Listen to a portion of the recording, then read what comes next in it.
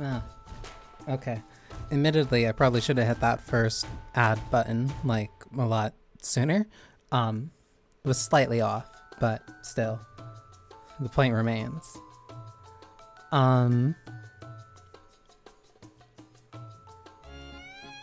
Okay. First, because this was completely unintentional. This started entirely because I just did an accidental. I don't want to say accidental. General rule of thumb is yes, you do get rid of the ads first. Also, welcome Saidaku. But yes, this stream streak was not intended. This was not something that I purposely did. It more so just happened because I was getting annoyed that I couldn't do one of the events in Zenless. And like, okay, I wanted to do that before the event thing rolled over, so I wouldn't be able to do it anymore. Then eventually that just kind of went into like, oh, okay, I guess I either figure out another day to do my usual break, or let's see what happens if I just keep running through. And now I have been streaming for 2 weeks straight at this point. Not necessarily straight, but at least like one day after the other. No, I did not think that I would do this. I did not expect that I would be able to do this. This was never any intentional plan, but I can at least hold this as a feather of something that I did. And I get to finish it off by doing more Next Fest demos. Especially because this is the last day. Technically last day. Tomorrow is going to technically be the last day, but tomorrow I have other things. I have other games to actually play, and I don't want to... Plus, I think it ends like earlier in the day, so I'm not going to worry about that. But I do get to start with something that did completely catch me by surprise, because I tuned into a stream, suddenly saw this, and was like, oh, this actually might be something very interesting. Especially considering the amount of times that I keep saying that I really like typing games. And then somebody said, alright, what if we turn that into a battle royale? So this is the first demo.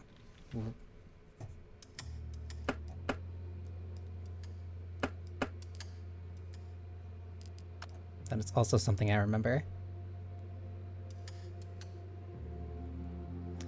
Welcome contestants. The game begins now. Enter or space.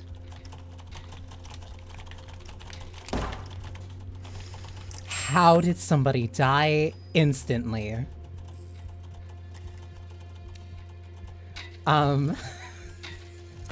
Cool. Oh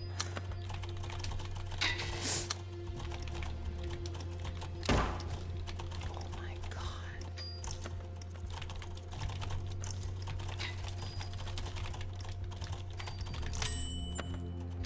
How did somebody die like instantly?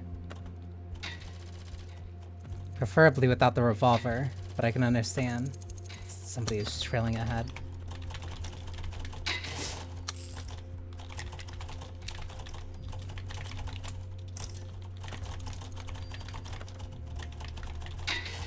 Ah, that...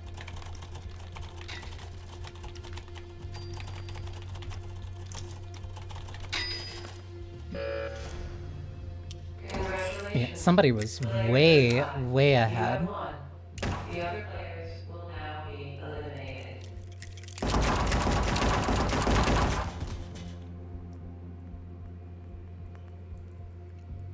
Somebody was so ahead, I wasn't able to even, like, read the other part of it.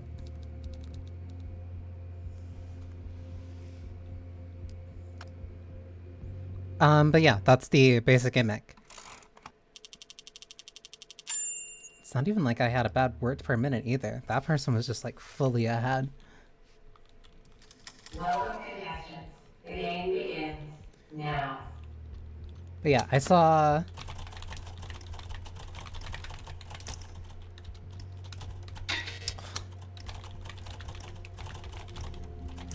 There are periods.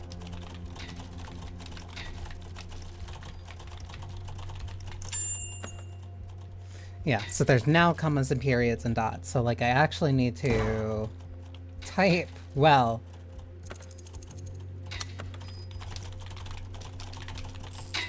Fuck. Timer on my finger.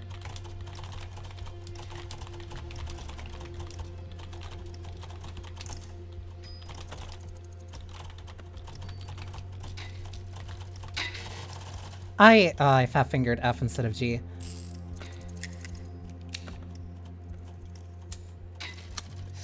Yeah, it's Russian roulette. Bang, bang. Man in the black coat shoots.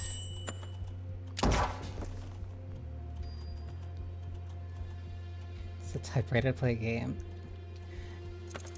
If it's jury-rigged, then it probably works. Above the text are squares.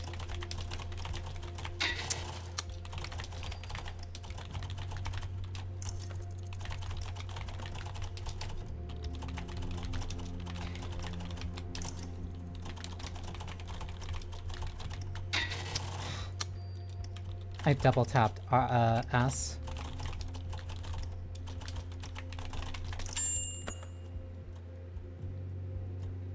One person is way, way, way far ahead. And like each line break you stop.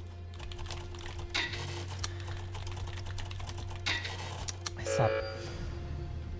Congratulations, player 35. You have won. The other players will now be eliminated. I'm getting constantly in like top 3.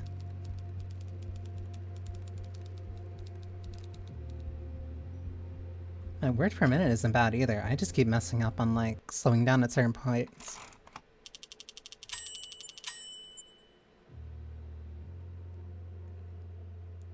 I've made a total of 12. Just gonna make players type out the rules to the game. You would imagine that would help people a lot. You would imagine.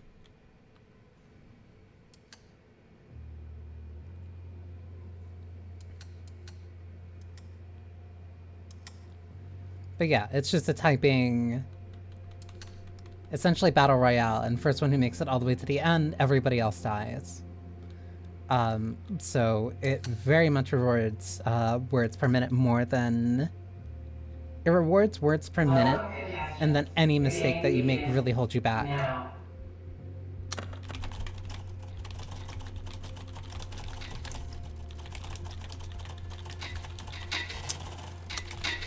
What do you mean?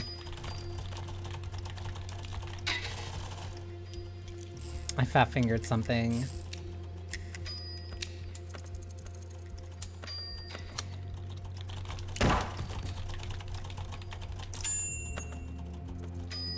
Oh, cool. Numbers first. That break is so aggressive. I understand. 2, 4, 5, 6.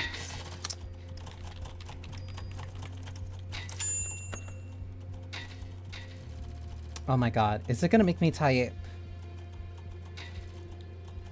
Oh, it's just going directly across.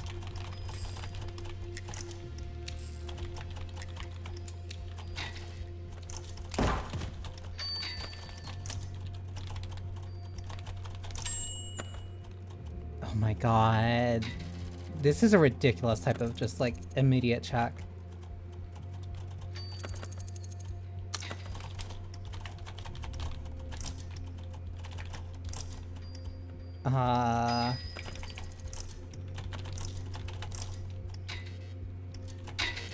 Whoops. Those are all different. 1, 2, 3.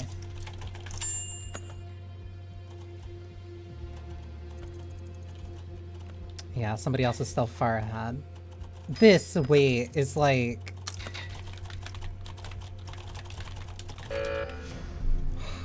Congratulations. Player 29, you have won. Like, depending on The just other which players will now checkpoints be you end up eliminated. getting at, like... Whoever's in the lead just has such a massive advantage. Like, the first one to hit that waiting period just has such an advantage over everybody else. Because anytime that somebody else hits there, they have to wait for however long.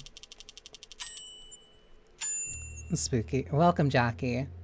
It's not that spooky. It's more just...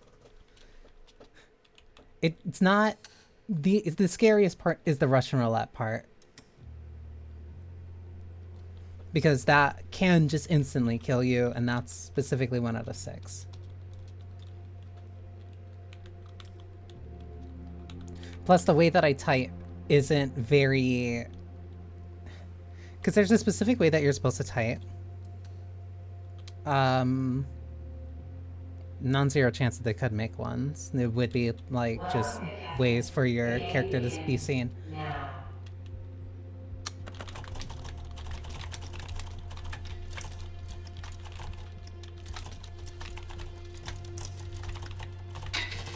God.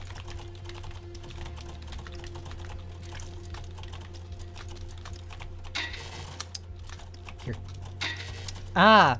Because I keep pressing space instead of the exclamation mark. I got very lucky.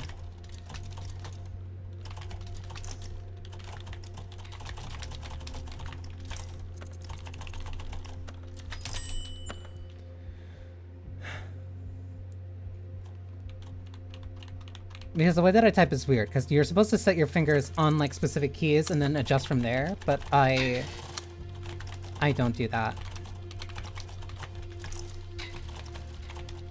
Like, my hand kind of just goes all around the keyboard.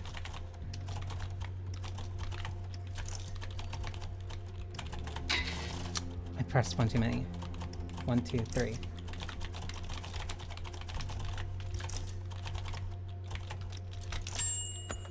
Okay, I'm in lead. I'm back at my keep. Like, because when I saw somebody else playing this, I very much kind of also said, like, there are people that will never be able to, like, really play this. Oh my god,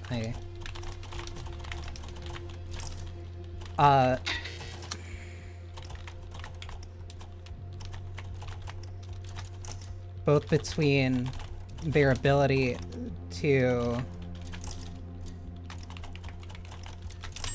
type in general, and also there's just a bunch of people, like, there's a bunch of people that are, like, now, like, all the way at the halfway mark. Whoops. What? My biggest issue is that, like, I'll sometimes fat finger something the way that I type. Very lucky.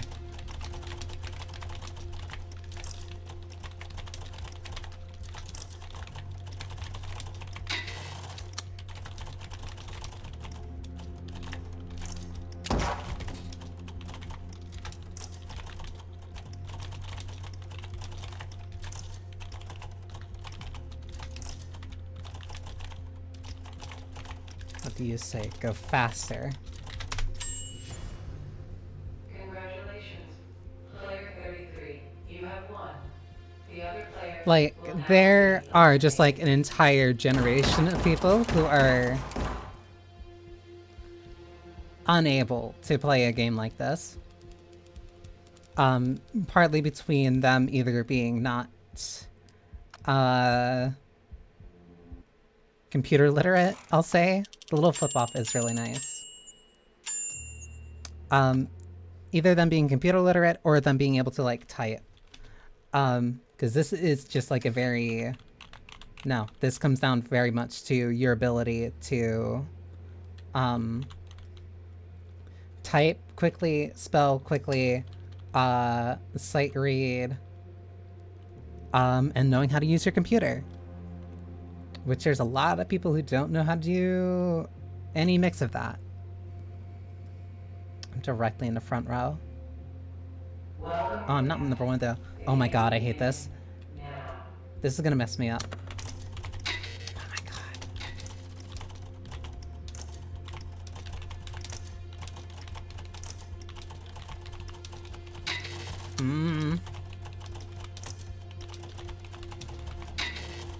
I fat fingered the... Oh. I hate this. There we go. Thank you. Get me out of that prompt. I don't know what that prompt was. I hate it. That messes me up too much. I don't like going like letter by letter. Yeah, no. Never... One, aside from my general rule of never doing,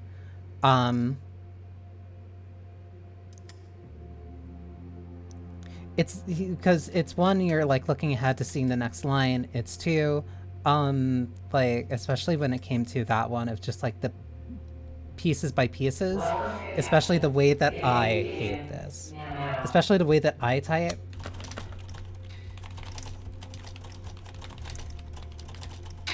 Whoops. The way that I type, very stream of conscious. So like if I see some, what do you mean? I hit 0.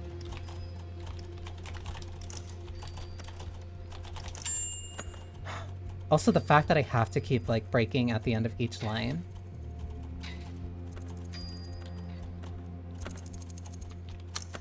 Like it's kind of forcing me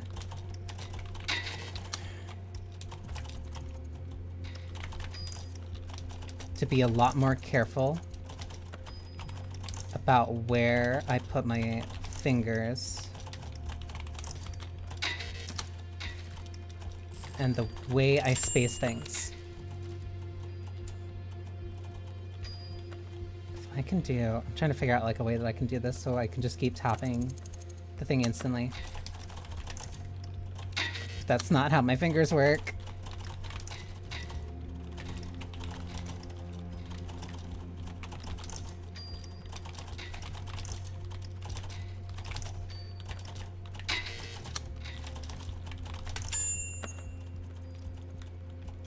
These are the last few words.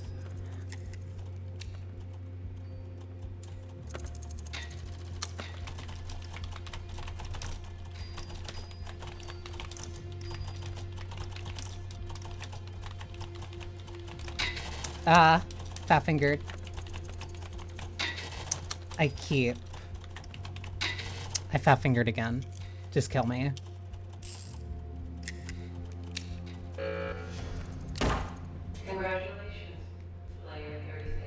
So yeah, the way that I type,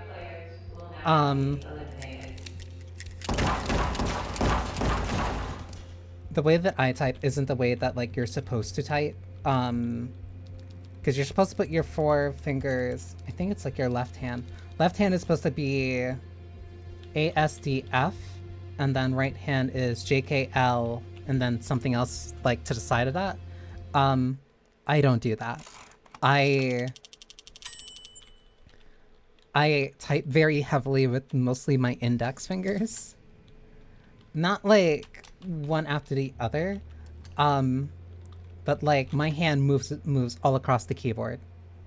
When it comes to free writing, that's perfectly fine. When it comes to something like this for like specific accuracy, I tend to make at least a couple of mistakes. And especially if I have to keep moving my hand for something that isn't letters. I hate this one. If I have to move if I move my hand for things that aren't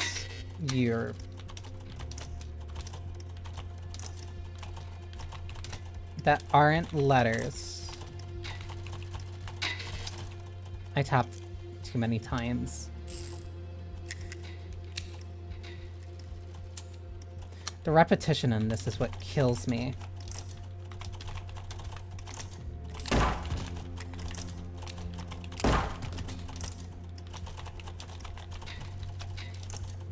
I will not. My god.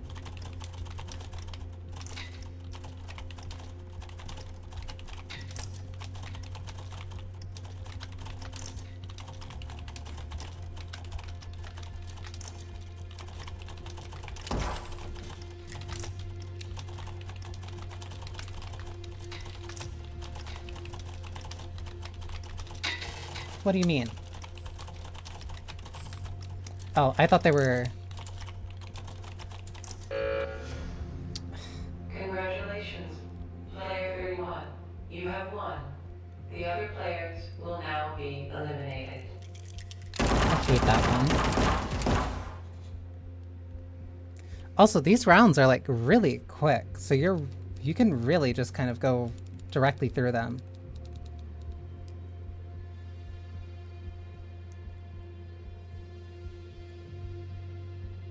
Typing time 54 seconds.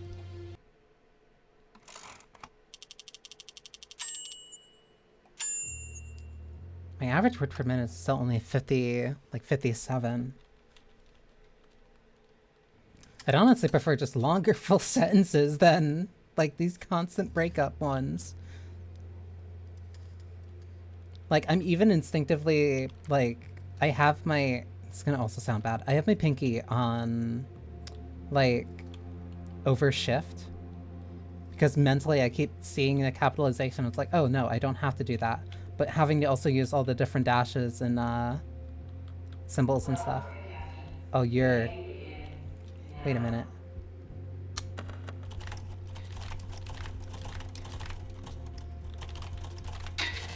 Oh, that's QR. What?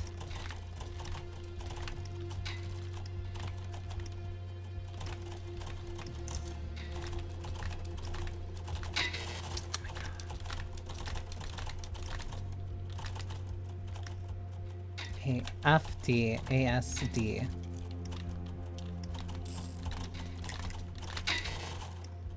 Oh, that's just the... That's the only prompt, so there's no line break. There's no break at all. Yeah, and then that one's still over in a second. The mental ones like those, like, are really throwing me off a lot more. And I know it's not just a bunch of weird ones, I just want one that's like sentences.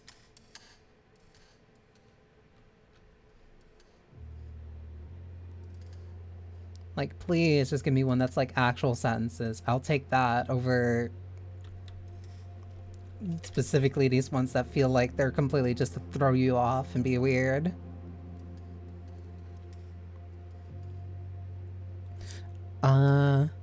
I can do like 1 to 2 more of these. 1 to 2 more of these out there. I fucking hate this one so much.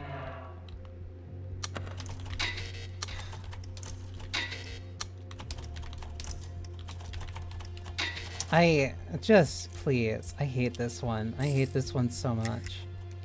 This is the 3rd time I got this.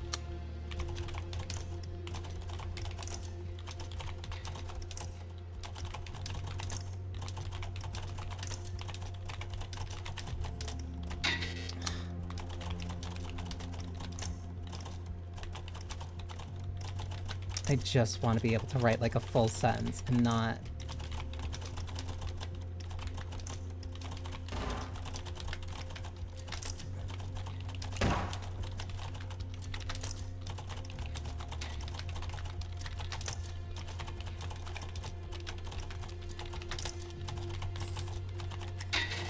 I hit that, whatever.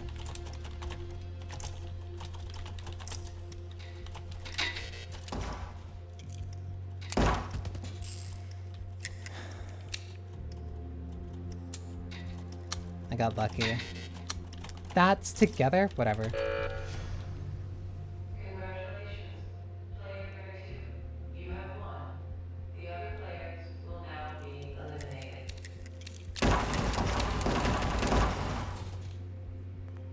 Please, can I not get that one again? Like, please, for the third time? Can I get one where I can type full sentences?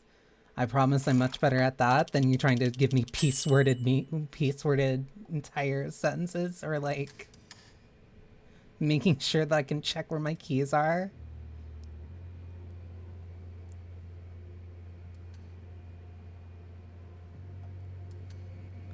But in terms of like a very simple premise, like no, this has like, it's very absurd, but it's like, no, it's a really strong, simple idea. There we go. What are you? Oh my god.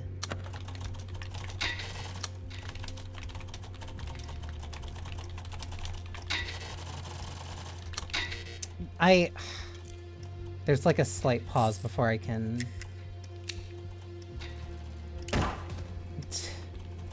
Those were like early memes. There's also a slight pause before like you're allowed to type again for each one of those, and that was messing me up because I was trying to start like, I was trying to early start. And so I type one letter and then I wouldn't hear anything, and then I type the second and then instantly.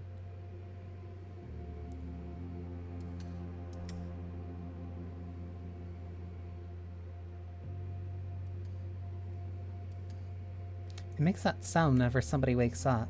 Welcome, contestants. The game begins now.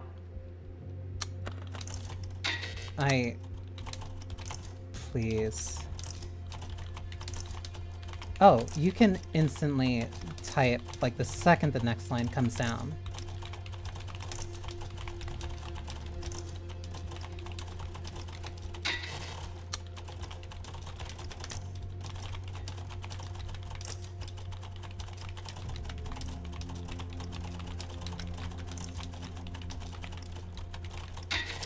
I hit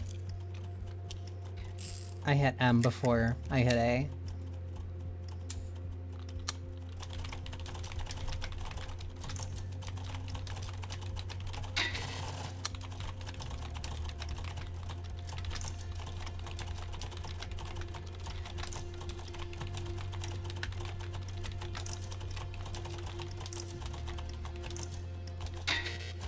That's not a space. Whatever. Congratulations. Player 24. I want like another one that's not this one. I don't know why like I keep getting this one.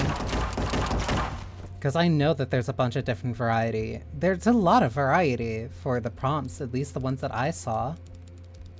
But like I'm just not getting them for some reason.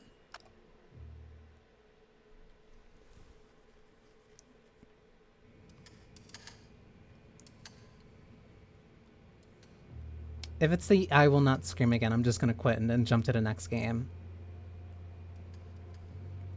But like, no, I like this as an idea. I like this as a concept a lot. It's really, no, it's really cool.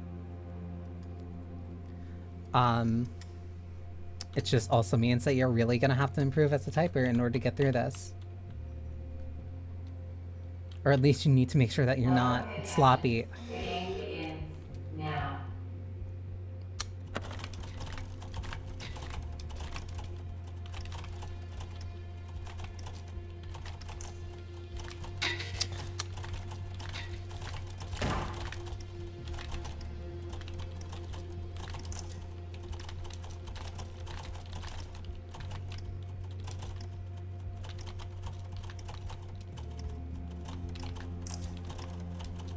Boy. That was PO.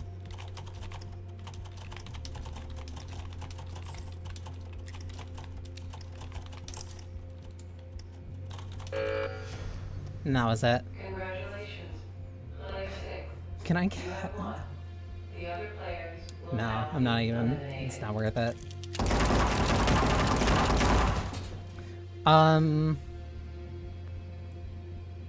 I'm gonna chalk that up to bad luck. I do like this. I do like this game. I do like this idea. I don't know why I was constantly getting like those really weird ones specifically. I like the idea of having to type like full sentences, the brackets, and having to do different things like that. Like actually like an actual like typing competition.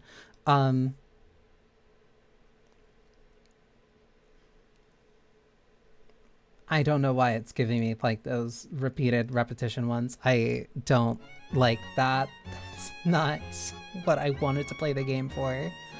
Um but yeah, let me... Is this one that also requires a controller? Let's hope not, because I'm actually very excited about this one.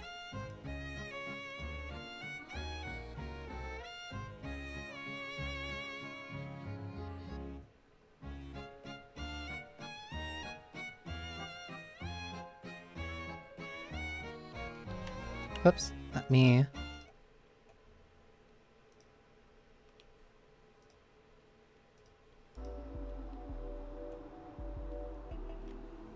There we go. Motor slice. Everything is subject to change. Yeah. I saw this. This was something I saw on the... on like the page. Just like on the Steam Next Fest, not front page. But like instantly captured my attention. Same way that Homurihime did. Go in, eliminate all machines, and get out. That was the job, but things are never that simple. Comms Central Slicer is dead. Her drone Orby has lost all functionality. She must reach the top. Failure is forbidden.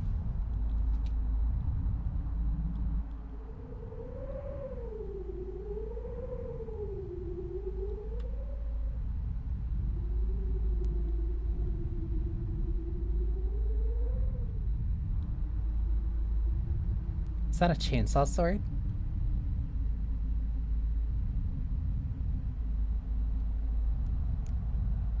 Oh, that's...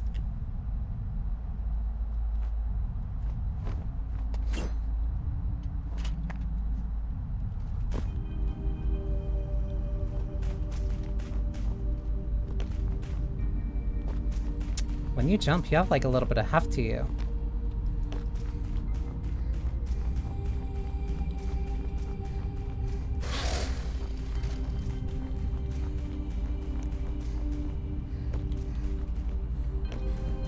Space to jump. Okay. And I can triangle jump.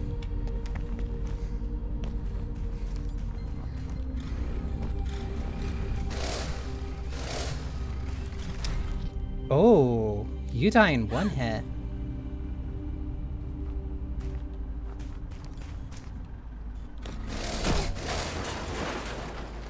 Okay, but so do enemies.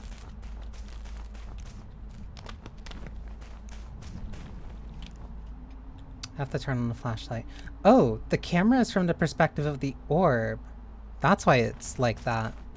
Interesting.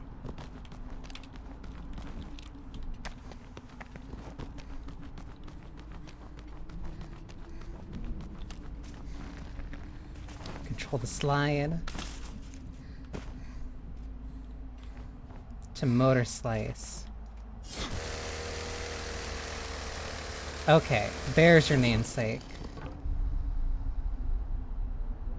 Technically, yes, this would be a second person. It is second person from the guise of third person.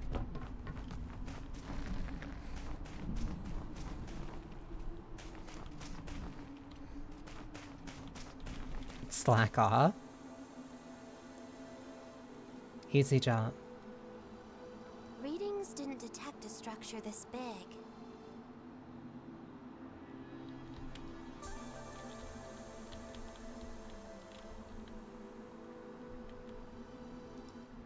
You know, Warby, if I knew it, I wouldn't have accepted this contract.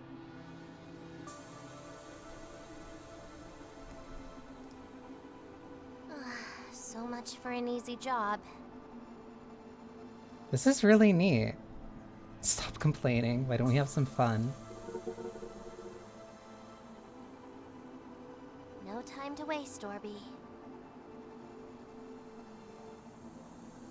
And then I guess that ends scene.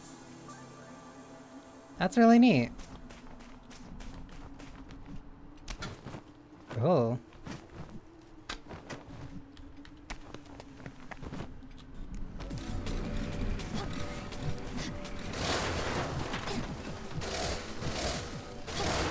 And then control the dash roll in combat. Okay, interesting. I saw a collectible over here. Lost drones can be collected in the nearest... Wait, can be collected in the nearest cargo triangulation zone. If you die before that, they will not be collected. Orbs can be used as sacrifice in combat. Interesting. Then there's your alternate scan. So there's also something up there.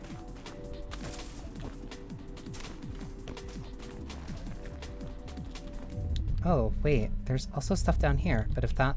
Is that just a place to be safe?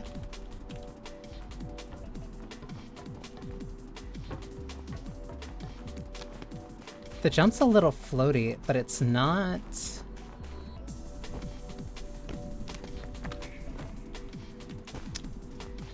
Okay, I get this.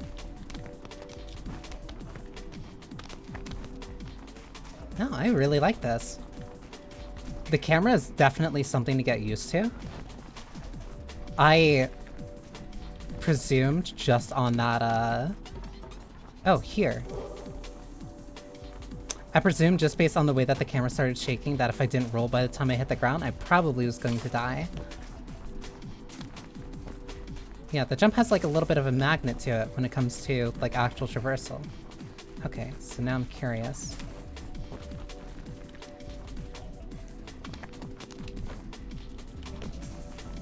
This is a nice little place to get you like interested in doing this. To at least get you used to moving around, huh?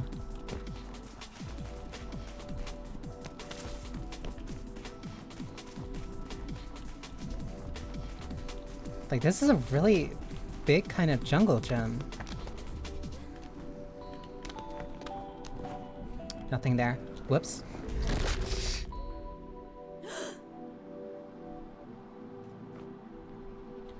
Okay, that's very like Mirror's Edge. Okay, and you can slide down in a slope. Interesting.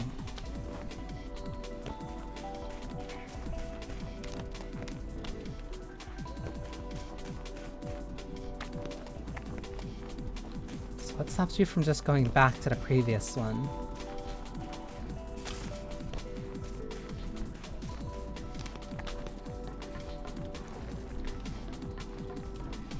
So nothing. So that is the nearest one for those. Okay, so let me see what's further ahead then. Ooh. Smooth landing.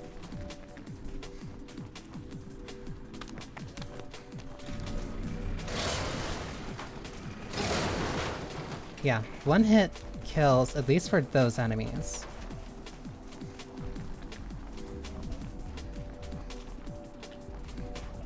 I like that these are like really short but small. Well, so far these have been like really quick platforming puzzles where it's not just run to and grab it. Obviously move vertically, rotate sideways.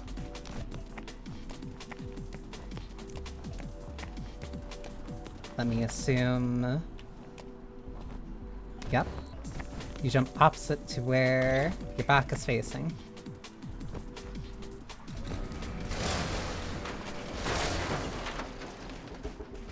Wasn't there another one? Also, it looks like there's a, looks like there's something that blocks you from moving on if you're in a combat arena. Welcome, Effie.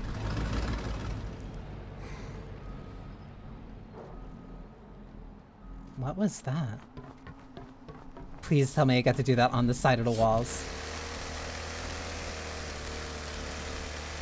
Okay, this is really cool.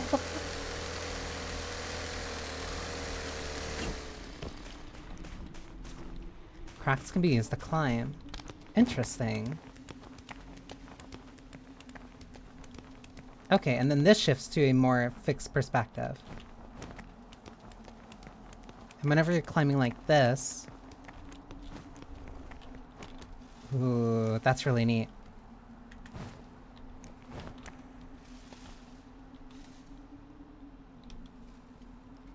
It's the game of Kara Buckland, is it? That would explain... That would explain it. That would explain it.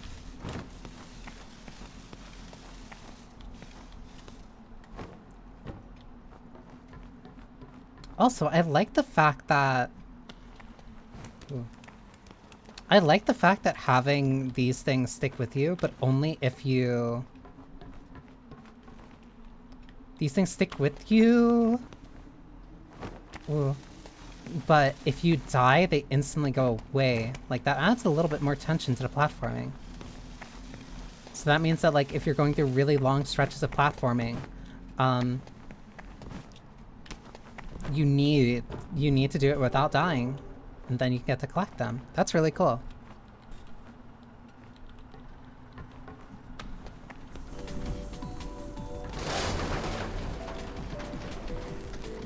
She even tucks her... Yeah, she even tucks her legs like Faith does. Ooh.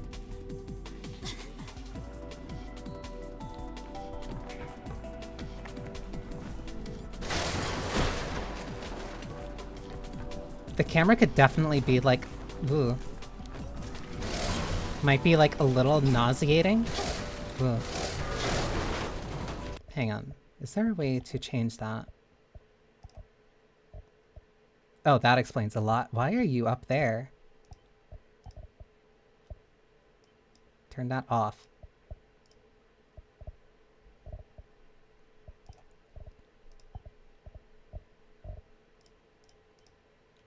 Whoops. For some reason I thought that was FPS. It's camera sensitivity. Reduce effects. I don't know if that means... Okay, there's QTEs. Camera shake. There we go. Wait, you can change it to... Huh? Well, I'm gonna drop that a little bit lower. What is snap? That's camera bob. Okay, much better. Ooh.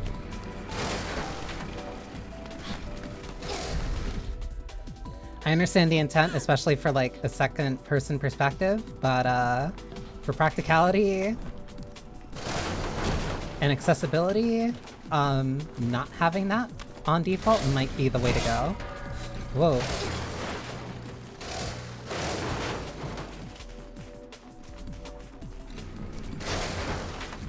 Yeah, no, there's... Ooh.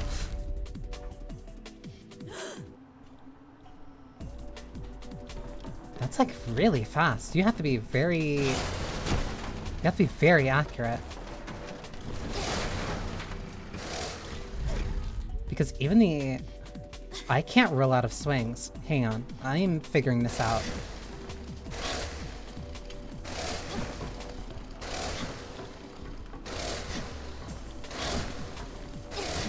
I can, but I think it's when I'm locked onto an enemy. That's when I can't roll out instantly. You have to be very deliberate in this. Uh-oh. Hi, Alina. Oh my god. You have to be locked in for this. You really can't kind of just like sleep at the wheel when it comes to these enemies. It does not feel like there's a parry. It feels like there's a clash, but the clash leaves you both at a relative neutral. Also, hi, honey. Welcome, Alina. Yeah, that was a clash that leaves us both at neutral.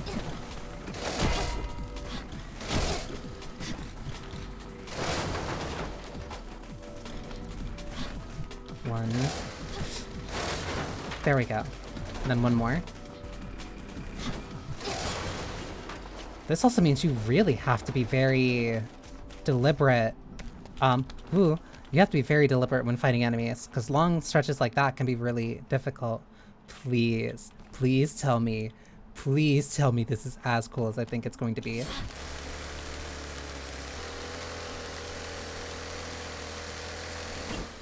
Because that stuff on the top implies that I can do that when it's above me.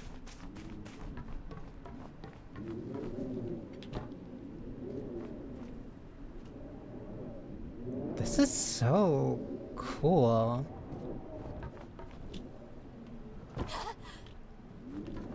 Can't really roll when it comes to pipes like this.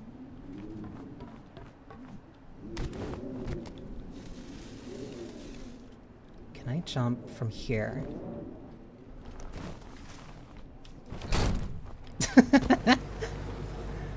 Yeah, I really wonder if these developers played Mirror's Edge. I truly wonder.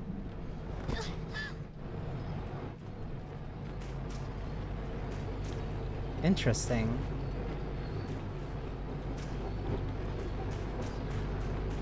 Prince of Persia? I'm definitely...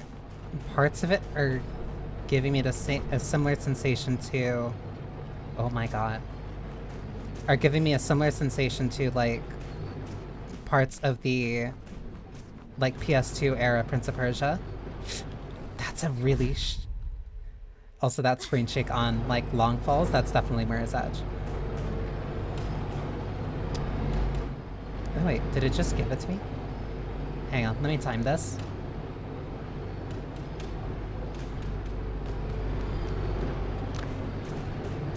Yeah, that magnet's really nice. But you do have to be fast.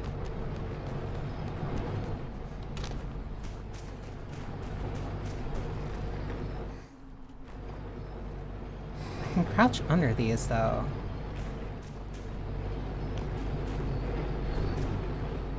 But if I want to keep up momentum... This is going to be a very interesting speed game. Oh, I should probably turn on my flashlight.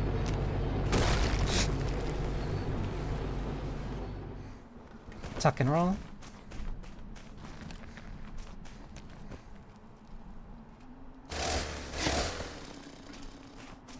Oh, huh?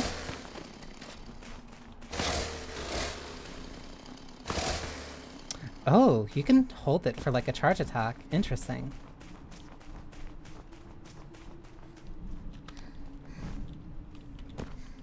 Oh, alright.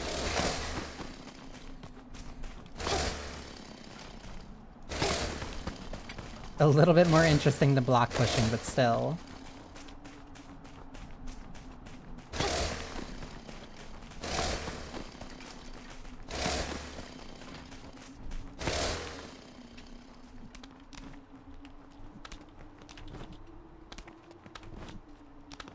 Okay, now I'm interested. Whenever a game lets me run up 2 vertical walls like that, I get instantly interested. And I can jump to a wall and do that. Good to know.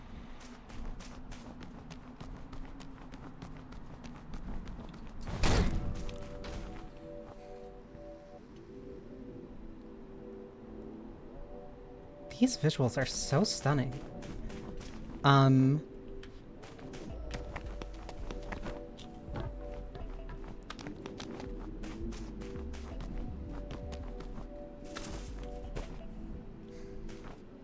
Is there anything over there? No. So then I just go this way.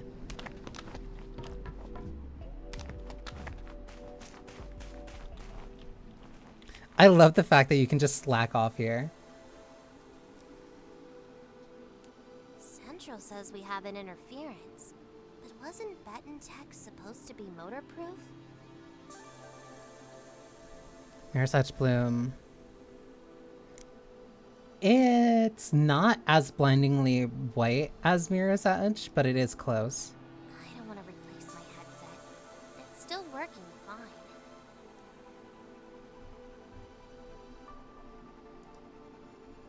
You're made of Beton, Orby. What's your view?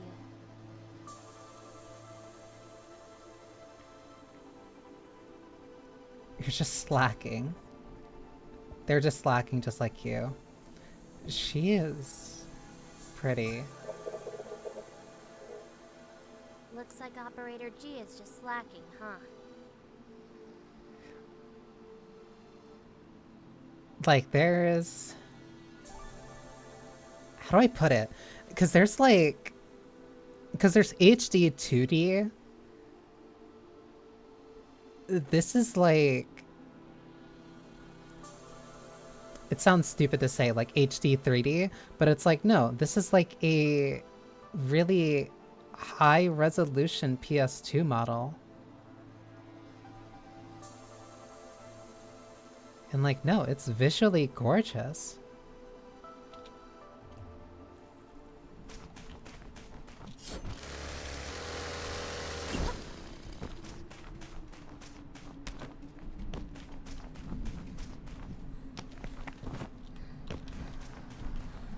Enemies.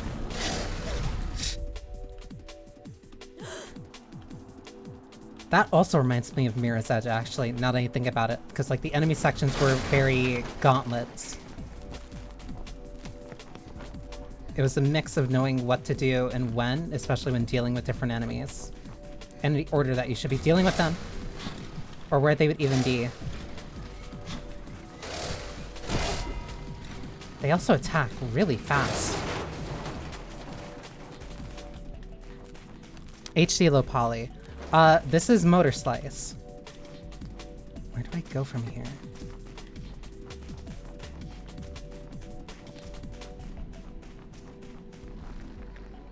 Hmm? Oh. Oh.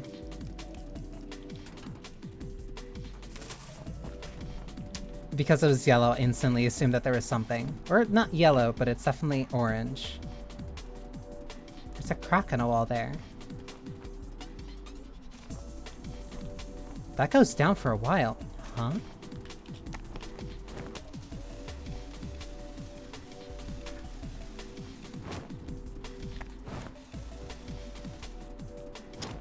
Not runner's vision. Like, no, things in this environment are just orange.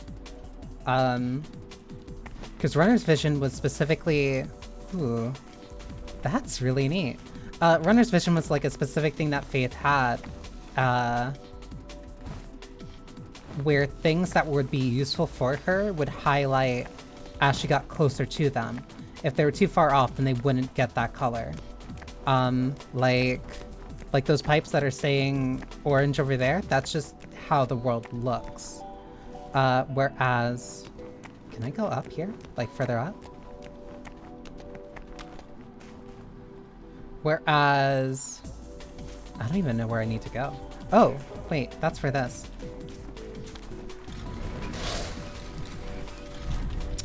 I have to get used to that right click is lock on. Wait, but I can also just go... Oh, because it's a route. Okay. Interesting.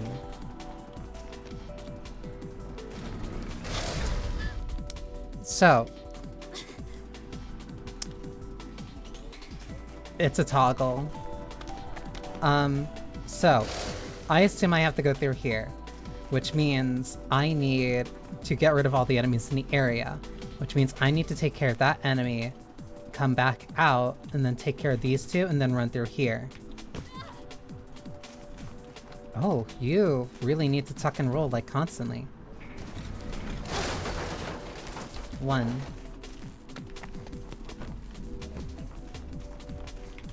Wait, I see a crack there.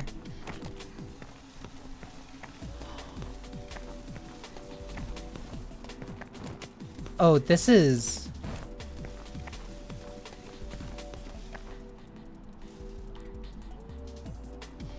This is so cool.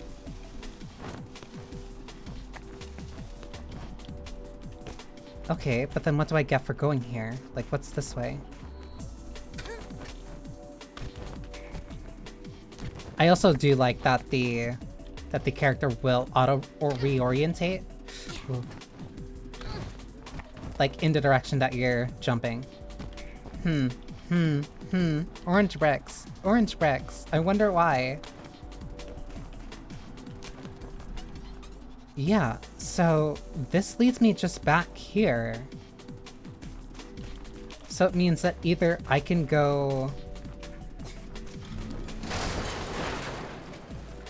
Wait, but then I can also drop down here. Hang on, I'm gonna do something. I'm gonna do something to experiment. Yeah, that's very Mirror's Edge. So, two choices. I either go down there, but if I go up here...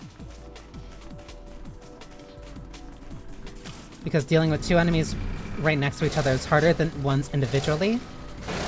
1, 2, now...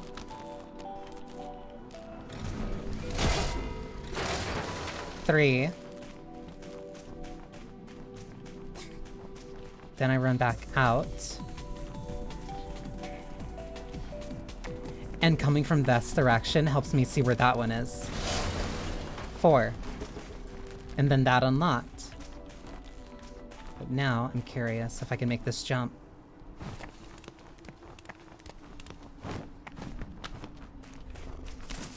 Then I can get this and then climb back up. Woo! If I don't mess up. No, that's super cool. That's really cool that it gives you multiple options. Oh, and if you die, like, after you do it, then you're still fine. No, that's really cool that this is, like, really sandbox.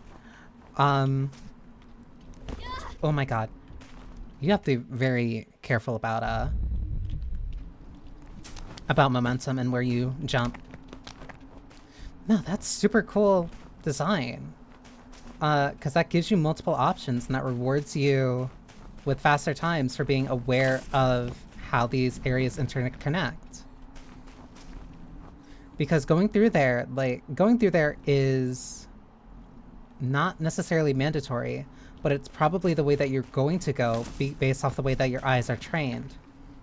Because, like, again, going back to the runner vision thing, those planks there, orange, so that directs you to look this way. Same for those planks there. Enemy there, like, it's the most obvious route. But if you go up to the right, go through here, deal with these two enemies, drop down, get rid of that one, then deal with the one that's back there, you still have a route to climb back up and then get back over here. Meaning you completely avoid having to do the long jumping part. No, that's super cool.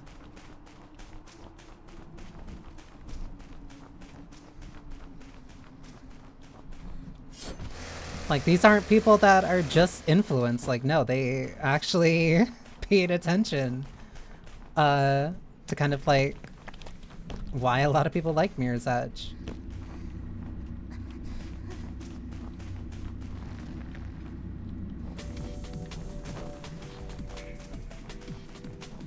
Okay, and that music implies whenever there's enemies in the area.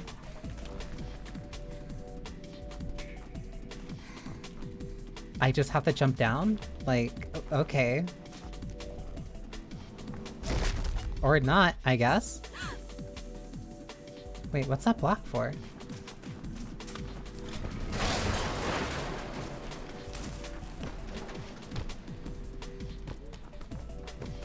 So then how do I get you?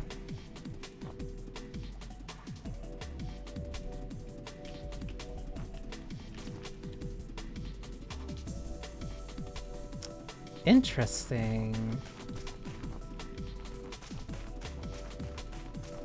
That's super neat. Blocks here.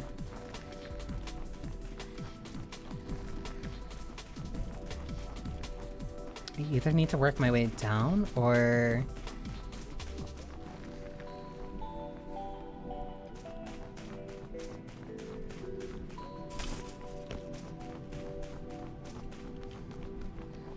Right. Because the enemy was here, which meant that it was probably directing me.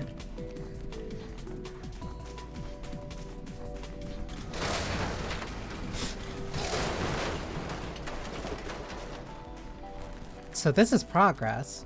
Then how do I get the one... How do I get the one that was up there? If you're gonna take anything from Mirror's Edge, I'm very glad that you're willing to take, completely slamming the door open. This isn't playing the way that I thought it would. Like, this is way more weighty, but like...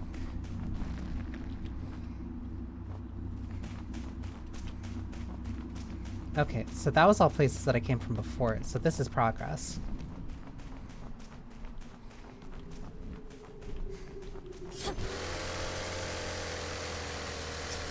And then I get the wall kick.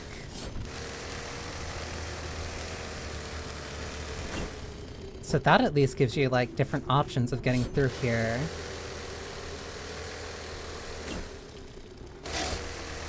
Woo. I have to time that.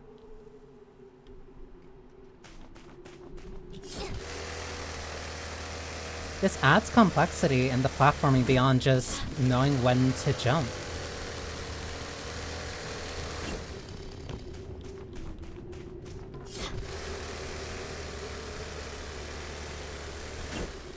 Yeah, because I can't jump. Because if I jump, then I fall.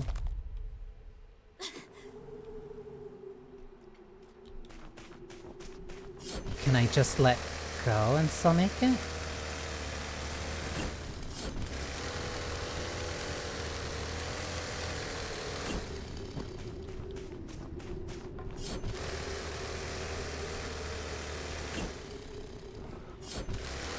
Yeah, okay, so I have to time that better. No, that's really neat. And then this, I assume over there is the progress. Okay, but there are ads coming up in a sec. So I'm gonna use that as a brief chance to stretch. She reacts to the light if it's on her for too much. That's honestly really neat. That's cute. Okay. So yeah, I can at least... So that is counted as a parry. I thought that was just a deflect. System not available on demo. No, this is really cool. Hang on. Hold the attack button to... Okay, I'm reading these. Interesting that there's just like a couple of these that aren't... Camera too floaty, you can change the camera method in the options. Okay, okay, at least they acknowledge that. That's fine.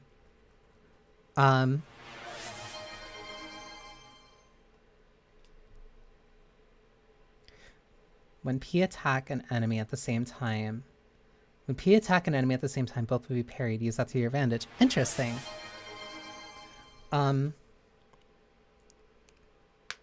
I can provide an answer to that in a second when ads are done. Wait, what did that one say? Crouch while attacking to dash in the direction you're pointing. Okay, interesting. Yeah, so let me do a brief BRB.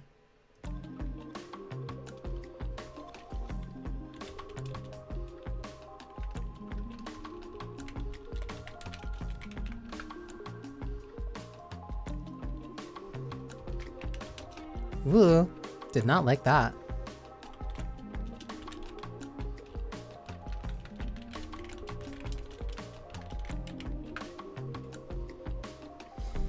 Interesting.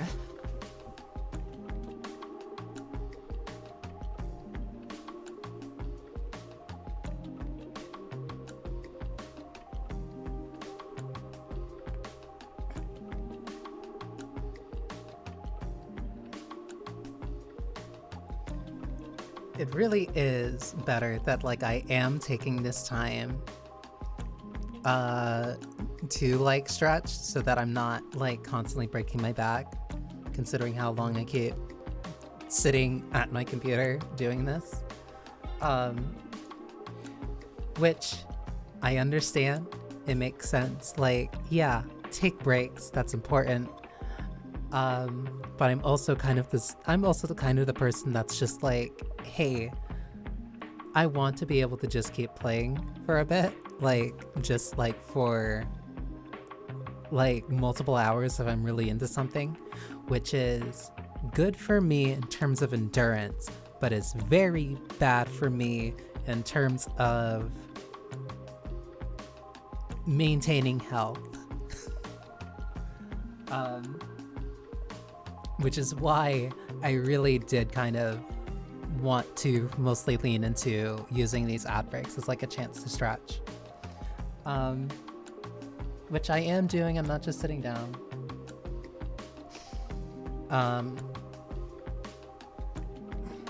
Granted, I also did kind of like sleep for most of the day, so that's a factor in this as well.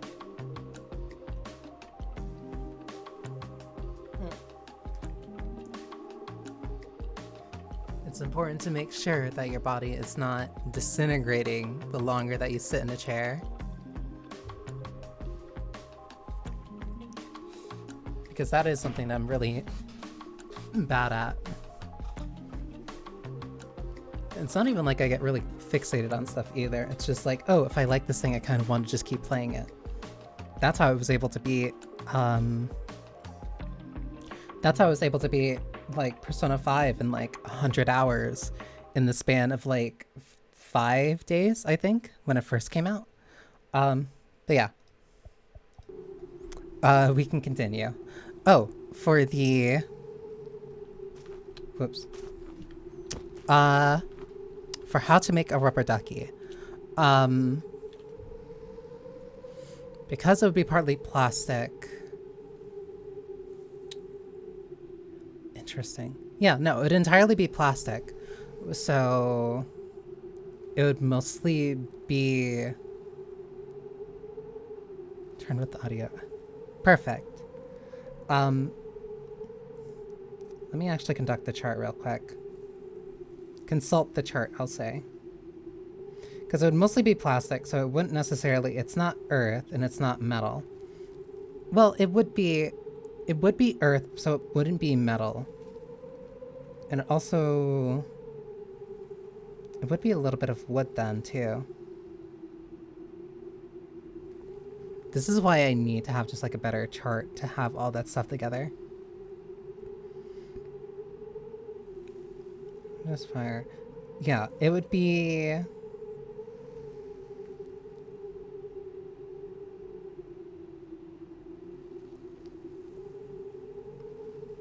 Yeah, it would be a mix of earth and fire because that can help produce plastic, unfortunately.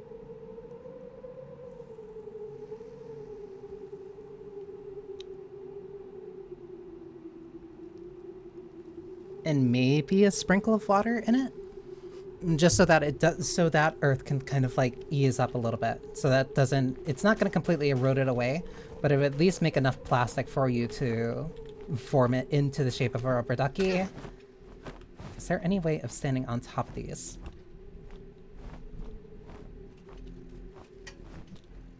Oh no, she doesn't kick off with it. Interesting. Wait, but then you. That's slick. Because they give off a faint noise. Like here, let me get close to one so I can...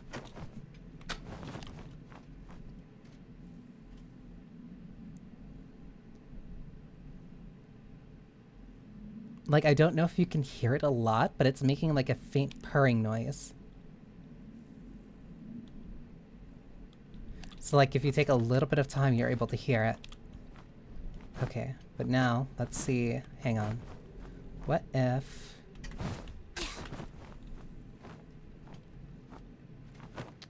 2, 3.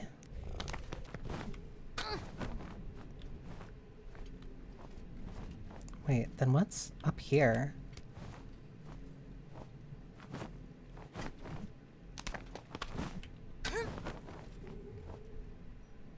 Oh, it just lets you go all the way up here.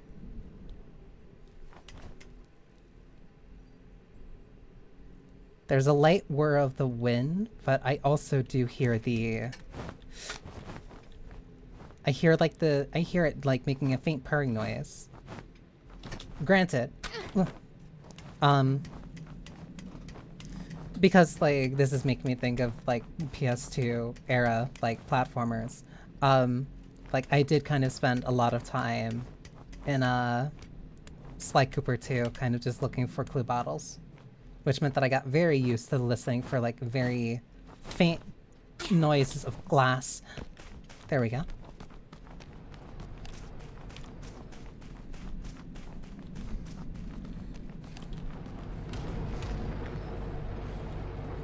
Cool. 1, 2. 1, 2.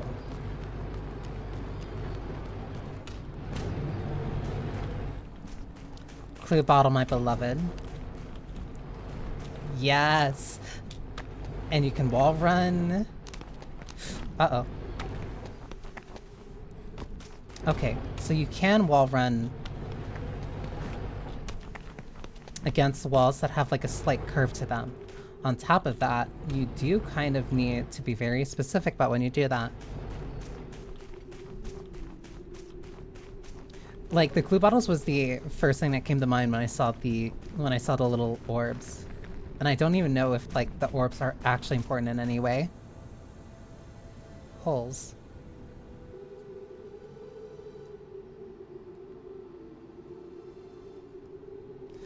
I really do like these little rest stops. Hey, look. I found some weird holes. It's definitely Kara.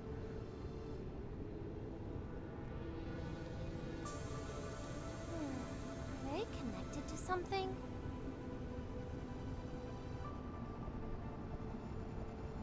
No, I'm not doing that. Are you done spelunking? Maybe the whole structure is connected?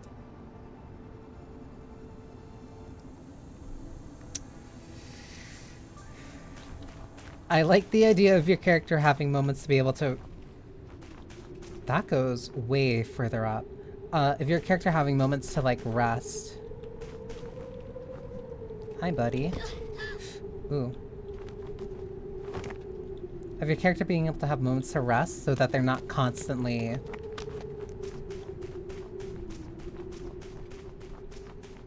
So they're not constantly kind of just, like, always in the thick of it. Interesting. 1, 2, 3, 4. 1, 2, 3, 4.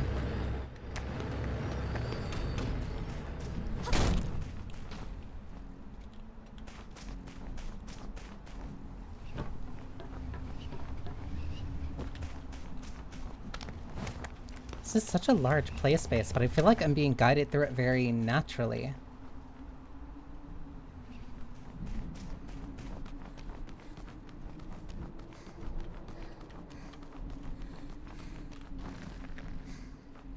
Ah, you were the thing that was on the cover of it.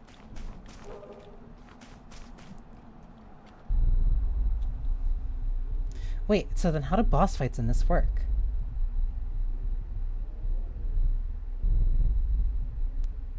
Oh my god, I'm getting Peace Walker flashbacks.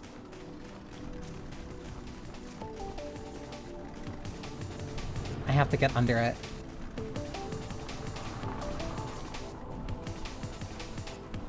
I was just gonna say, like, the last spot reminded me a little bit of like a shot from Ico. And it looks like I was right to make that, that mental comparison. Oh my god. Okay.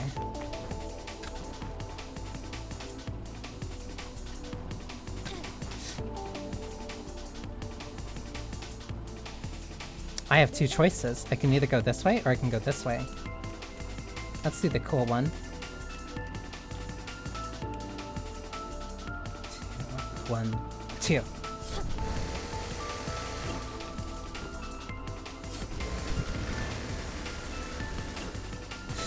Whoa. Okay.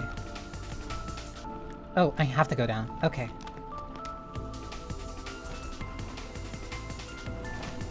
This music's also great too. Easy jump.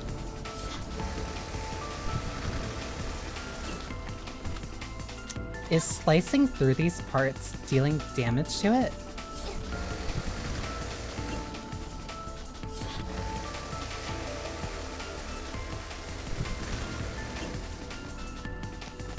That's really cool for an idea.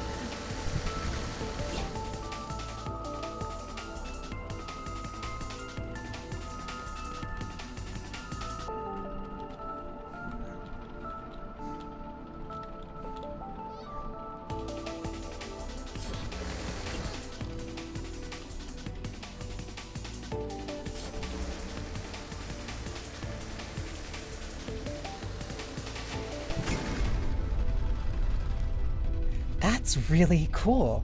That makes like your climb up even more integral to actually dealing damage.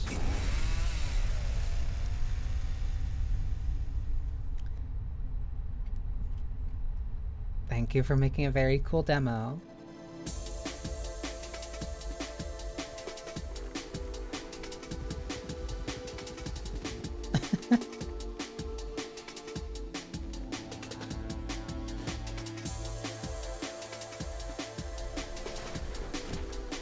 Enemies in the air. Camera mode.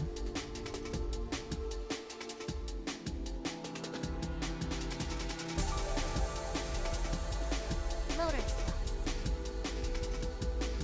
Wish list now.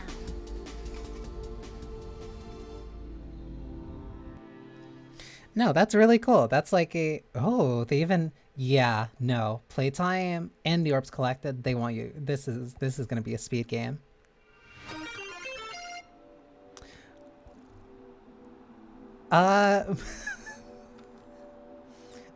Witching hour upon me.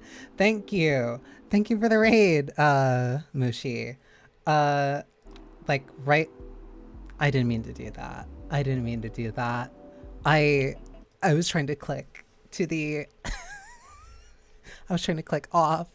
Let me give you a quick shout out.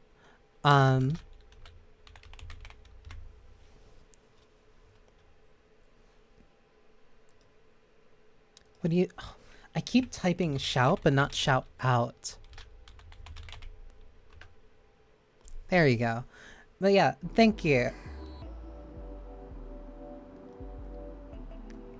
Okay, that's at least like giving me a better clue as to their definition of slice of life. But no, this is a really one. Hello, raiders. I hope you were well. I was trying to, I think I saw a little bit of what you were playing before. It looked really interesting. What exactly were you doing? Because I saw a little bit before, like I came on the stream to finish off a couple demos. But, yes, welcome. I am a local resident alchemist. I play a variety of different games. Absalom. I saw bits of that. It's a beat 'em up. I might be interested in that.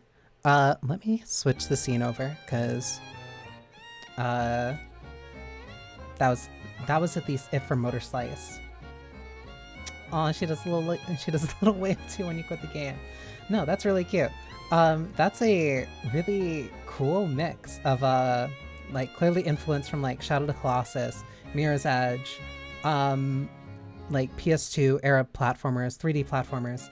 Like, no, that's really neat. That's a really neat, like, mix of things to be inspired by.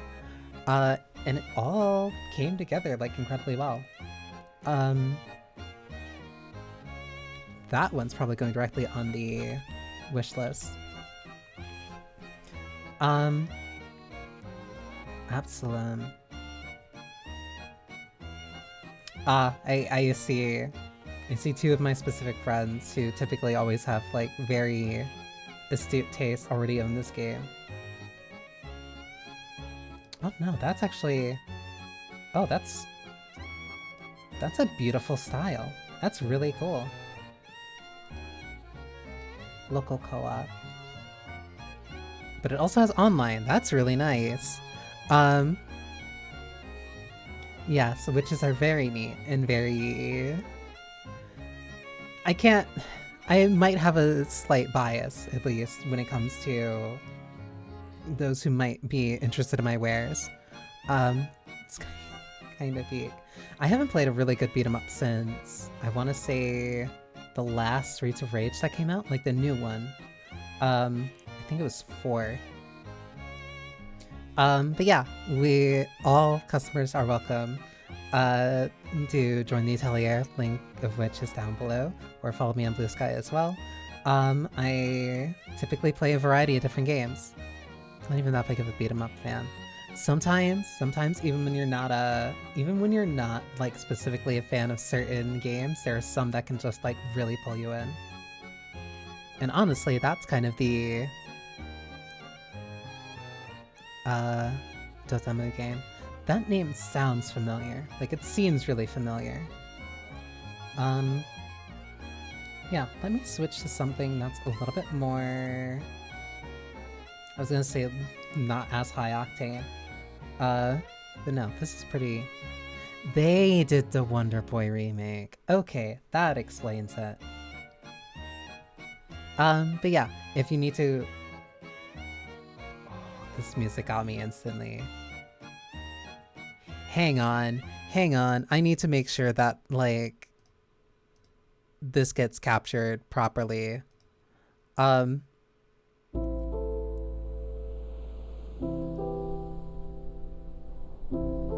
yeah, if you need to raid and run, I perfectly understand. It is maybe perhaps a little bit late, so if you need to get something to drink, need something to eat, that's perfectly fine.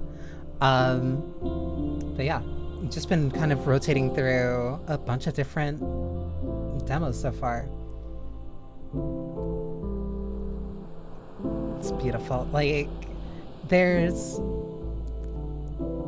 I'm usually not super into exploration games. That's perfectly fine. Thank you again deeply for the raid. There's a new 2D Ninja Gaiden and Metal Slug Tactics. That explains it. Ooh.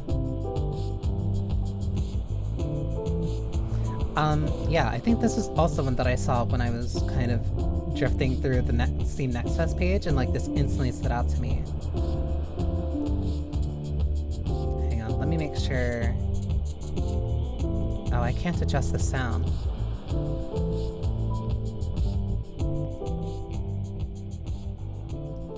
Let me adjust that manually then. Yeah, let's see this. I don't think I've played like an exploration. To anyone thinking it can't get any worse than this, oh sucker, have I got news for you! Blitzer Lorien, singer of the band Drowning in Piss on the night of his murder. That's a tone setter.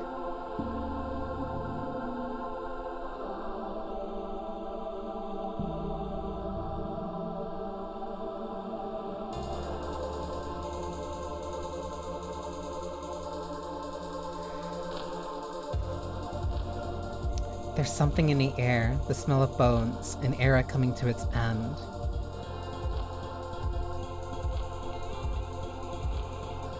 It's true, the Republic is on fire. Terrorists are wreaking havoc domestically. An unprecedented refugee wave is approaching the border. Inequality is reaching unsustainable heights, and new mass surveillance laws are eroding the last bit of trust the people have in the government.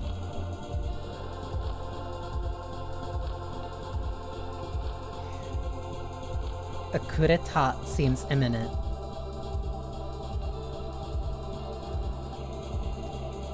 Is that something else actually, like, rising from the sea? At the same time, our oligarch class continues to live carefree in an island paradise called the Pale Azure, an archipelago so secure neither terrorists nor refugees, nor a thieves collective can reach. Or so the oligarchs like to believe.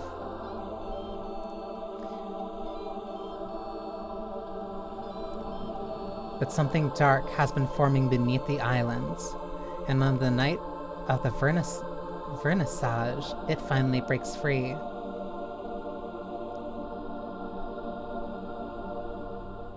Here is where our tale begins. Insane tone setter. Like, all I saw were the visuals and thought it was mostly like an exploration game, but I'm super interested now.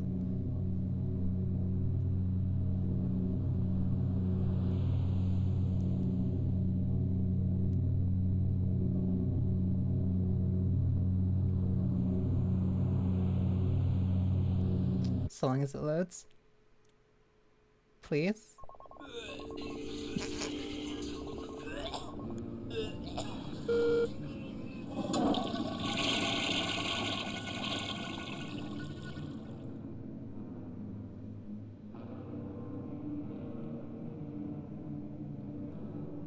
Tone setter. Did you just throw up? That's good. The stress needs to be channeled one way or another. Well done, E. Okay, listen up, old friend. You almost made it. You're past the security checks. Just one more shuttle and you're in. Stay cool now, you hear? Soon, the mirror clock is ours. You're the best. We believe in you. Summer song out. Scratch my itch for something like Paradise Killer. Those same devs did make something very recently, but in terms of aesthetics, I definitely understand what you mean. Serpents forever. Quick tips, read everything, take notes, use your multi-jump, enjoy. Insane way to start a game. The most effective altruist.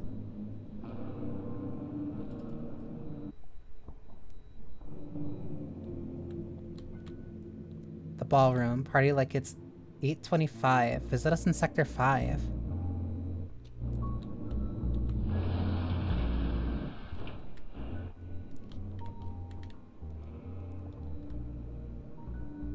International edition. Tremont City bombing. Terrorists still at large.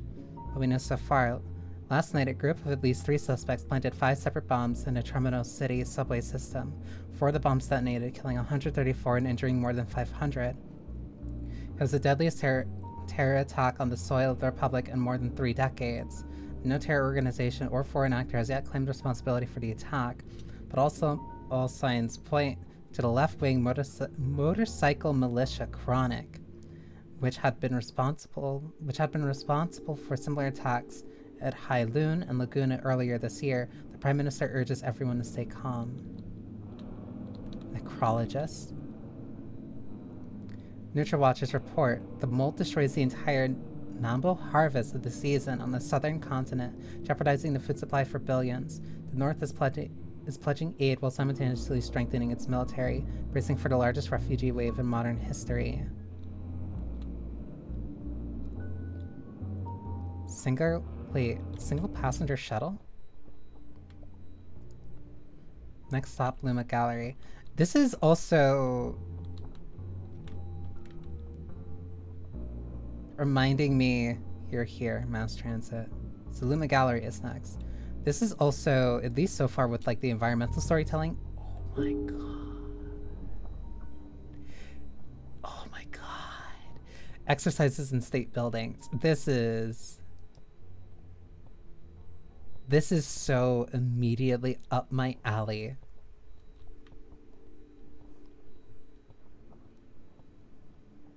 That's also some really aggressive bloom. What is this? Locked. Oh, and I can sprint. Wait, they also said you can multi-jump so long as you have stamina, but you can also run so long as you have stamina. Is this underwater? The Pale Azure, perfect days forever. Depart to Luma Gallery, Sector 7. Normer Amethyst, what do you mean? A map. Oh, this shows you all the locations. The Museum of Future Wildlife. Interesting. Commerce Island, I want to go there. Deleuze Residence, Courts of Silence and Dreams, the cinema, L'Opera des Siècles, Luma Gallery, the observatory. Oh, that's a... okay. Please make yourself comfortable. Give a drink in your hand or just enjoy the view. We hope you enjoy your stay. If it's only for a couple days or an entire lifetime. The Pale Azure. Perfect days forever.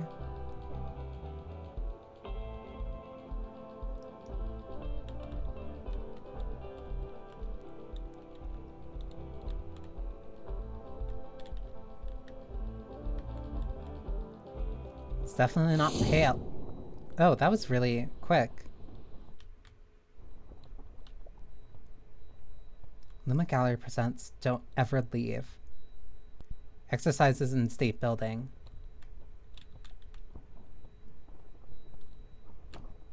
To the Isles, welcome home. Outside temp 750, weather perfect. What do you mean 750?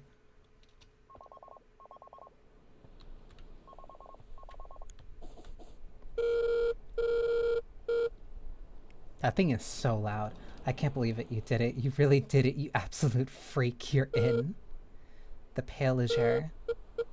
Well, well, well. So this is where the 1%ers hide while the rest of us eat shit. Not bad. But soon we'll be checking out too. We'll be checking out too, E. A couple more heists and we can afford an island for ourselves. Can you imagine? You and I hanging by the beach, drinks in our hands, forever. Sure would be nice. But first things first. We have to find the mirror clock, and then we need to make sure you make it out alive. A challenge, sure, but not impossible. The fixer said it's most likely in a place called the Courts of Silence and Dreams, so might as well start there. I thought our chances of pulling this thing off were around 0.2%, but now that you actually made it, they've risen to, I don't know, 7%? But enough with this. We've got a paradise to rob. Stay safe out there, yeah? And don't get too used to the incredible weather. Before long, you'll be back to good old snowy Tremono. Love you, E. Summer song out. Serpents forever.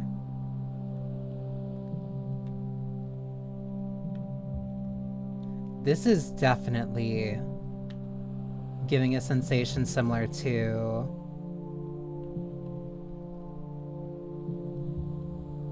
Paradise Killer, but like you're actually exploring and spending more time like in a normal version of it, like an actual paradise. The sun was setting. This is the Commerce Island, I think. The lights, oh my god. No, this is the...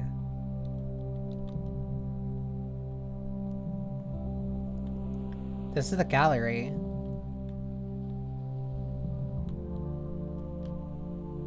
This music is so good. It's a giant turntable.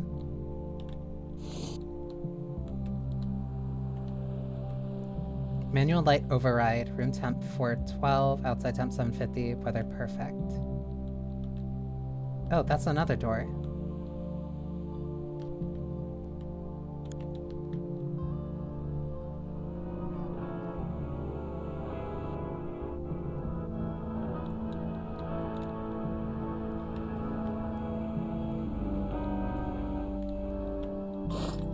I'll take free alcohol. Flyer. Exercises in State Building. Taste me. You'll love it, I swear. In their new show, Herzog Swan the Third reflects on their grandfather's actions in Central Alumia. Their grandfather, General Zerog Zwan I, used the indigenous population of Alumia to grow the poppy plant. Featured in all the works in the show, which is required to produce the mind-altering drug Eco. Zwan I then smuggled Eco inside the Old Empire, which sparks the now infamous Eco epidemic of the 1820s.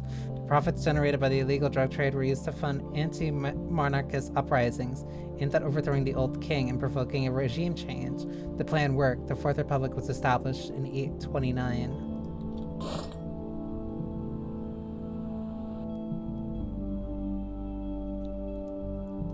So that's why the poppy... Okay. Wait. Office. Okay, that's locked. Defiant, delirious. You're mine. Don't ever leave. I want you. I'm hungry. Interesting. Thanks for the perfect summer, Nomi. I'll miss you, but I decided to go too. The pull is so incredibly strong, it would break my heart to stay here. I left your yacht keys in the office. Remember our delicious, delirious dream. Take care, yours and forever. Delicious, delirious.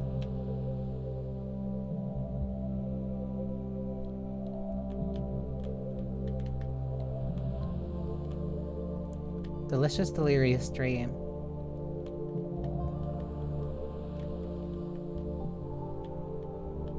So where's the one that says delicious? You. Delicious. Delirious. Dream. And then the office unlocks.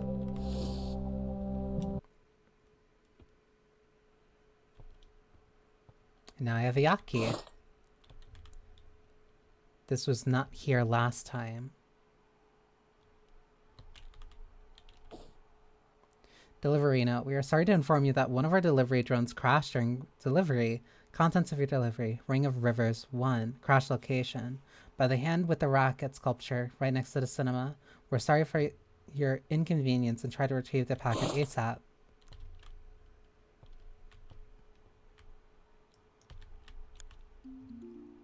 Oh.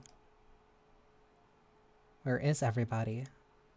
Public service announcement. Due to the sudden increase of energy consumption in the courts, we seem to have problems getting reliable power flow to the yacht service stations. Should you run into an out of power, you need to find the maintenance room on your island and manually reboot the power flow. We apologize for the inconvenience and promise to fix the issue as soon as possible. TPA services. Talicia Hal. Lou. I don't think I'll make it to Vernissage tonight. I'm still quite next to me after my last session in the Dream Suite. Why didn't you tell me what Jackie had been cooking up in the courts all this time? The Dream Suites, this installation. If that's even the right term, is truly amazing. I can't wait to go back in. Maybe this time I'll stay longer. You think Jackie is okay with letting me stay? I don't know. An entire day or two? Huh? Has anyone checked the news? It seems our dear Prime Minister is truly in over his head. Chronic is doing quite some damage, I gotta say. Best money we ever spent. Anyway, anybody up with switching a slot in Dream Suites with me? I got unfinished business there. Looks like one of you jokers locked the main entry to the courts. For those of you who still like to get in, you can squeeze in through the vents on the rooftop. You'll probably ruin your fit in the process, but anything for a good time, right? See you in dreams. This is truly something else. Interesting. Okay, so that gives me an answer to get into the Dream Suite.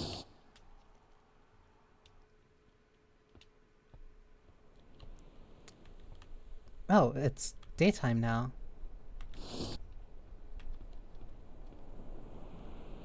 Oh, that multi-jump is just pure... Like, there is no restriction as far as your,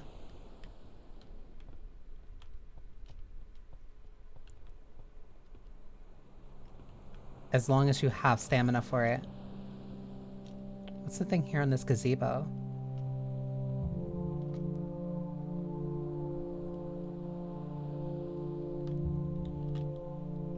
To the shuttle, safe travels. Underground temp, 250.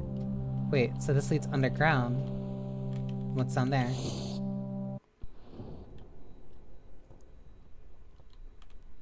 Oh, these are... okay. Oh, wait, I'm stupid. Because this led me to the shuttle. Because this is where I came in. I got confused. Wait, so then what was the thing that wasn't here by the rocket? There's something here that shouldn't be. There's also a door here. I really like this. One, it might be a little bit blindingly bright though. Here's maintenance.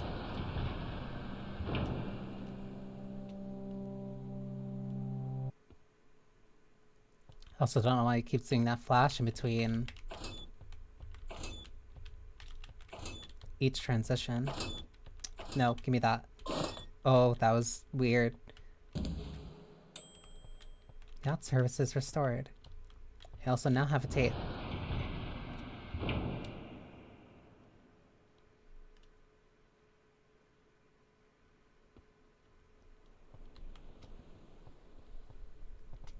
I assume that's the yacht, but it's just a jet ski. Nothing else here. So are each of these islands just like their own little puzzle box things?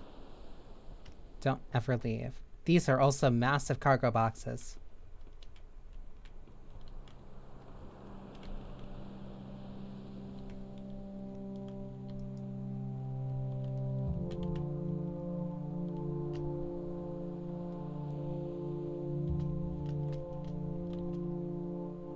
Yacht services. Travel the sea in style.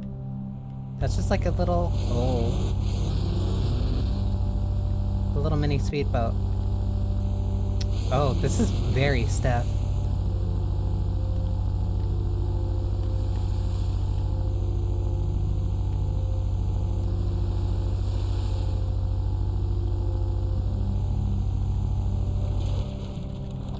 Oh.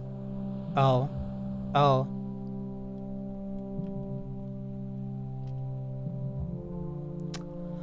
I don't know if it was meant to be that stiff or that was supposed to happen, but... Oh, I guess it just respawned it?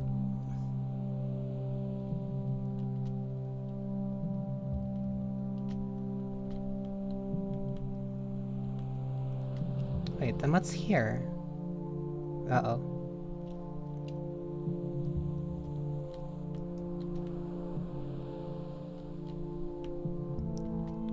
Courts of Silence and Dreams. I think... No, it's not this place.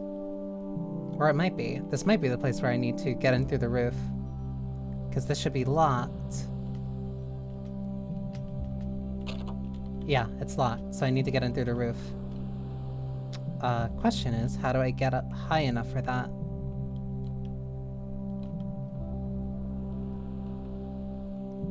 So there has to be a way, like, through the back then. Please.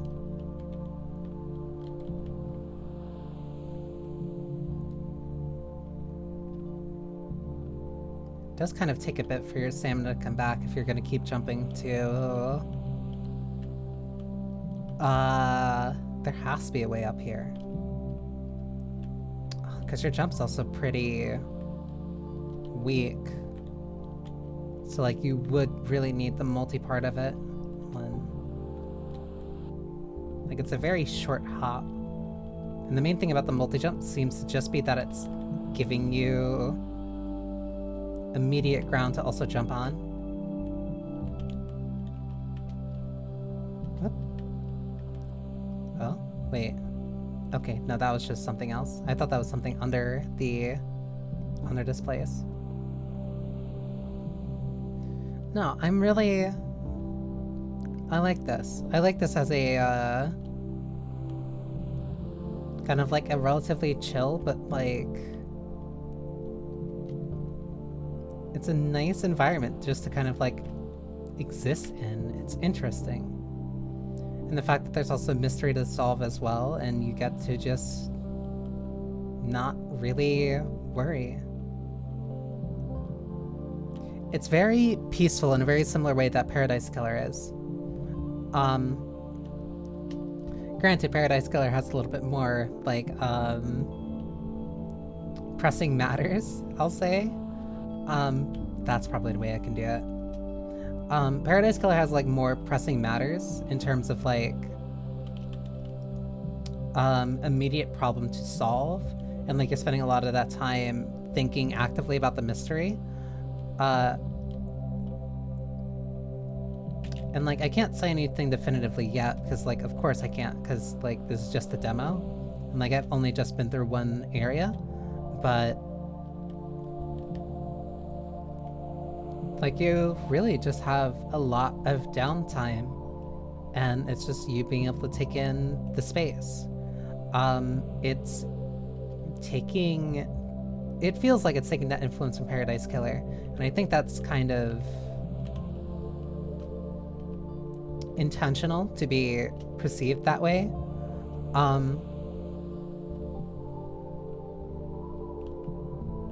Another tape. Titan fish. I think it's purposely meant to be this way.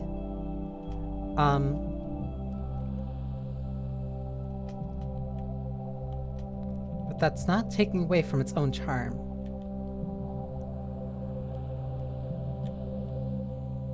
Like this music, the lights. I'm assuming that like if I get like a tape player, like something to play the tapes with,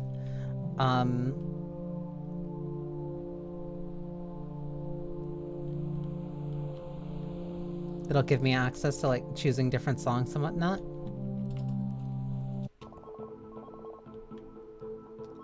Offensive courts, enter at your own risk. Where is everybody? I imagine the archipelago buzzing with oligarchs jetting around on their speedboats, sipping bubble wine while discussing the latest failed investments. This is fucking weird, E. I really don't like this. Please be careful, okay? Summer song out. Serpents forever. Oh, I can also press control. Like there is a mystery and like a story to solve here, but it's...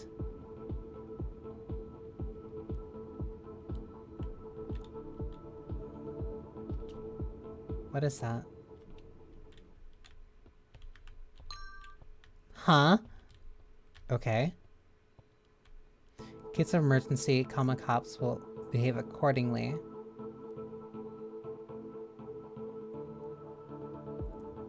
So either ramming into you or shooting balls at you?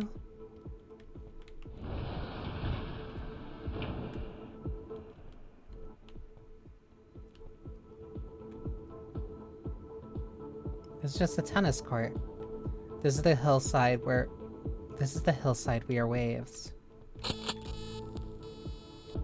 What is this?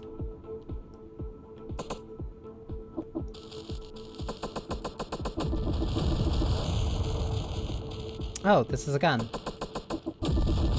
This is not at all what I expected.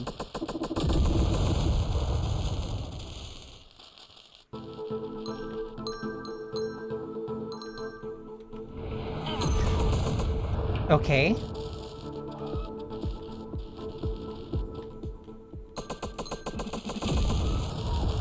Oh, that is not at all what I expected. Preparation, relaxation, imagination, creation.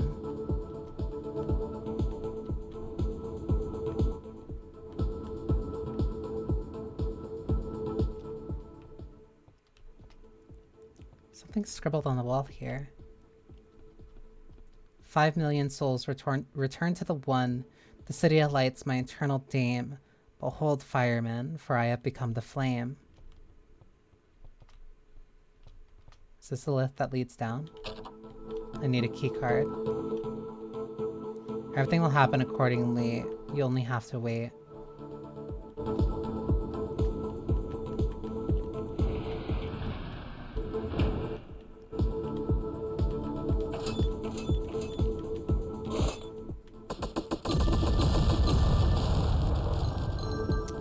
I think the sound work needs a little bit of adjustment. That's a really big bowl of udon.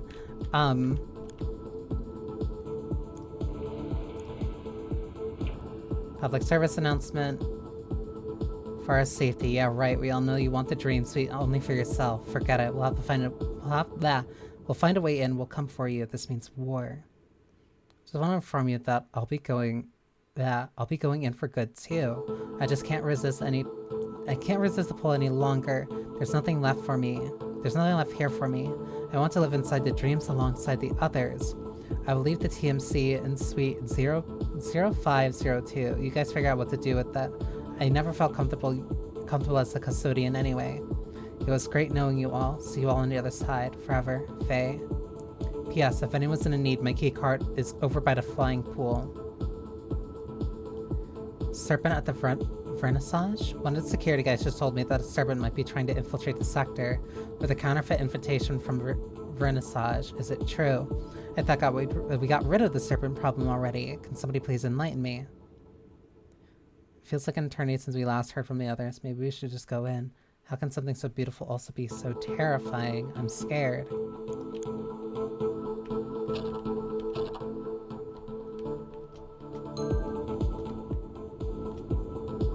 So what I'm looking for is by the floating pool. Oh my god.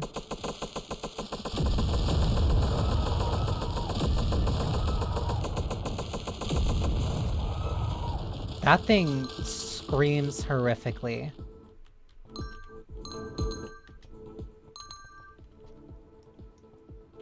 There was a time when everything was new. I played in the sand, and the sand was you. Iana Nuri, poet and engineer. 800 to 899 DA.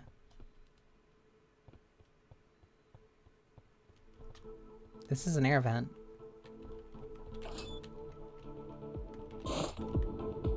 Wonder what these tapes are used for.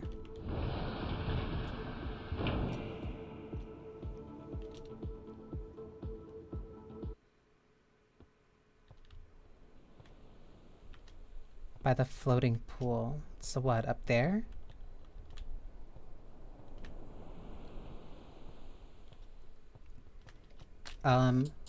Ooh, that was... Oh, it shows you just like a bunch of the menus together. Still hope that they can kind of do something at least when it comes to sound.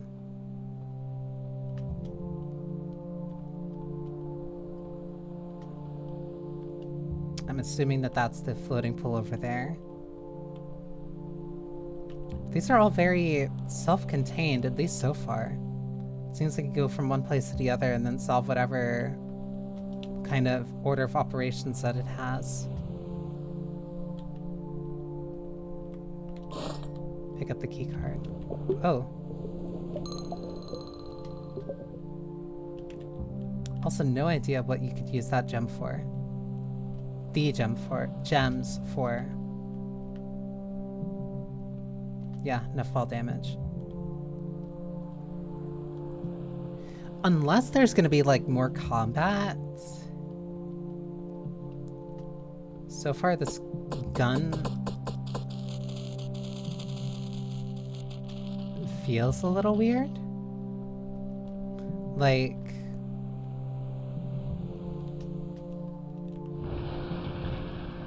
it feels odd to have a gun in this type of game and setting.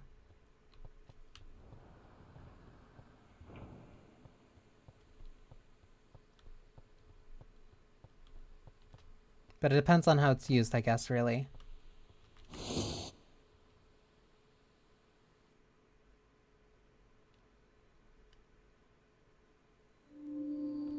Fishing. Okay.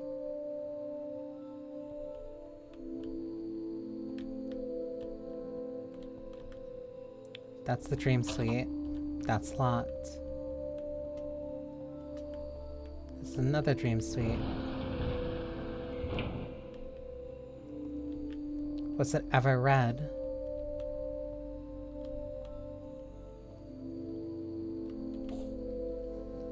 Jackie, you could have told us that we first have to play a little orb collecting and placing them on the pillars game before the portal opens. Lost more than an hour of my time in your installation just waiting around, but regardless, great work.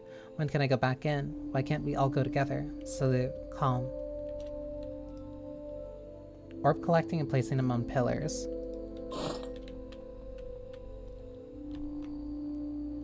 Institute rifle from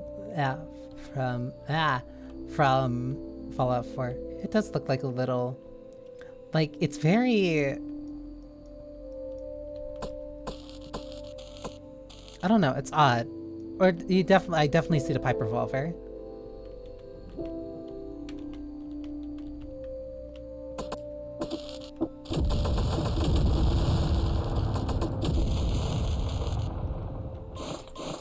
Oh, I can pick those. I wonder why I can pick these up, though.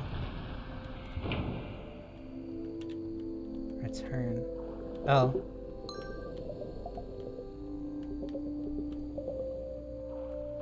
Drain. Cleanse. Create, cleanse, return. stream. Oh.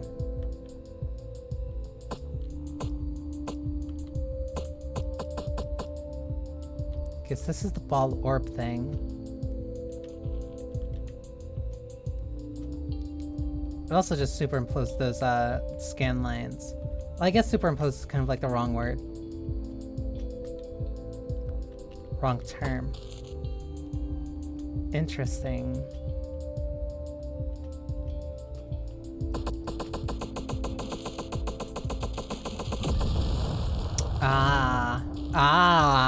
Okay.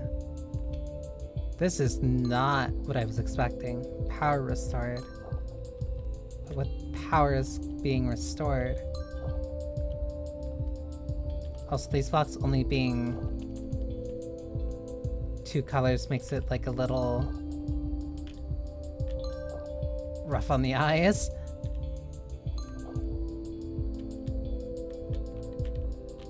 What power is being restored?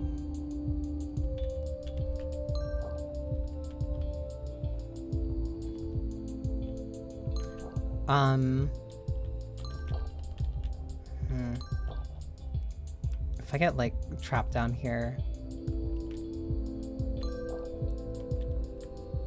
you can't expect me to like traverse all the way back up.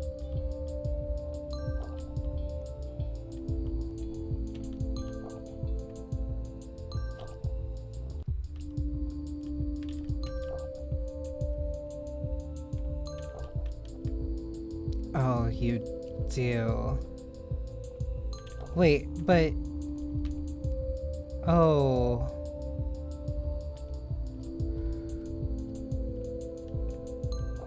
The power restore was my... stamina. Wait, then why lead me down here?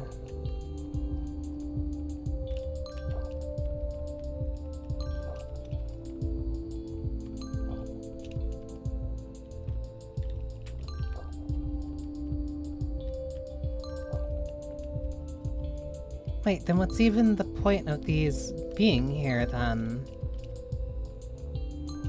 Like, if this doesn't lead anywhere or do anything...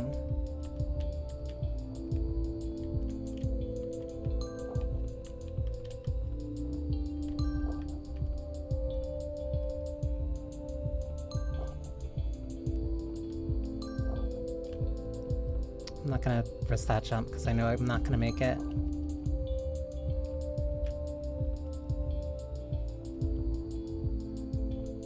Oh, but there's not one here. In case you fall, maybe. But like, why would I have a reason of going down there?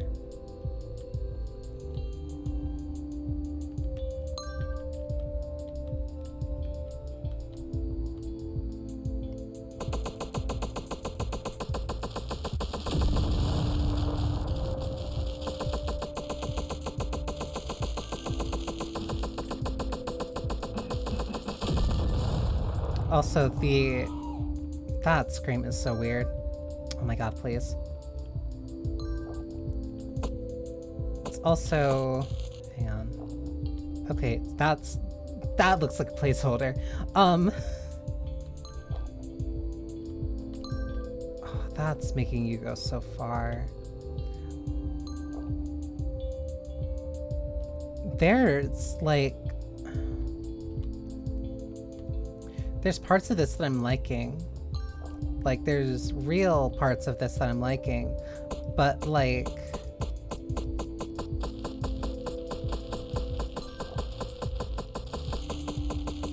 Like, unless this gun stuff is, like, really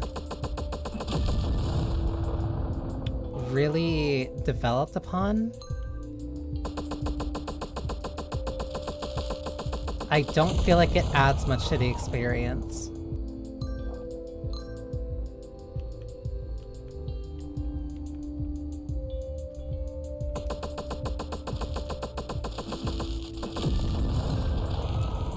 Like, I don't mind. I really like the gallery. I really like the gallery. I really like using like that note. I really like the gallery. I really like that note as like a hint for the puzzle. I really like the exploration, and I really like the environment. I think it has a really strong sense of style.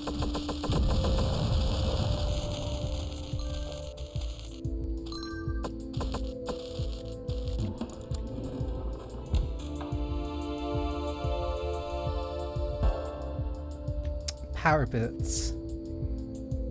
Reach great new heights. Press Q or Y for altitude expanding power jump. Costs 50% of your power.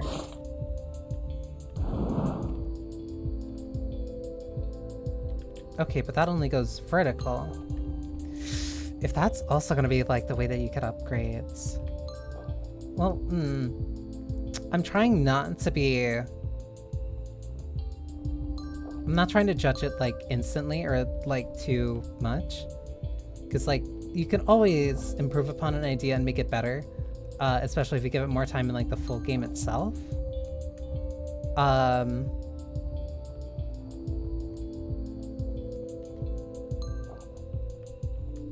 But I feel like there's parts that are like very contrasting with one another here.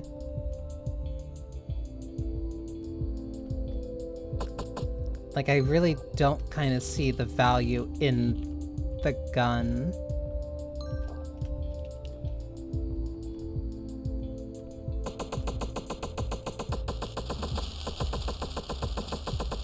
Like it adds something to do, but I don't think necessarily just adding stuff to do is better. Okay, those are the two orbs. And I guess I probably needed the boots to continue through this. Okay, there's an ad break coming up. So yeah, I'm going to pause here and then let those play for a bit.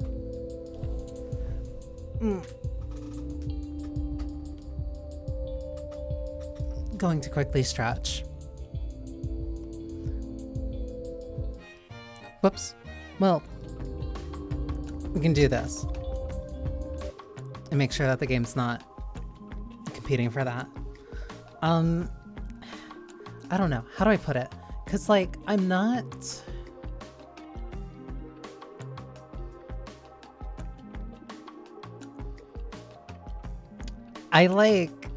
I'm enjoying, I want to say, like...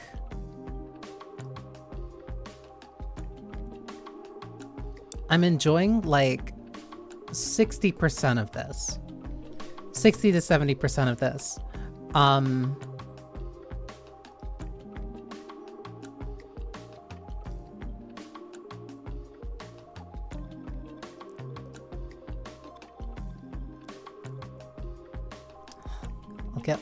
I'll get water. I'm enjoying the like 60 to 70% of this. I am not sure why the gun needed to be added. I'm not sure like what's really I want to say the benefit of let me actually stretch. I don't know what's the benefit of having like a gun like this. Especially because like I really do like the aesthetics. I really do like the world building that they've done so far. I don't think the gun adds to the experience. Again, that comes down to like if they actually do something with it or like make it more interesting by the end of the game. But as it stands right now, I don't personally enjoy it. I don't think it really adds much to the game itself. I think it's just kind of like there.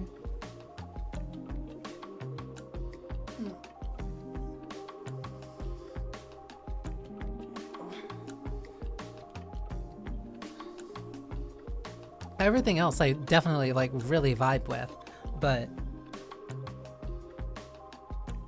the gun, this kind of platforming, Like, I thought it would have been more Paradise Killer for, like, the exploration and going around the environments and all this other stuff. I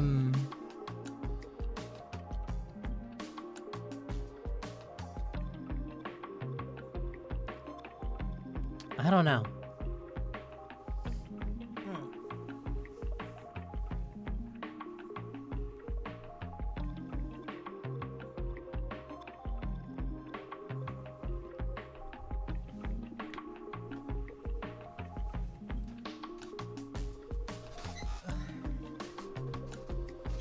I also do kind of wish that there was or is a volume option, or at least like sound options, so that I can actually adjust some of the sound effects. Because thankfully I can adjust it for like OBS. But in some of this, it's a little on the loud side. So I prefer if I was able to manually adjust that, like in-game.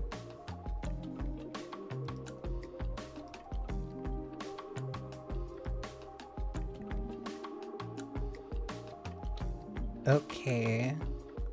Ad should be done.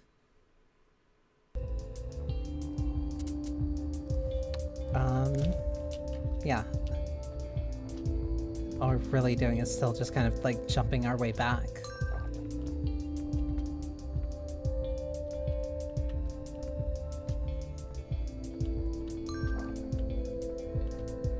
Like, I think this has like a really strong premise. I think it has a really strong premise. It has a really good core, I want to say, visual design.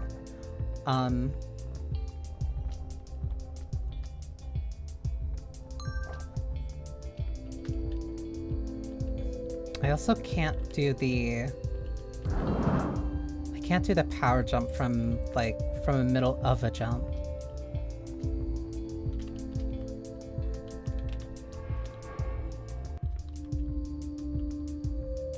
Oh, I guess I need the power jump over there.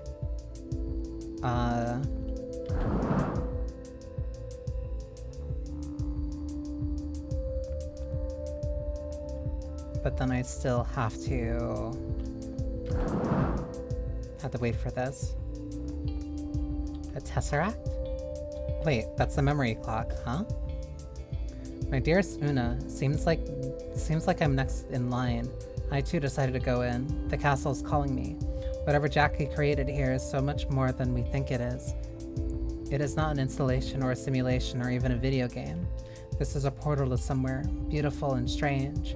Ever since I first stepped in, I knew I wanted to stay. Please forgive me for leaving you like this, but maybe, just maybe, you'll change your mind and join us. By now, you must be the last one standing, no? I love you. Forever. F.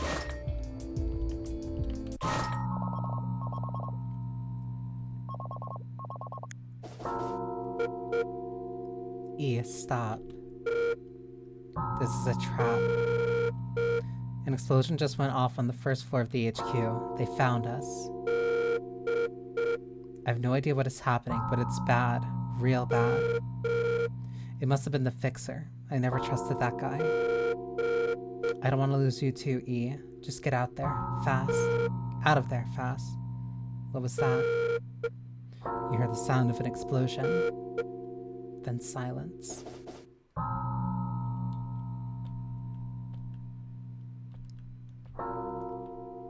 Was that castle always there?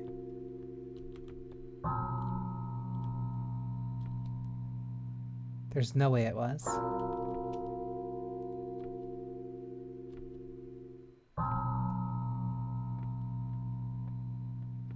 It also looked like there was something over there. Yeah, something by like a dock. Oh my god, I slipped. Whatever. Please.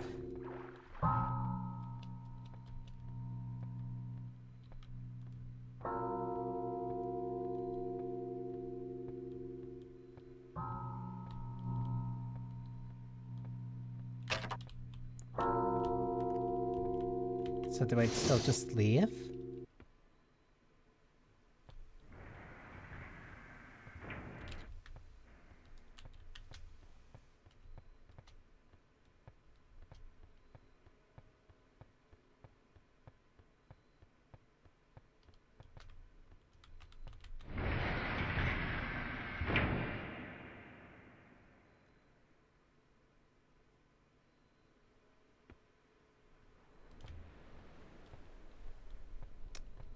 I might have needed to go to where that place was. That wasn't very clear.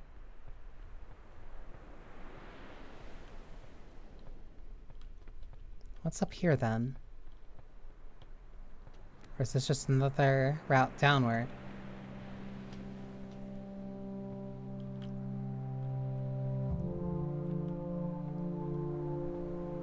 Out of service. Green rupee.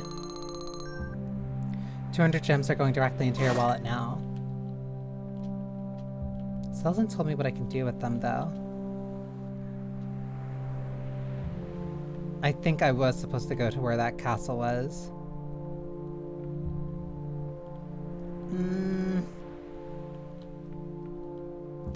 I think...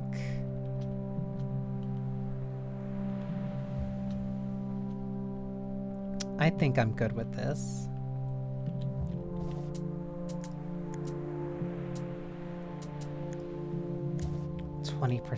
I think I'm good for now. Cause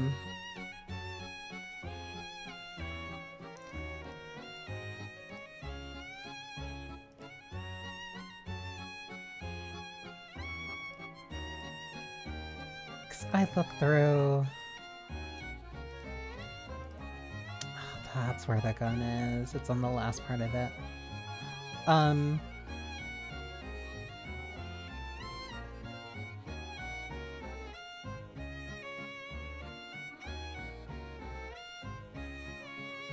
I don't think the gun adds much to...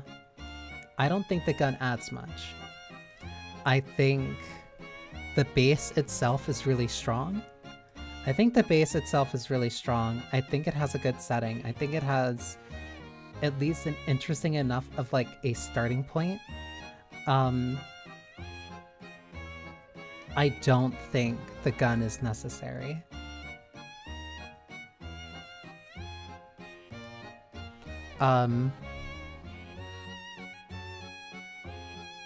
Has promise. Seems speechless. I'm perfectly fine.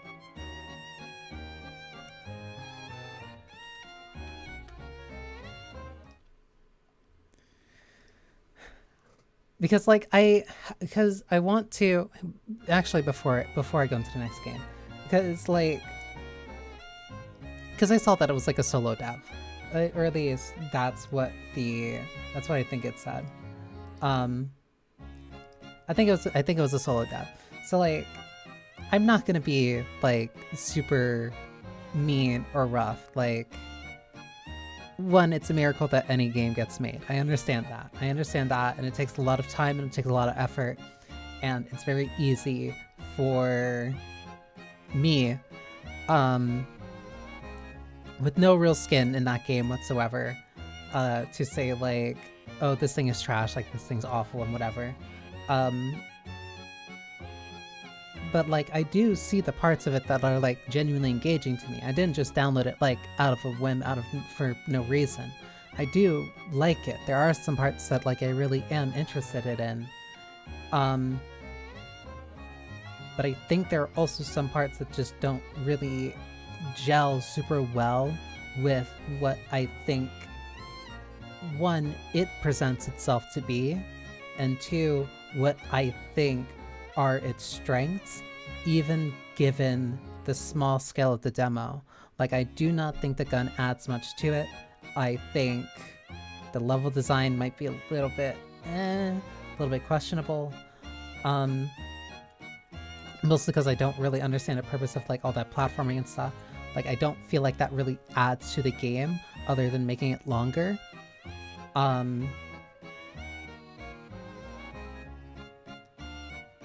Like, because I say it a lot, especially when it comes to, like certain games that I'm playing, or like especially when it comes to like these next fests that have like a bunch of demos, where like I'll say all killer no filler. When I say something like that, that means that there's nothing in it that feels like padding. Not like it's not intentional, or that like it was made with the intent to drag out playtime or drag out runtime. I say that in a way where it feels like everything that's in there has a purpose, and it is there deliberately. It is not there just to kind of be an additional feature or an additional thing to be on like the box. Like, I'd much rather have a smaller game with fewer features and fewer mechanics if the mechanics that it does have are more tightly wound. Like, they're like nothing feels like excess, or nothing feels like I can completely ignore this. Like Motor Slice did it. Motor Slice, because like just something for like what we just saw. Motor Slice does it incredibly well. We're like, okay, it has a lot of platforming elements, and the chainsaw is used both for combat and for traversal, and the way that it includes the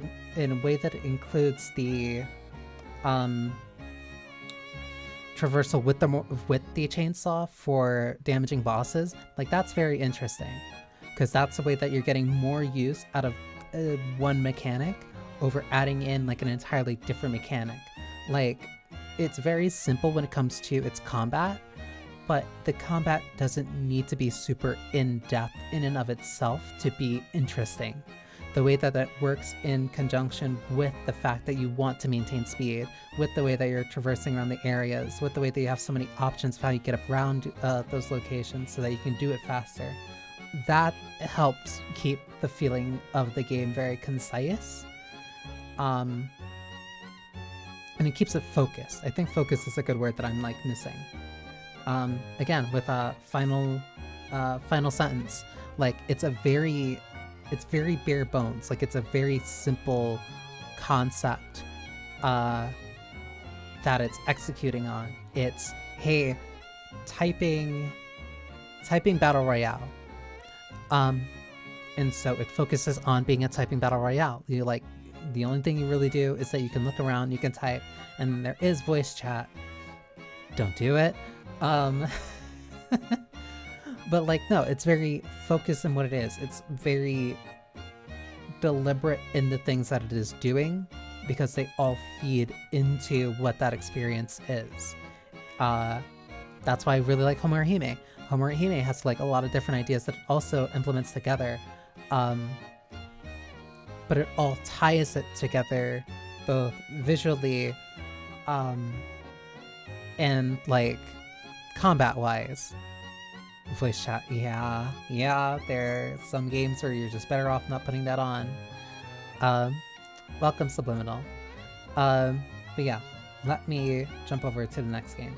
I wanted to say, I just wanted to say that, because like, I understand how hard game dev can be, and I'm not trying to be like, I'm not trying to come from this position of just like, just make a good game.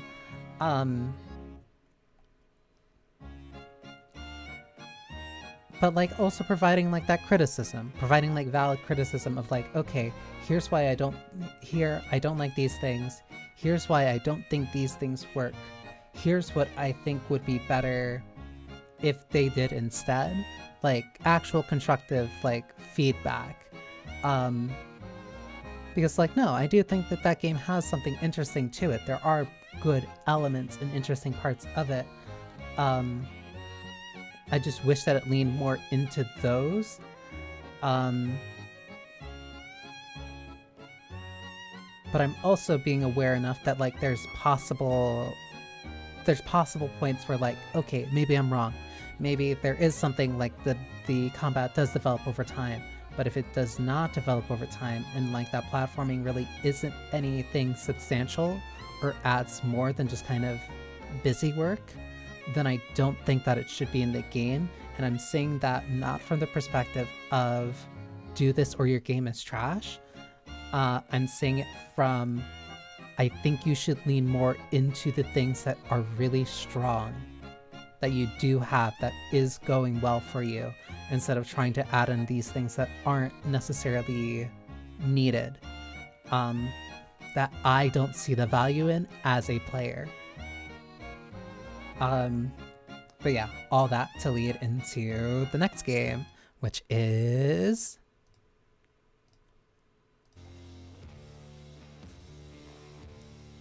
barrel roll. Actually, let me make sure the audio is better.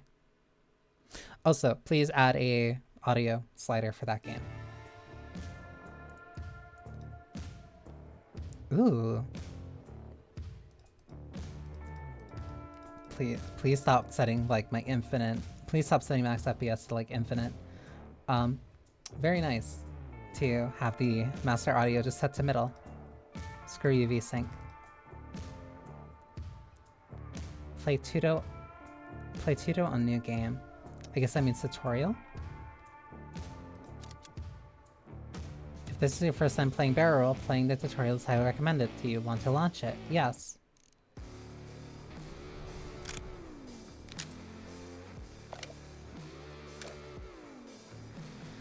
Interesting. You're up against a space outlaw. Kill him by shooting with your gun to win the fight. You will shoot the bullet at the top of your barrel. A normal bullet. The number on its bottom right corner is the amount of damage this bullet will inflict. Click the aim button on the upper left to aim. Aim at your enemy by hovering over them with your mouse and click the fire button. A preview damage will indicate that will deal is shown when you hover over the enemy. So this is going to deal 4 damage to its 6 health shield. Shoot to kill the guy. Yes, very, very intense. No, a lot of notes to take for this one. The number next to each enemy is their countdown. Enemy's countdown goes down by 1 after each of your actions. When the countdown reaches 0, the enemy attacks. The enemy's next action is represented by the icon. You can see the details by hovering over. A medium attack deals 2 damage.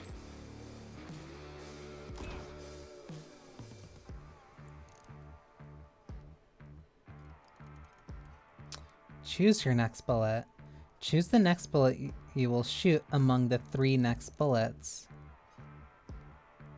Click on the one you want to shoot and select it. You can see the bullet's details by hovering over them in the barrel. Burn the target.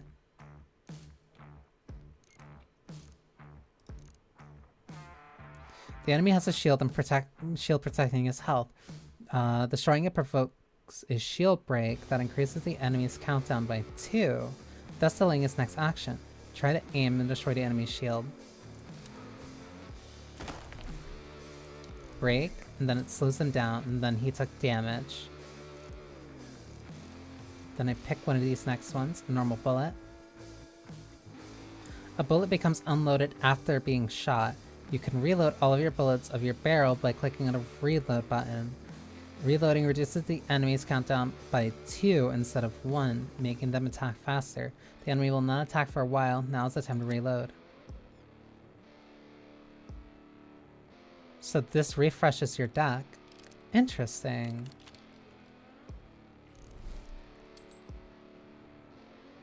Okay, and it does it by 1 turn, so it's not just... Oh.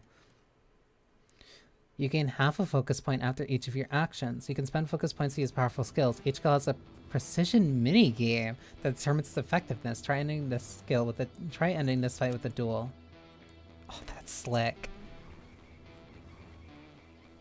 Damage times 2. First choose the enemy to attack. Then hover the barrel with your mouse and wait. When a target appears on the enemy, click on it before the timer runs out.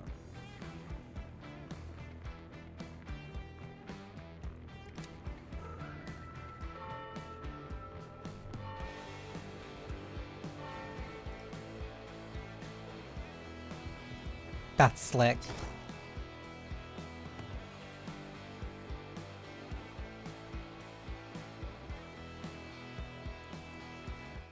That's really good. Okay, let me see if I can turn up the volume a little bit. This is the game's hub. Each time you complete a bounty, you will come back here. To prove your legitimacy as a bounty hunter, you'll need to complete 5 bounties. Before setting off to hunt down galactic criminals, you'll need a good barrel for your gun. In the arsenal, you can customize your barrel. On the left, you can find your inventory. On the right, your barrel. You can see the bullets details by hovering over them. Drag and drop your bullet out.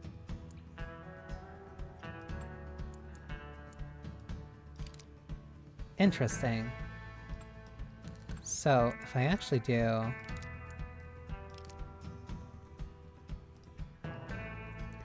The bullet on the top of your barrel is the first one you'll shoot during your fight, so choose it wisely. Remember that after that, you'll be choosing the following bullet among the next 3. You can rotate the barrel by clicking the arrows. Interesting! You get a lot more control over... Yeah, so shoot this, then the next 3. So if I spend this one, the next one will be this one, or this one. But if I spend this one, the next one will be either this one, or this one. But if I use this, then it changes these next 3 to be these. Interesting.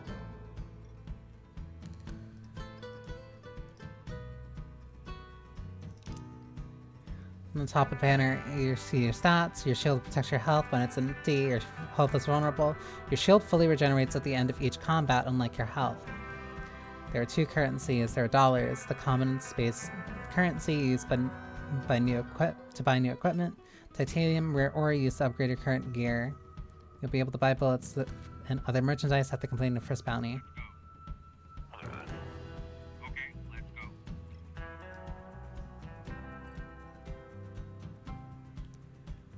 On the left panel, you can see information about the bounty you selected. Each contract has the optional objective, which will grant you rewards as you complete it. Kill an enemy before its first action. The starting bounty will only consist of a single fight, but later on you'll have to battle goons to fight your way through the wanted outlaw.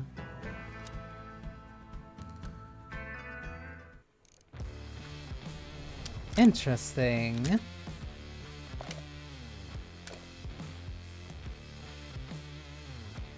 So this guy's the first one to focus on. He would take 2 shots. This guy...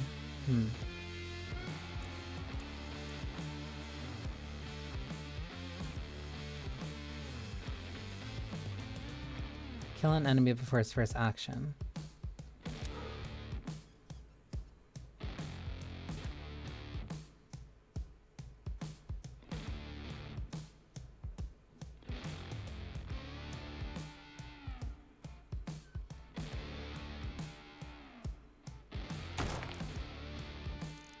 One that delays. Interesting.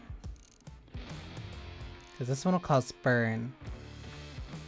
But it also deals 2 damage. So if I do that, then the burn tick will do 1. So this guy's still coming up next. Increase countdown. I'd rather not do that. I'd rather just kill one of them. Because this guy's gonna die his next turn anyway. But if I do this... Those 2 are dead. Normal bullet. That's 4. Wait, barrel roll?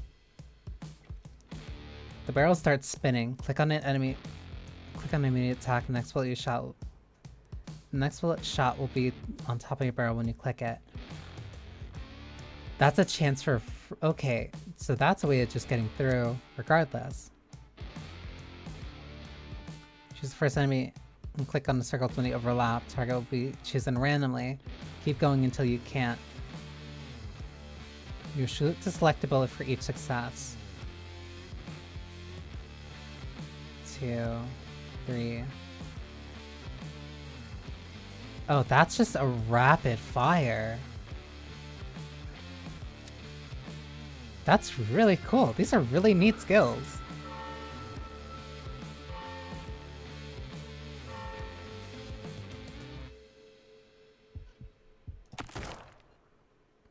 broke your shield.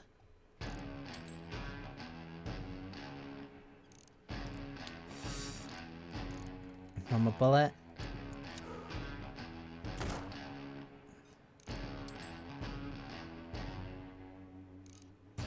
I need to reload, but if I can do this, that increases his by 2. He's up to 3. Reload.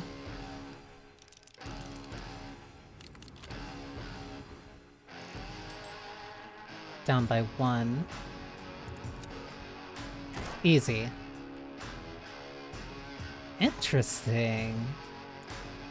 Oh, and completing these gives you a new one. Has multi-shot. Hits every enemy.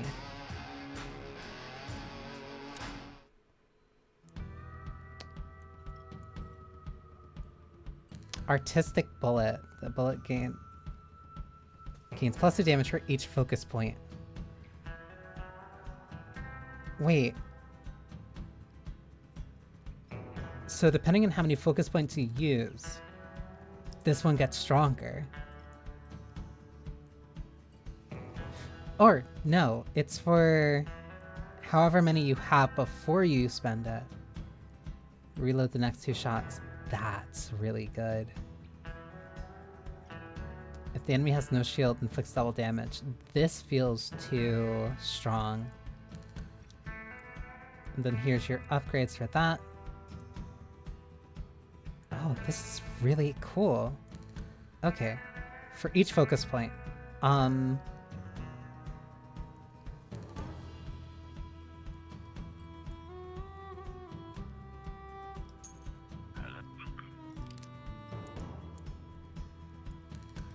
Such a fascinating deck builder. Let me drop a normal bullet. Put that, and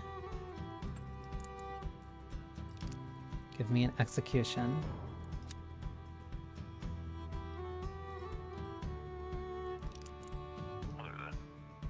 Hello there.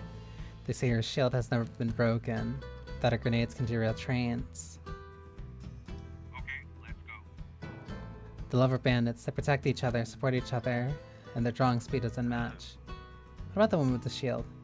In a single fight, shoot 2 unloaded bullets. Get more money. I also get something if I kill Monique first.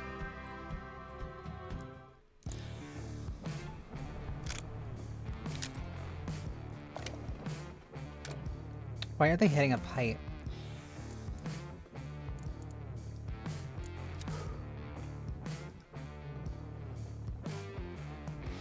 Oh, they have really high shields.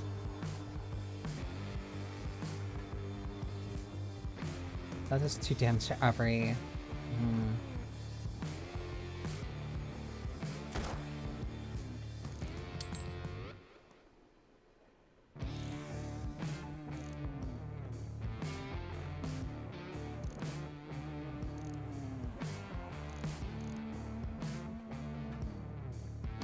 I might just have to take damage here.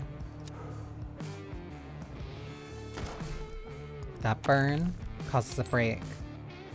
This one's acting.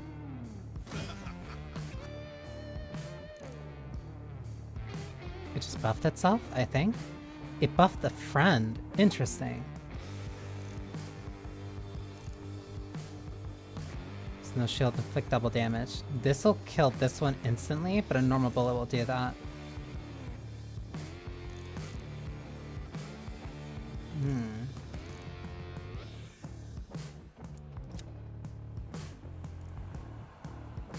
So I'd be better off, honestly, with the barrel roll, but I currently am missing 2 shots.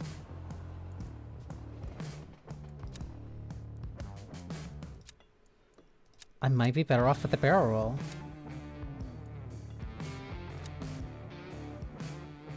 No, because I'd be missing 3. Oh, I'm like actually factoring in... Okay, that one's gonna die on its own. I don't need to worry about you. Okay, so my shield's still fine.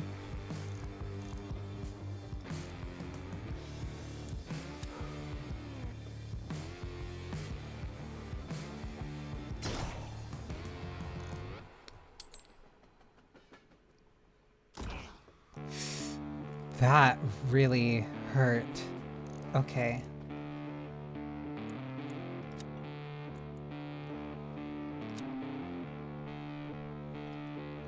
Choose the first target, click on it when it overlaps. Targets will be chosen randomly. Keep going until you can't. You'll shoot the select bullet for each success. Let's go for this.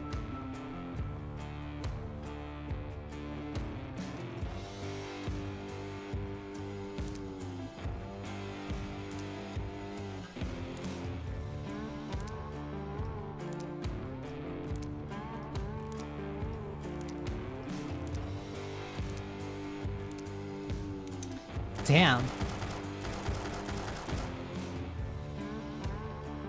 That is a really high potential ceiling. You need to stop buffing that guy. I don't have an option.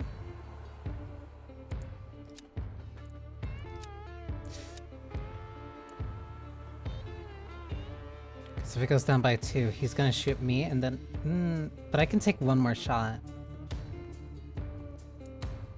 I might be better off reloading.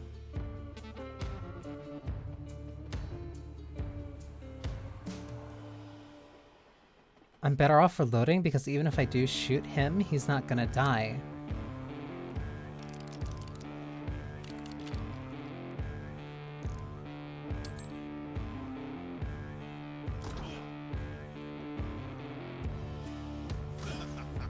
Okay, and they just buffed, so I don't need to worry about that.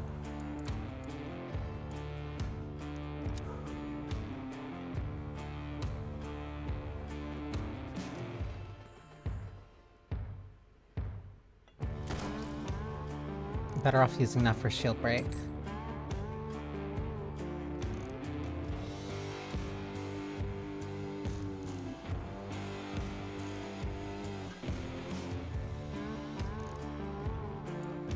This should be fine. 'Cause that's break.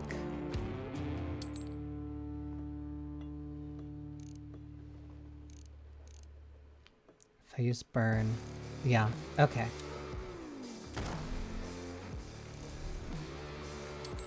He's gonna break next turn. Which means I use this. Break.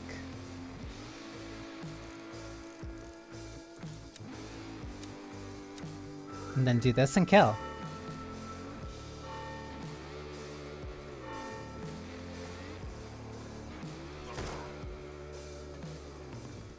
Nice, and I still maintain my shield through that.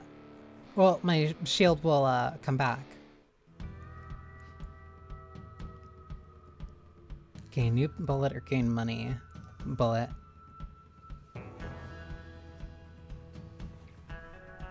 A bullet catcher. That's such a cool idea. As the bounty hunter approaches a small altar, 3 bullets materialize before him. Looks like the spirits of old cowboys want to reward him. He chooses one of the 3 bullets in front of him. Already killed an enemy in combat, deals double damage. If fatal, gain 2 strength. Ooh, but I want this one.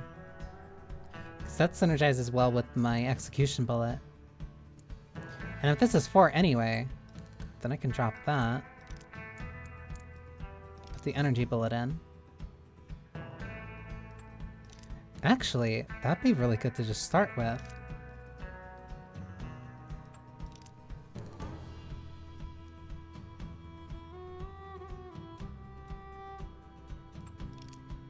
Put that at the end, because this is going to get use regardless. The sooner I fire a firebolt, the better. These 2 can be either, depending on the target. And then stun. Stun if need be, and then I can switch to an execution.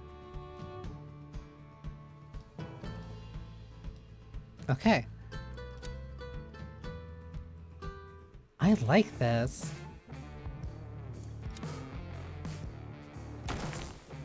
Instant shield break. 2 enemies down.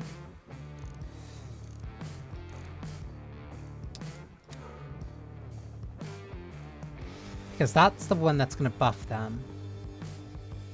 10. If I chip out 2 per, then it's fine.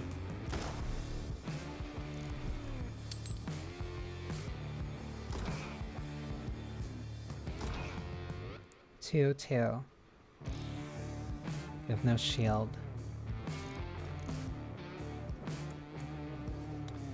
4. Can either do that or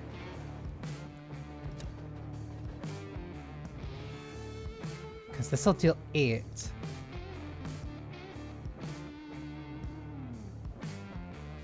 I'm trying to think. If I do 8, if I do 4 on this one and then multi-shot, but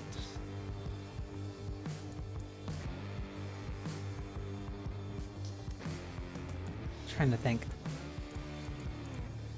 Would it be better if I just shoot this one and then do the multi-shot and then get the shield break? Buff and recharge for shield enemy with the to the enemy with the lowest shield. Ooh, both of those are actually really bad. I'll do this then.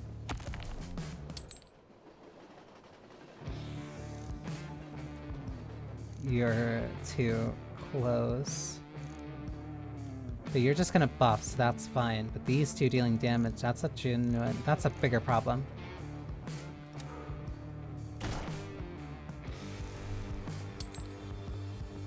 You'll die next turn regardless. You're buffing. You buff all enemies. Interesting.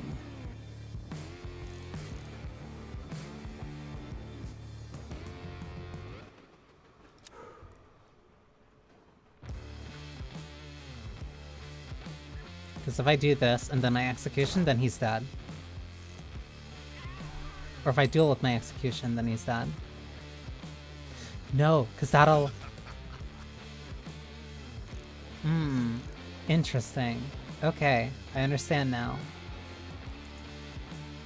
I see where the flaw in my strategy was. But I can at least use this to immediately overpower his shield.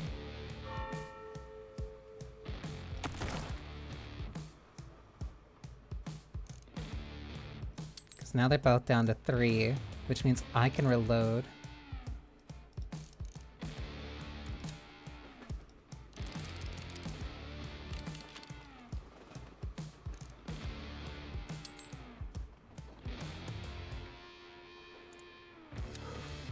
And I can do this to break.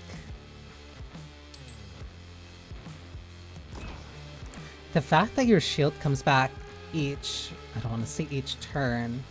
The fact that it comes back in between each round means that I really don't need to worry about, fire.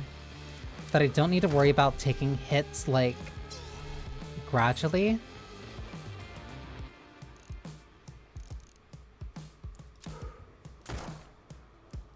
Like, I can just take damage.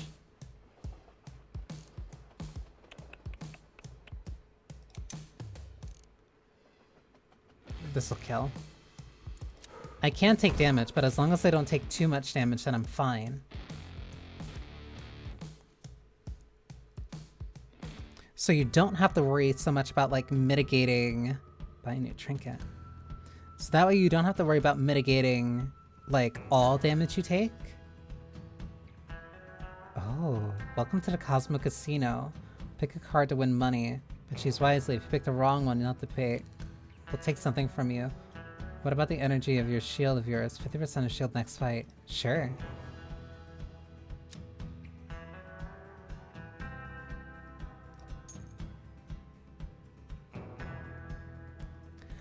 Ah, I see it now. Okay. It's pure chance. 1 in 4.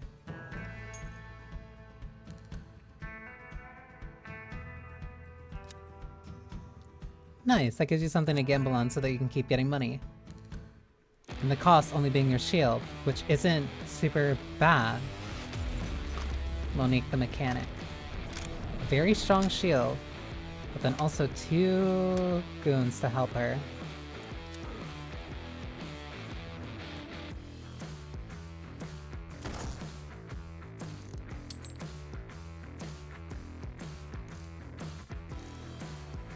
If I do a multi-shot...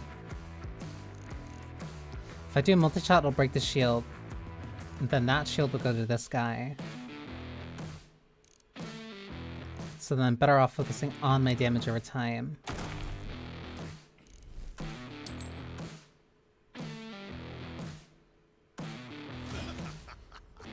Whoops, that buff went directly to Monique.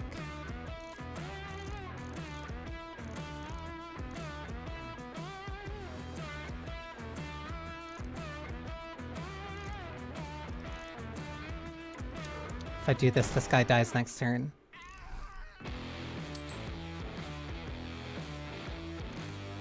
But now I have to worry about her.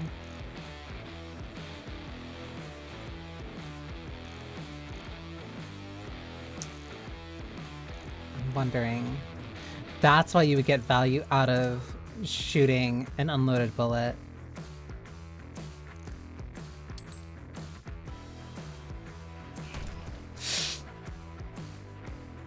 Because it still spins your chamber. Interesting.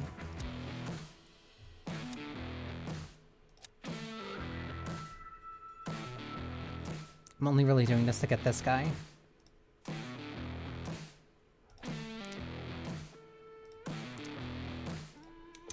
I can't believe I messed that up so quickly.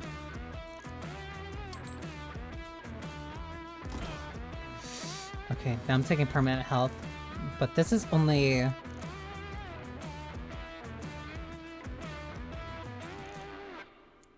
I'm better off reloading. Am I better off reloading? I am. Because I would still at least do two. He'll shield himself. Actually...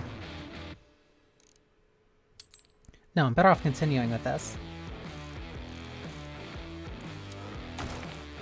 Because that shield breaks. Because she's still gonna attack regardless.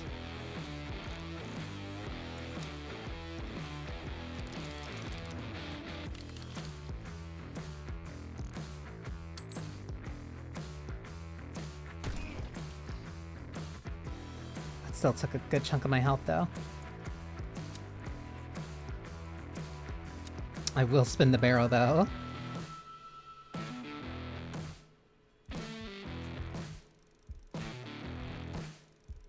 I just have to time this.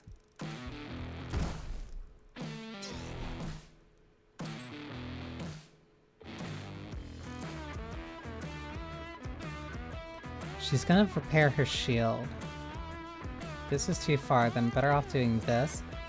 This bullet has lost value to me. Which means I'm also still getting value out of Execution Bullet.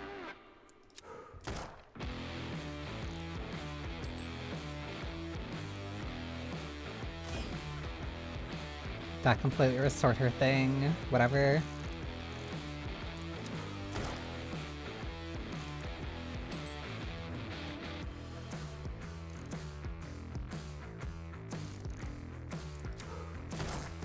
Better off spending this now. Other two I've completely lost value out of. Oh, but you reload based off of where that one is. Okay, interesting. Okay, so I can't take 2 more shots. That's the bare minimum. Ooh, so that means that also whichever one I have... Okay, this is really fun. Because you have to think super far ahead. You don't have to think like super far ahead, but you do have to consider... You have to consider your lineup very significantly.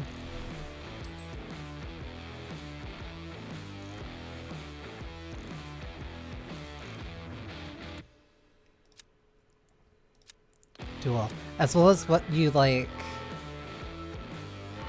As well as how much value you're gonna get out of one skill.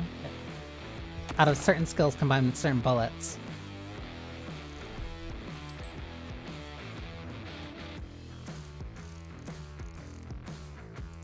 Easy.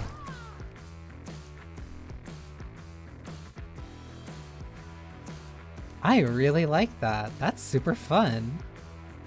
Mechanic bullet. If this bullet shield breaks, you gain +2 strength.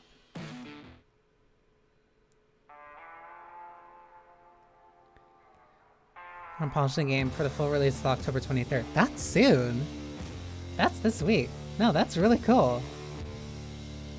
All killer, no filler.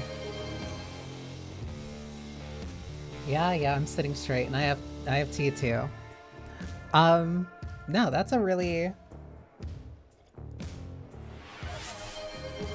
an incredibly neat idea, and just like very solidified down to its core.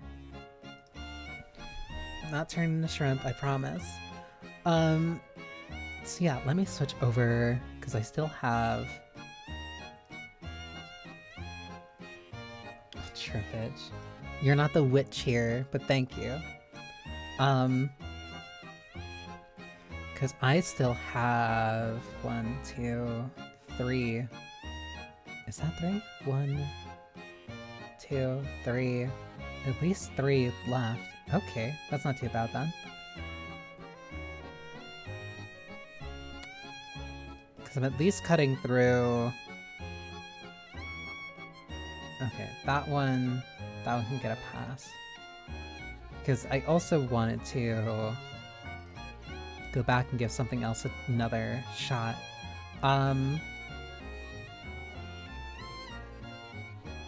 Ooh. Wait, what? Okay.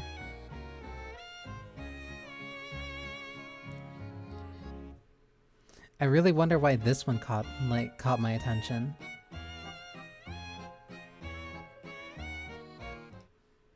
Oh dear. The dreaded UE5. This is... oh dear. Alchemy Factory. Oh, you can do this in multiplayer. Interesting.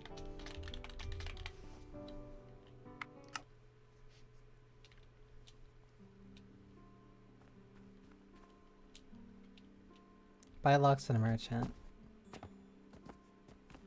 Because I saw that this was a little bit of an automation game. Buy a plot of land.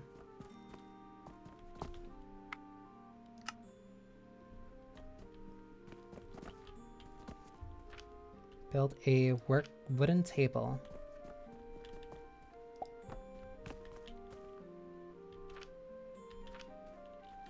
Complete research for a table saw. Consumes log to produce planks. Interesting. Because I also haven't really played, honestly, too many build a table saw. Place logs on table saw to produce planks.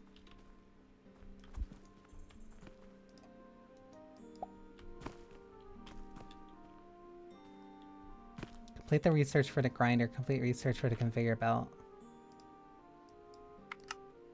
Okay, so research. Oh. Wait, they're telling me about a conveyor belt like instantly. Produce a large wooden gear.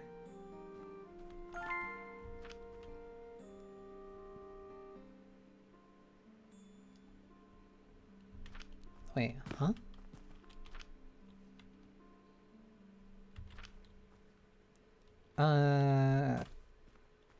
Grinder. Where is it?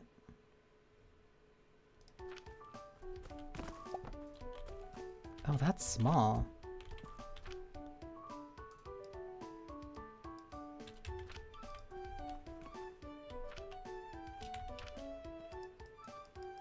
Can I move it?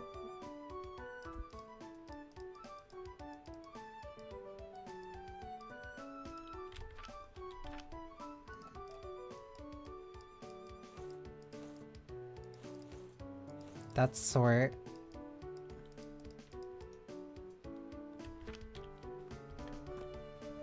Grinder must be connected to the conveyor belt to start working. Wait, so I need... oh dear.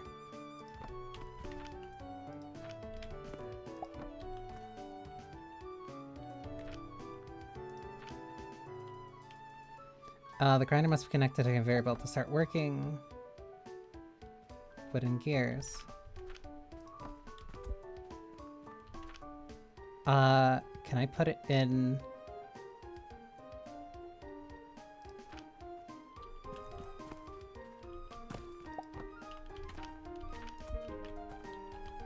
Oh no, I just have to pick it up. Okay. Wait, can I move this then? I didn't mean to put this here.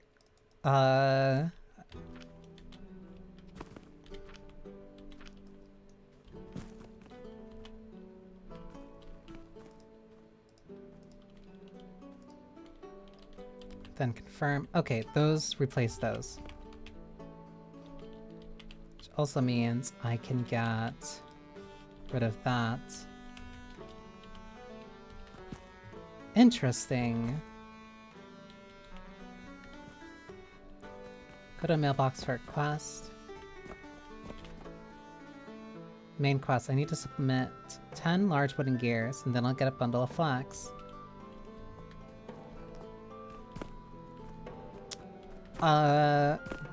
This is just open space though. Logistics storage, wooden block, table saw decoration.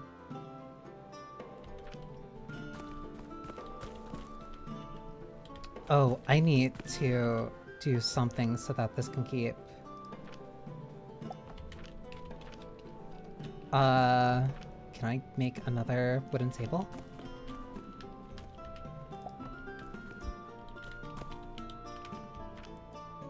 Then I can put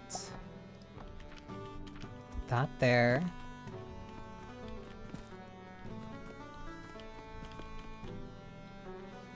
Okay, they teach you at least like right at the gate about automation. What is this?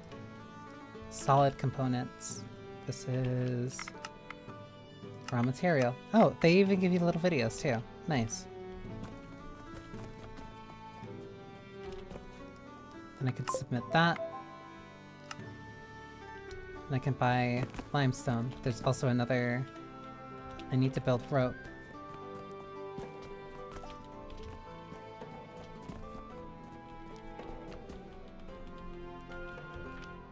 Okay, I can see...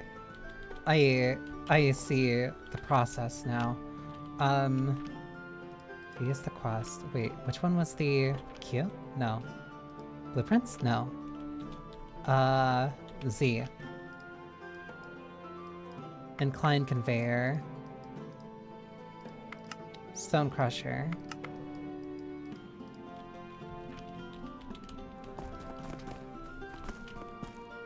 Why are so many people just like walking by out here?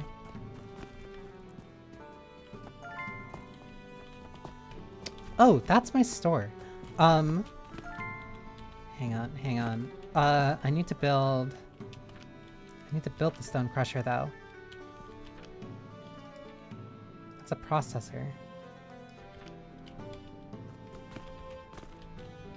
How do I build this? Also needs a table. So what if I do... how do I rotate? R. Not here. I can't put that there. Why is... Hang on. This is already messing with me. Okay, we're gonna make this simple for me. 1, 2... Everything here is going to have to move. 3, 4, 5, 6. Q. Stone crusher. Conveyor. Pull the processor. It's a grinder. So I need...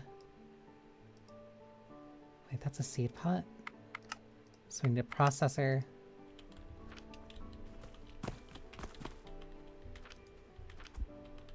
Right click to be done with that. This stuff needs to all move.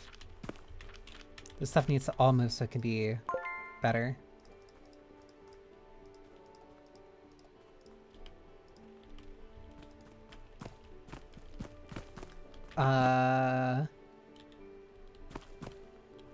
Okay, this is just giving me...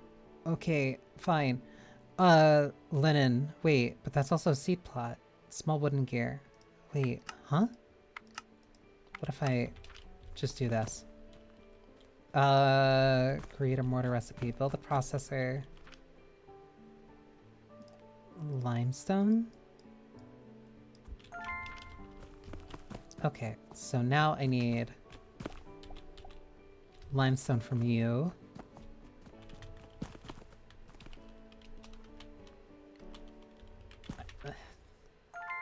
I also need a seed plot, but I need limestone? No, I need just stones in general.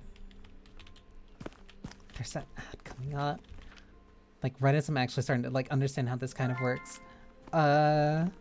Wait, actually, I don't need that much space for this then. Which means I can just focus on... Hang on, I want to, like, set this up before I set the thing for ads. Put that there. Put this here. Then put that there. Then make that longer. Then put logs in. Oh my god, please. Okay, ads coming up. So that means stretch break, which means I could just pause the game. Okay. Me, I've never played Factorio in my life. Also me, 2 minutes into this, like, oh, I need to make sure that everything is on a grid basis. Anyway, just make sure to stretch.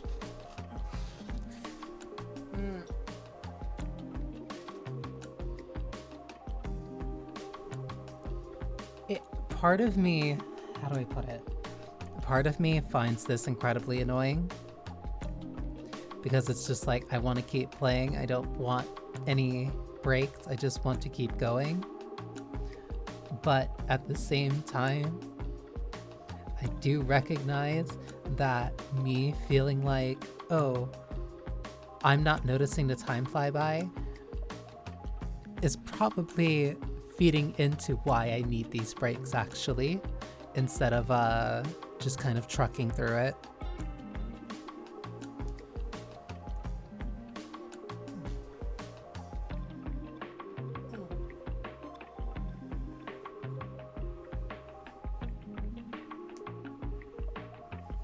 But yeah, if this is like, no, I can feel it. The automation, the making sure that like resources immediately turn into the other thing, I can feel the appeal.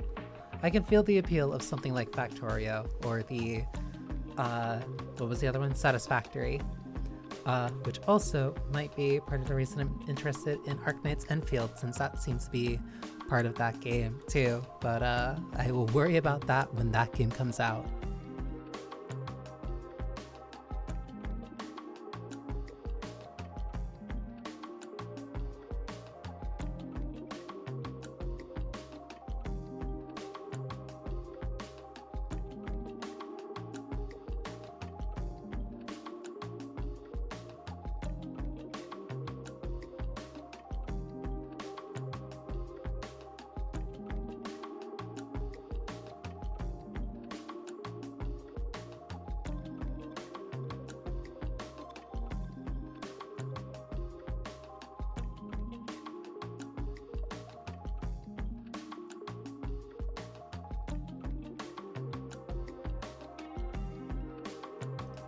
Okay, that wasn't too bad.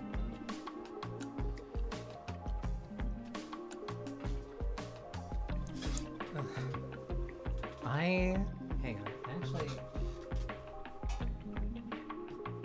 I'm gonna use this as a chance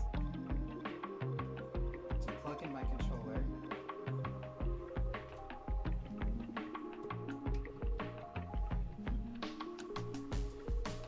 Because I think one of the games that I also want to play needs it, or not needs it, but is like designed with it in mind.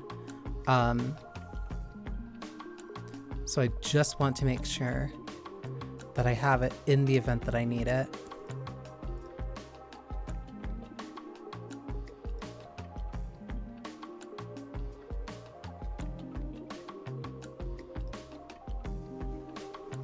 Because you always need to be prepared, just in case something happens.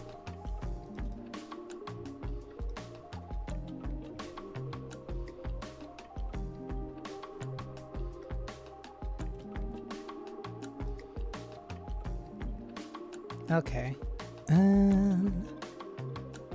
It should be ending right about now.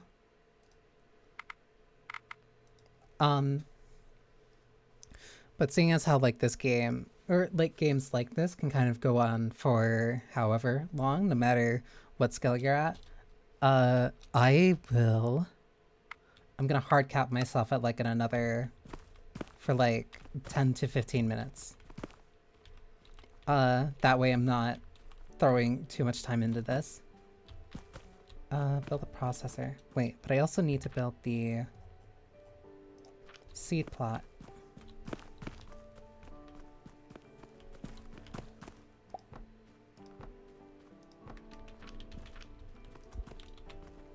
But I don't have any seeds.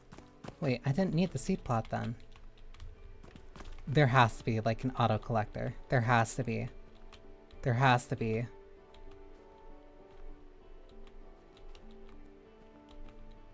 Or maybe that's why it leads into the... That's probably why it has those. What do I need for this?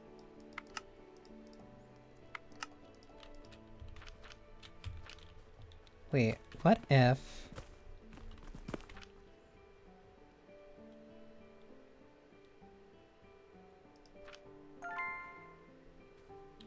Incline conveyor. What if that is from high to low?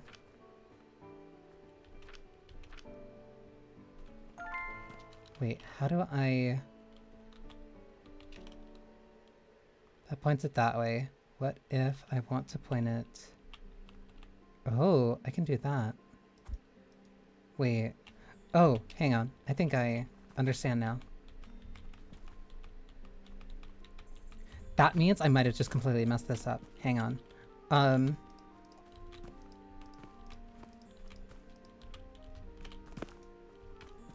That means I should be doing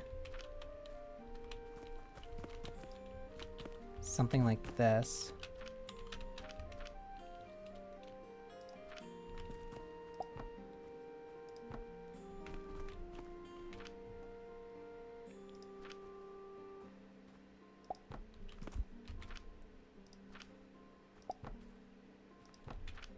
Which means processor, which means 1, 2, 3, which means I want to rotate this. That goes down too far. I want this.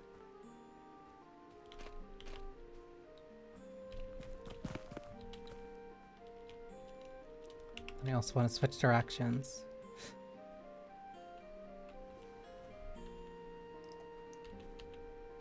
Please do not calculate my cost effectiveness. I will cry. Wait, then how do I lead this thing down? Or is that what the wooden boxes are for? 2. So what if I do 1, 2, 1, 1, then I make... Oh, I see now. Then rotate this way. So then I need one more box. Unless this kind of just messed this up.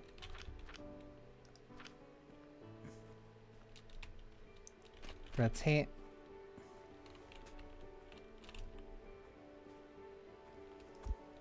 Okay, so I might not need the box here, which means I can get rid of this. Which means I can do... Where is it?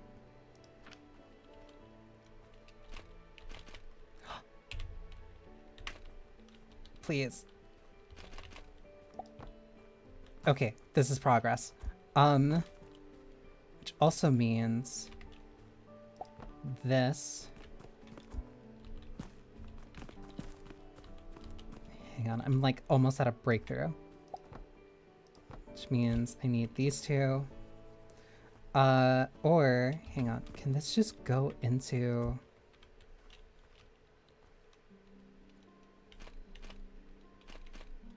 Can I switch your axis? No, wait. I might be thinking about this completely wrong. Because what this actually means is that... What do I do? What do I do? Because this is storage.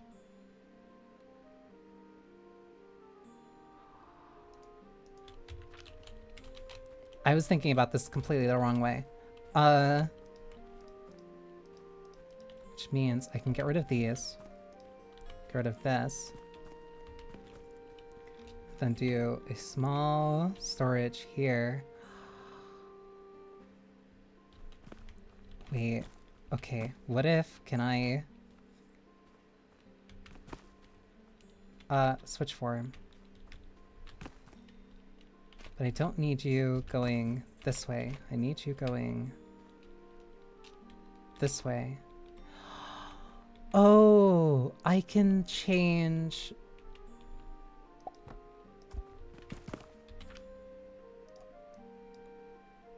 Oh.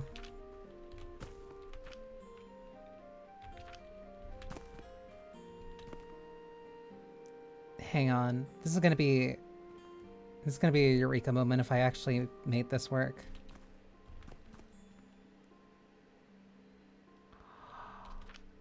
And then there's a large wooden gear in here, but how many can it hold?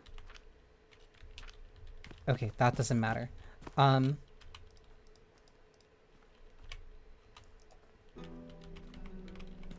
my god, please. Hang on, hang on, hang on. I need you to slow down.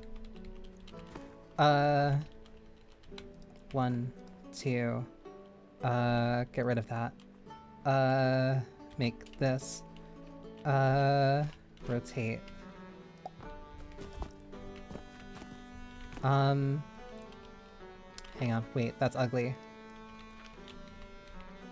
So I can also just walk up and take these. So that means I want this to be as easy.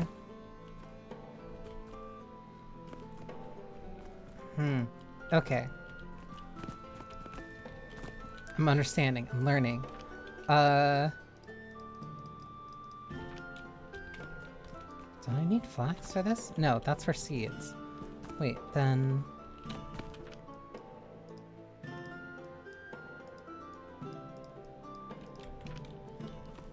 because I also need to make a mortar.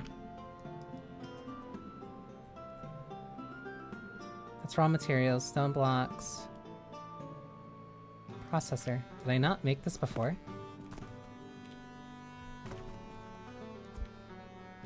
Oh my god. Okay, then another table. Advanced processing. I might be stupid. Processors are advanced crafting.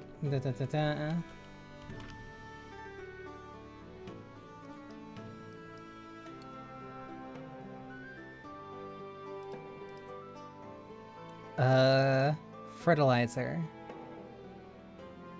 Processor. Stone. Oh. Okay, so what if I make another stone crusher?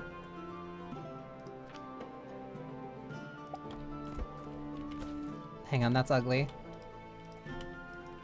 What if I make another stone crusher? Put it next to a processor. Connected those two.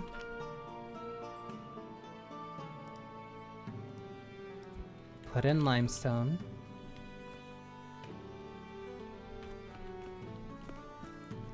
Then what do I get?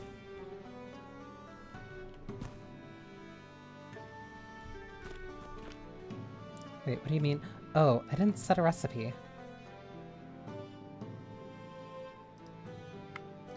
Mortar.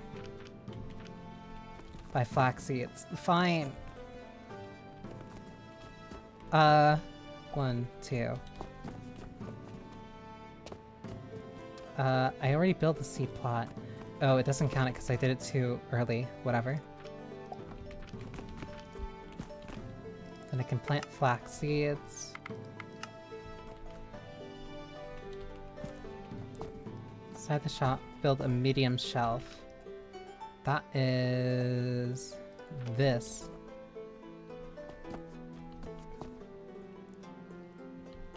Where do I put this?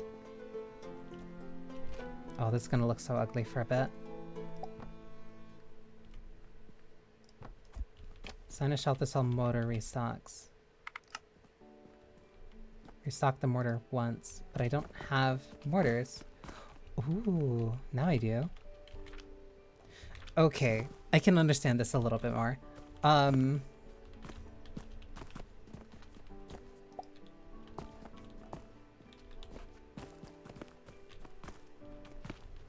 Okay, so then how do I... Hang on, this is me getting rid of everything again.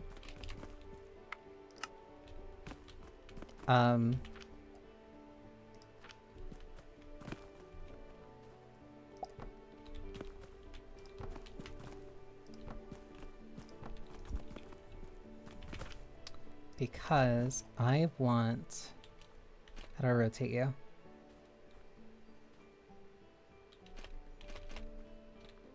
I want...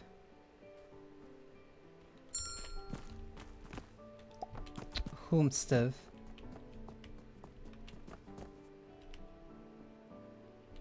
Thank you. The Great Alchemy Adventure has only just begun. Tips: random quests on a mission board. Offer generous reward. Short on funds production. Try applying for a loan. Prioritize researching catapults and other cashier upgrades to free yourself from the grind of restocking a manual checkout.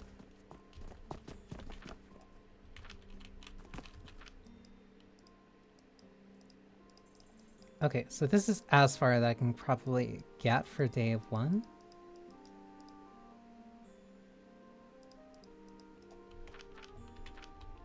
Okay, so what I want to experiment with is...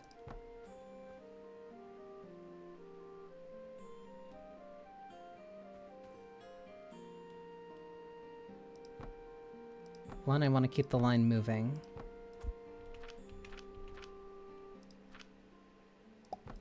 If I do this, then...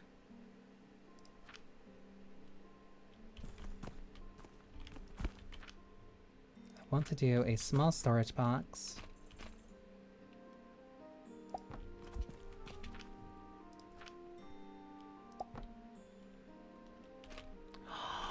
Oh, okay. So that'll automatically change the direction for me. Interesting. So then I don't need the storage box. So what if I do this? But how do I make a fork then?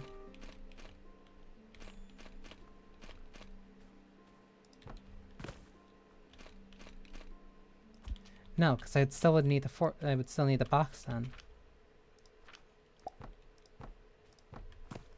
Because this would be the stopping point. Put that there.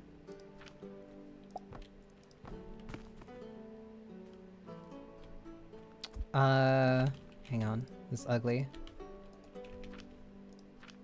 So, what if I change it to being like this? Rotate this way. Into...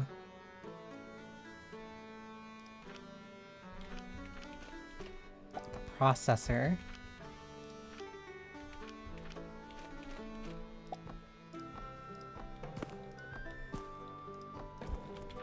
Then bring it out this way.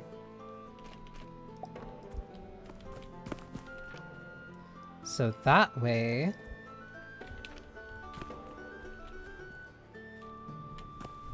if there is Hang on, I'm trying. I'm testing.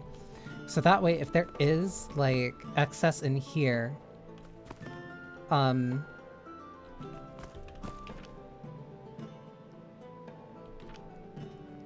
it's just rotating them. But that means that it still ends here. No, because it would slow down here. It would slow down here for the processor.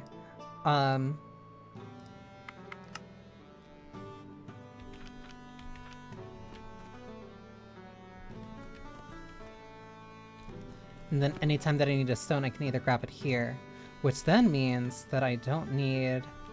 No, because this keeps it moving consistently. Okay. Then I can optimize this. Or at least I can... Okay, yeah, because that takes a while. But then I don't need to worry about that. But... that also means table saw, you're gonna need to do the same thing. One here. So let me see if I can make this a little bit better.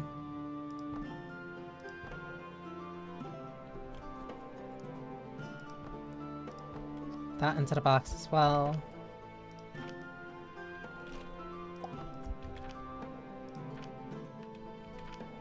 Whoops, wrong one. Straight, straight, straight, straight. Curve. Put that in the processor.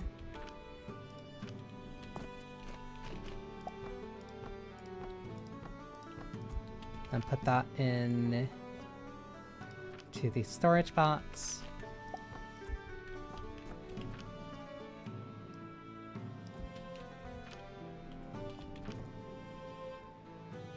Okay, so that produces that's a stone crusher. How long do things take to grow here? Oh, I need to do that consistently. Wait, then what do I need to make? That's a processor for... Okay, hang on. Wait, then what can I use you for? Oh, that's slowing down. I can also pick up planks with this. But if it does slow down...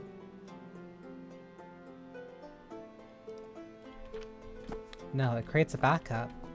So this is moving far slower. What do I do then?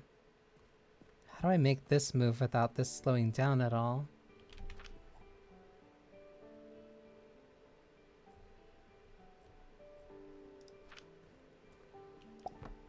Hang on, let me put these here.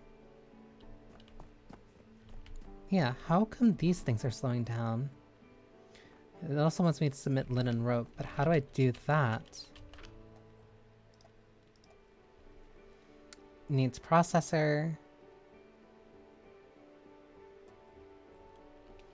Because I have flax. I have a bunch of flax, so then what do I need? Advanced crafting. I also need a couple planks.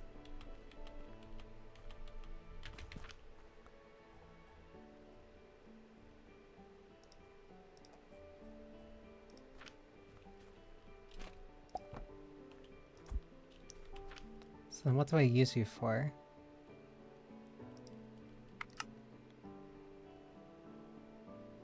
I need to just put linen in you. Not linen, I need to put linen thread. Okay, so then how do I get linen thread? I need flax fiber. Okay, so then how do I get flax fiber? Am I stupid? Wait.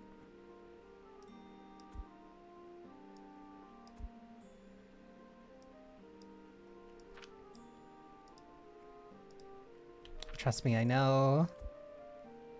Okay, yeah. Stone only works on you. Then what about... No. So then how do I get flax fiber? Oh, I'm out of wood. has to be something I'm missing. A grinder. Flax plus grinder gets flax fiber.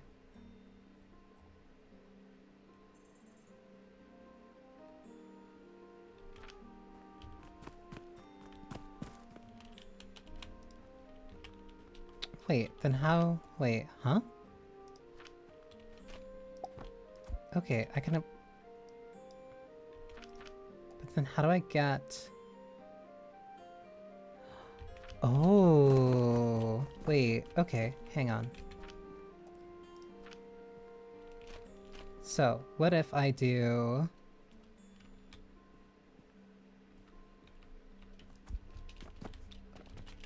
Hang on, I can do this. I'm smart.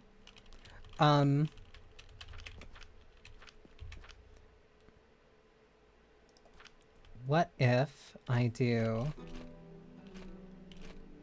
Oh, that's switching orientation. Okay. So that sends it out. So...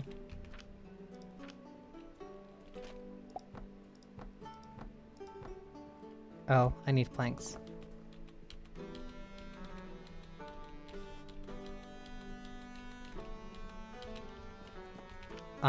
That sends it out. So what if I...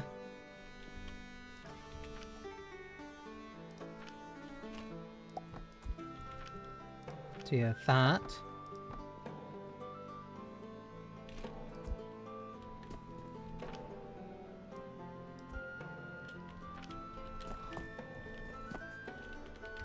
Then, what if we go this way? Rotate back this way. Okay, then I have flax fiber. But then I also need flax fiber in a processor. Which means that... Hang on, you bastard. Slow down.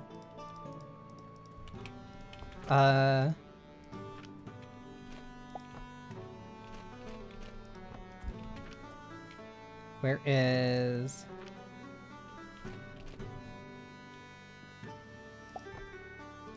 Oh, I need planks. Oh, I need wood.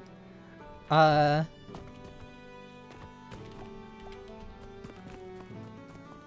I understand now.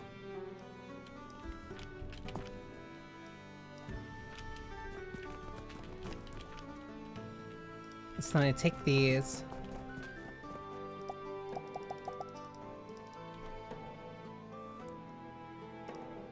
I have a bunch of these that I don't need.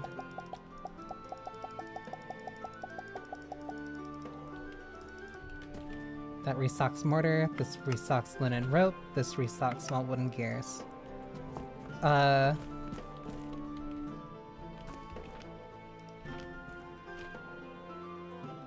Wait, I still need planks.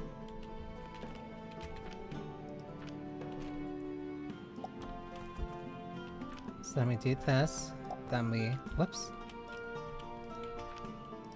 Then we go 1, whoops.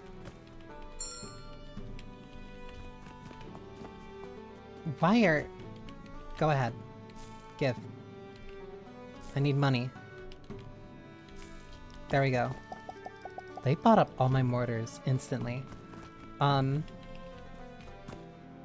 this what it's like to have a successful business?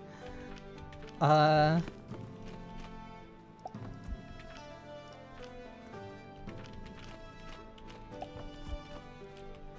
2, 3, 4, 5, 6. 1, 2. Okay, that's fine, because that's gonna take a while anyway. Here, take it.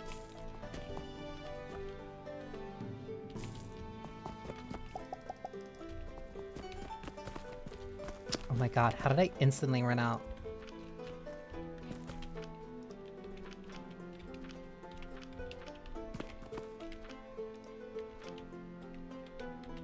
No, this is actually exactly kind of what I wanted it to be.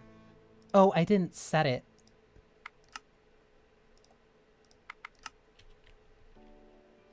$60 per minute.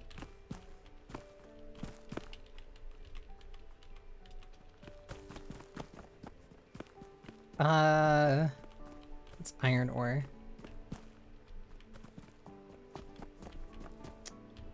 And then these are different levels. Oh, I'm broke.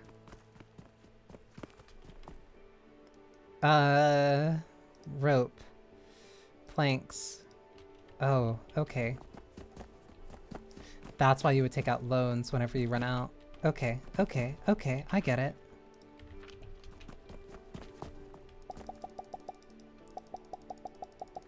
How are they taking so many? Okay, I can just hold it.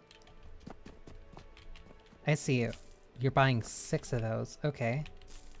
That's why I'm running out of so many so quickly. You're buying multiple.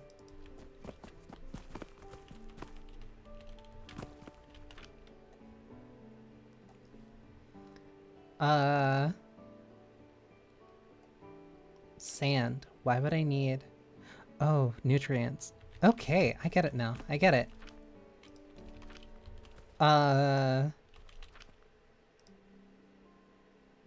Then the processor would also need... Ooh, wait. That means I need to make another processor.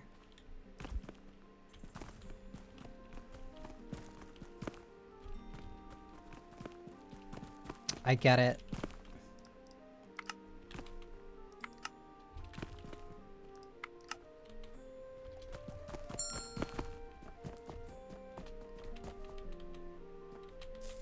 I get it. I get it now.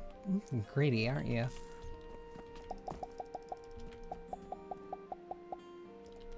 Okay, I get it. I like this a lot. I'm usually... No, I've never played like Satisfactory or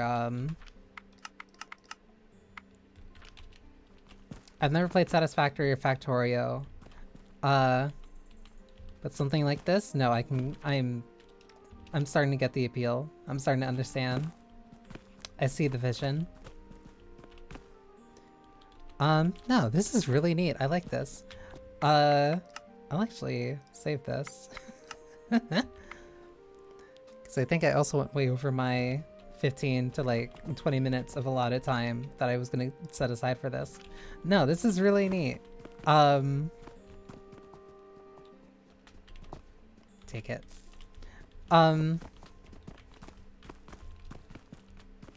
No, in terms of like having your own little workshop, having everything automated and working like this.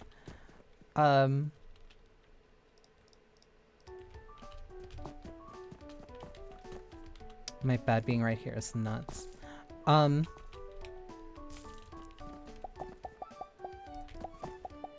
don't have any more mortars, which means I need to make more.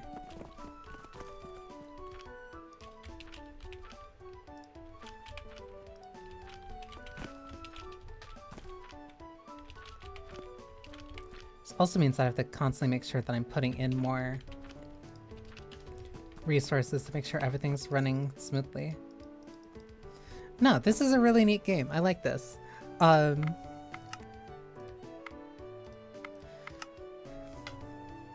It's like medieval Factorio or Satisfactory. No, I really like this. I wonder why. I wonder why the Alchemist would like Alchemy Factory. Yeah, no, that's going on the wish list. That's really neat. And it also says it's coming out in November, so I'll keep that in mind. Okay. That's 1, 2. One of these requires an update, so I don't think I can do that right now.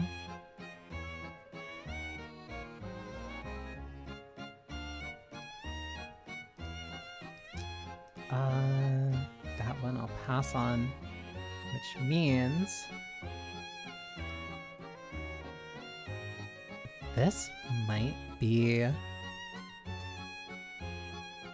the last one before I go back and give something else another shot.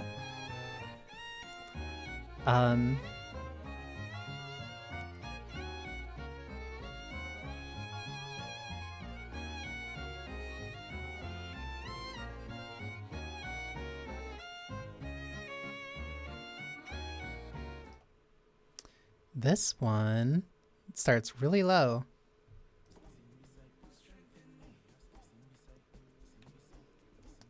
is Yasuke, a lost descendant.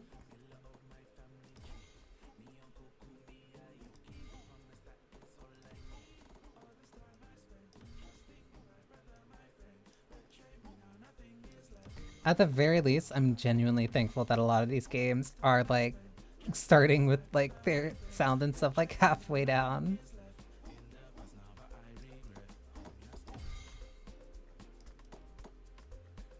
Sound effects. Whoops. Wait, hang on.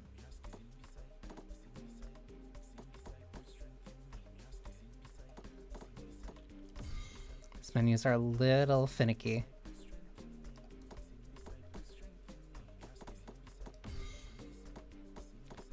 Blur off.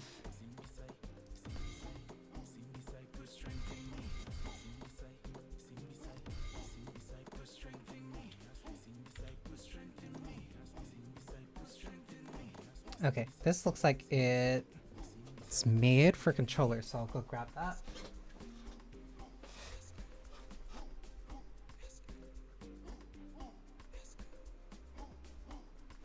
Almost like I prepared for this slightly. As long as I wasn't too absent-minded. Hopefully this is charged.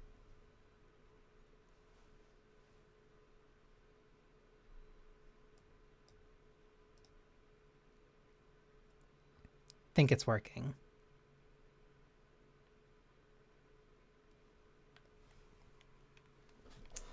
Unfortunately, you can't. No. Well, if I like opened it like a little bit earlier, but at the same time, like I kind of didn't want to. There's only like 2 games I want to open up beforehand to like double check to make sure for certain things.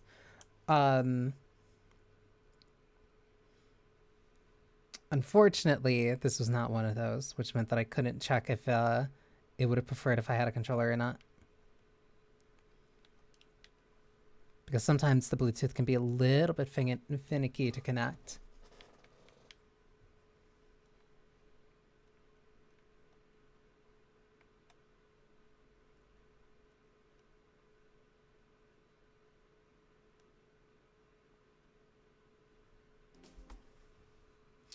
Whoops, it did not like that. I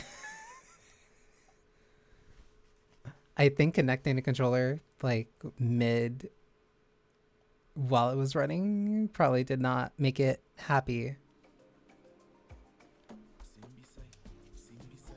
Okay.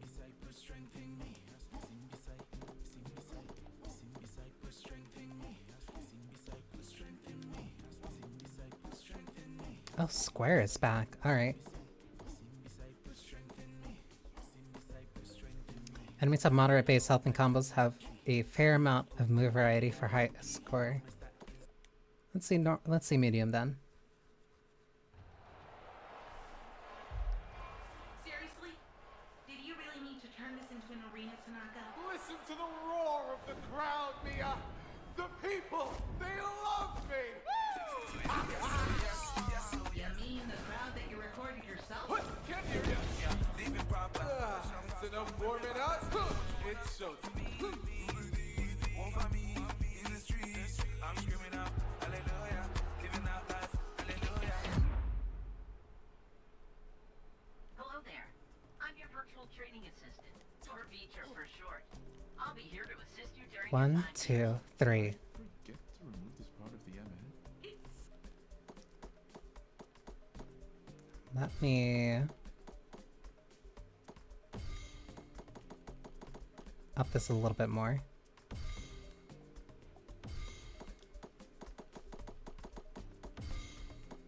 Because it's a little low.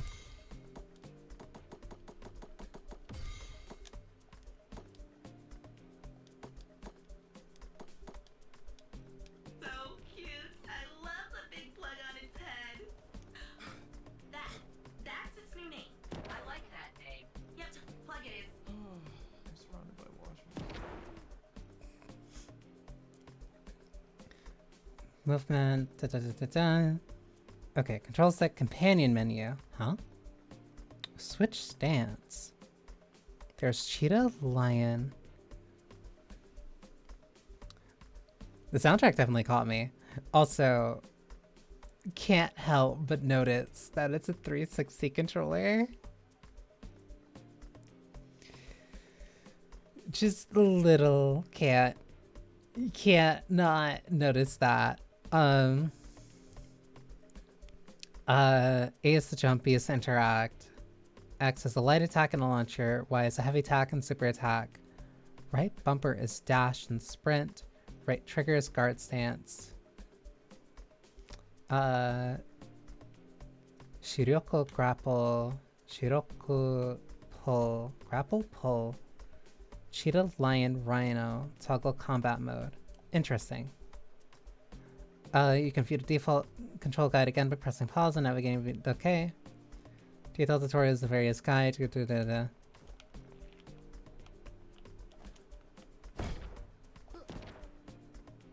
Oh, you're fast.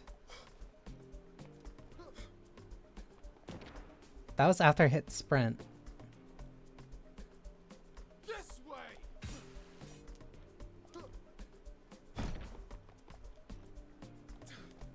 Oh, so this is just more of like a...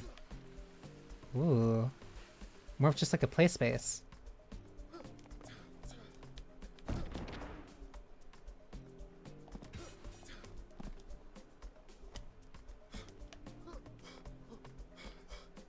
Interesting. Like, even just moving around, I like it.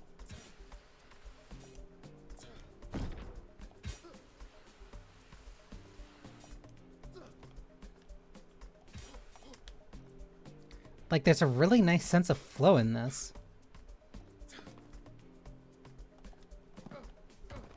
Oh. You have to be careful. Over here.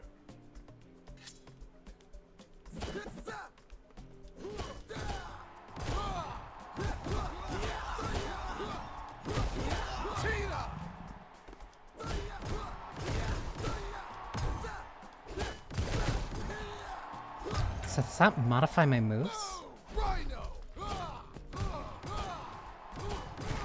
Yeah, these are a lot heavier. Oh, that creates a wall.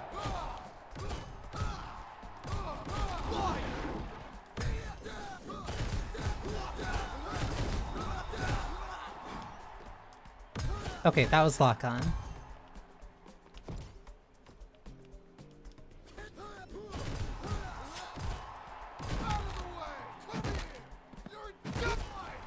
And it has executions too. I think it needs... Oh. Wait, that completely swept me out of my sword.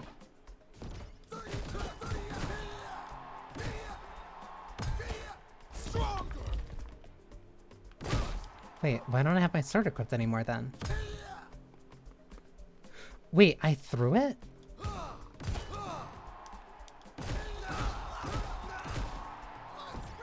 And then there's an Azuna drop. Oh, wait, hang on. Is that just pure momentum focus?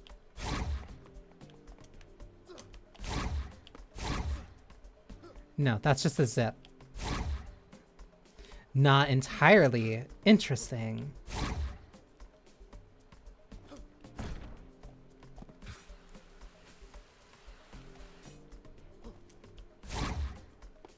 I think this has like a lot of really... I think it's also, again, like a really strong base. It probably needs just like a little bit more polish, but like, no, this is...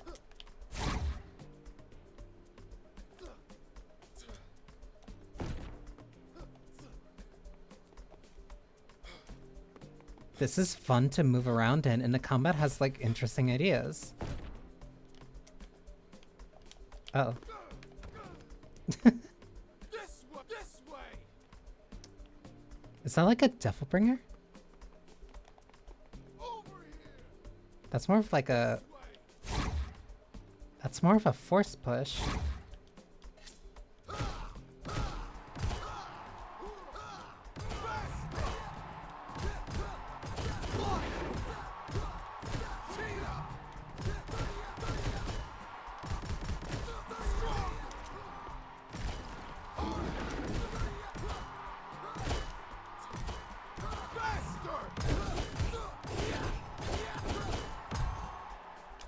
Okay, yeah, that's more like DNC style switching.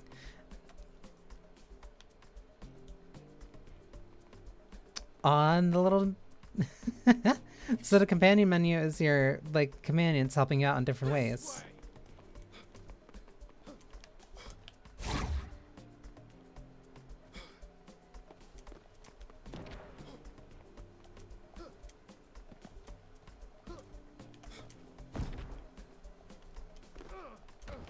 Whoops. You still remember everything Sensei taught you? Is that really a question? Is that a tickle box?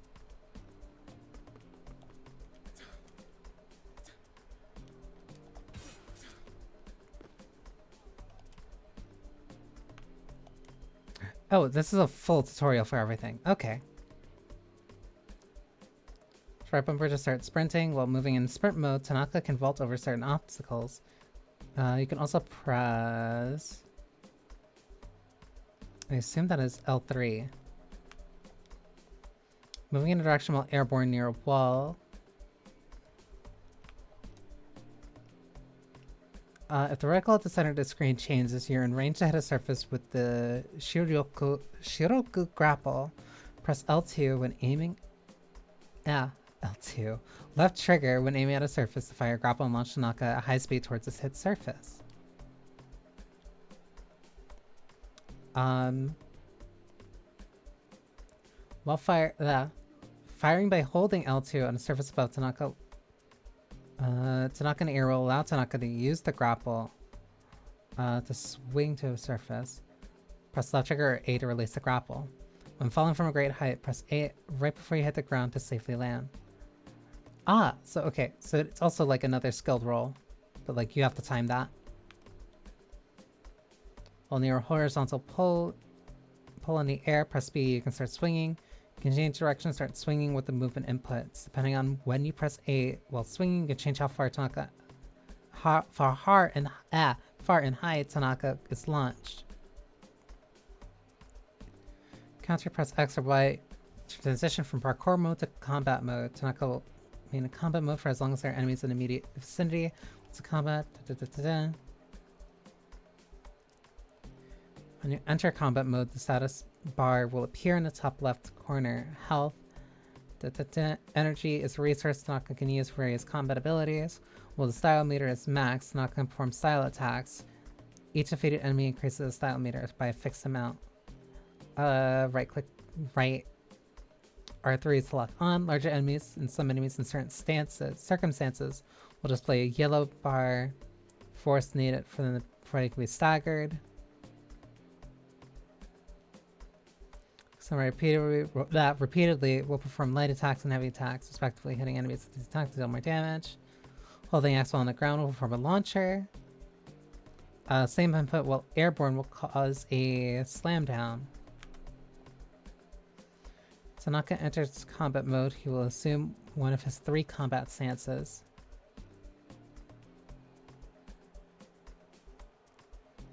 Lion, Cheetah, Rhino. These stances each offer different moveset. Lion offers a balance between speed and power, making it great for default option for dealing with unfamiliar situations. Cheetah offers high mobility and quick multi-hitting attacks while lacking damage. The stance is great at dealing with multiple enemies at once.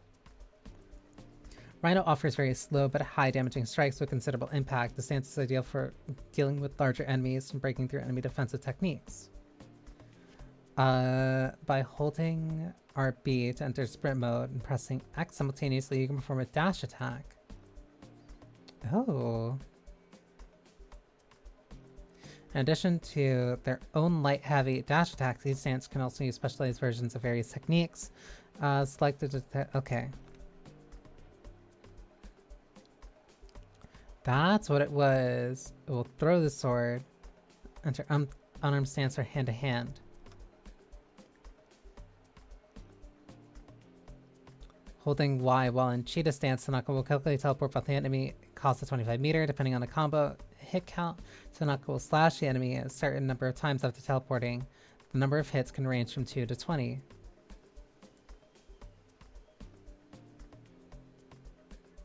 With maxed out style, pressing X and Y simultaneously perform cheetah stance's style attack.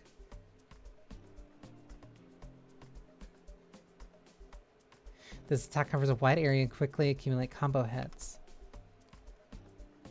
Stomp on the ground and create a rock wall. The wall can be used as a Shiryoku object and push towards enemies by holding left bumper. The wall lasts for 10 seconds and costs 10 energy to push.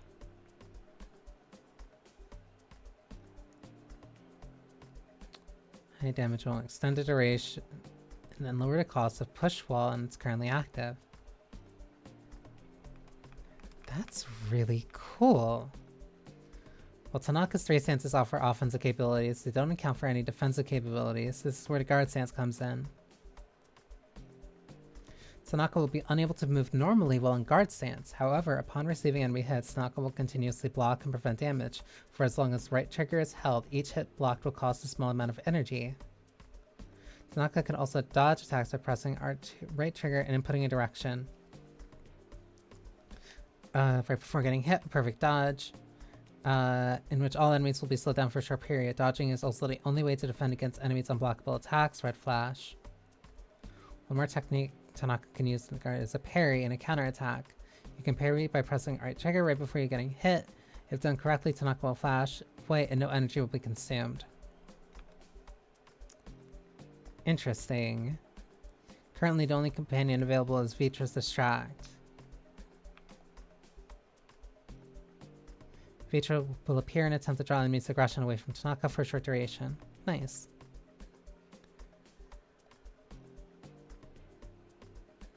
Oh, it is a force. It is a force ability.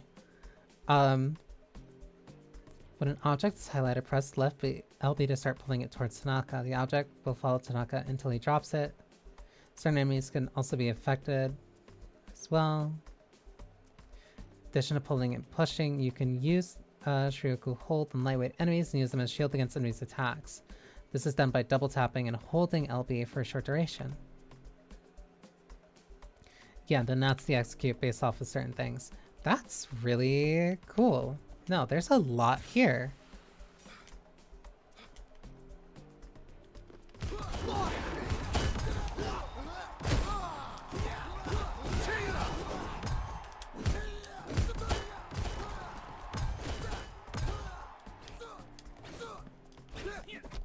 Whoops.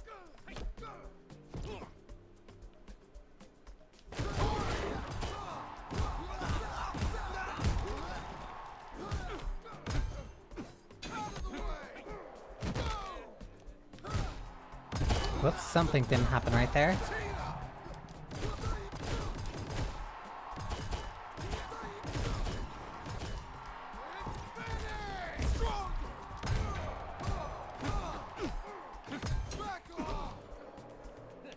They also take like a decent amount of damage too.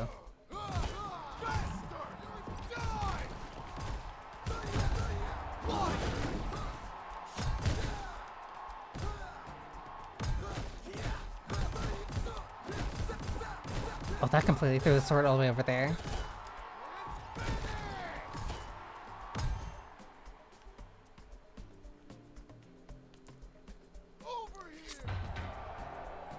It definitely needs like a little bit of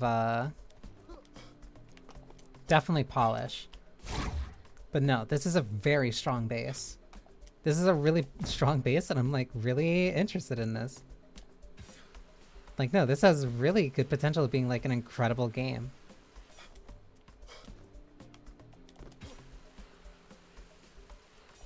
Like this has a really good... Like, just moving around is incredibly fun.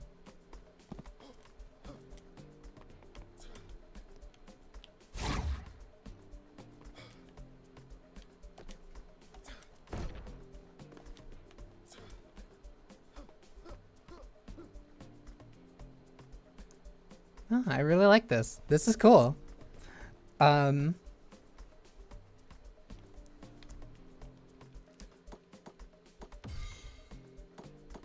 you change much in here? Not intended for the full game. Intended for the full game. Yeah, this is very, very rough. But no, there's a really strong base in here. I like this. I'm also very interested in just like the visuals of the setting to begin with. Yeah, no, short but kind of no, short but sweet. No, it leaves a very strong impression. It leaves a very strong impression, like immediately for me.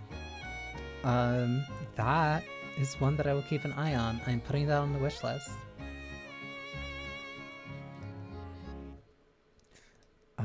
But yeah, that is almost everything. There is only one thing that I admittedly kind of wanted to go back to, partly for my own interest. And since I have no idea if it's gonna be gone by the time that the day is over, or at least when the next fest is over, I want to like give it a full proper go this time, or at least right now.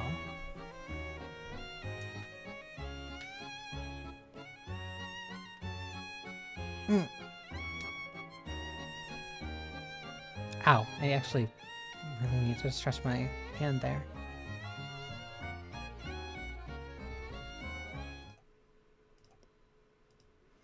It also would have felt wrong if, like, this wasn't the last thing I played, considering that I literally just finished Little Goody Two Shoes yesterday.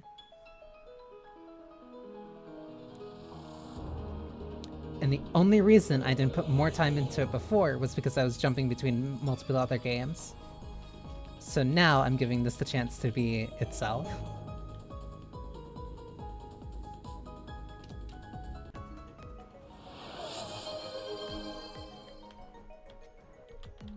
I have water. I have water and I have tea.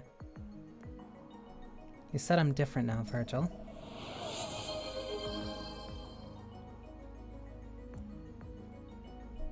It's difficult to explain. Your memories are gone. I've yet to get used to that. Oh, but you're far less emotional than before. Emotional? Incredibly emotional. You use the faint and weep all the time. You're dead now, too. I suppose that's a big difference. I was alive before? I expected to be dead in hell, not the opposite. I do wonder what happened to you after we parted ways, Dante. No choice but to find out for ourselves, it seems.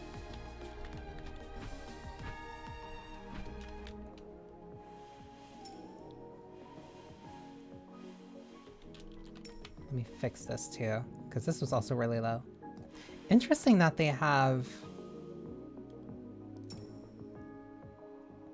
Ah, that's why. Never mind. Oh, right. Because this was something I didn't do at all. Pick a signature weapon. It's a close-range searing slash. Shoots a swerving projectile that inflicts AoE damage upon enemies at contact. Oh, it can also tell you... This has a higher crit rate. Oh, so that at least, like, alleviates the one thing that I mentioned before. So decent damage, slightly slow attack speed. Watching demos. Thankfully, we also get to watch a very cute art style. Welcome Tiki. I'm apologize that I'm like still... Pronunciation is very hard for me. Pronunciation is very hard for me, especially when it's somebody that like I am getting used to like learning about. I try to be as conscientious as I can. Don't worry, thank you. But yeah, I try my best. I try my best, but like my brain is so used to trying to accommodate for so many different languages and like different pronunciations that like I just end up tripping over myself. You're not gonna ruin this. But yeah, what have you, like, have you been trying out some of the different things from this next fest? 15. This has a slightly higher attack rate, but it's persistent. Okay, I want to try this again then.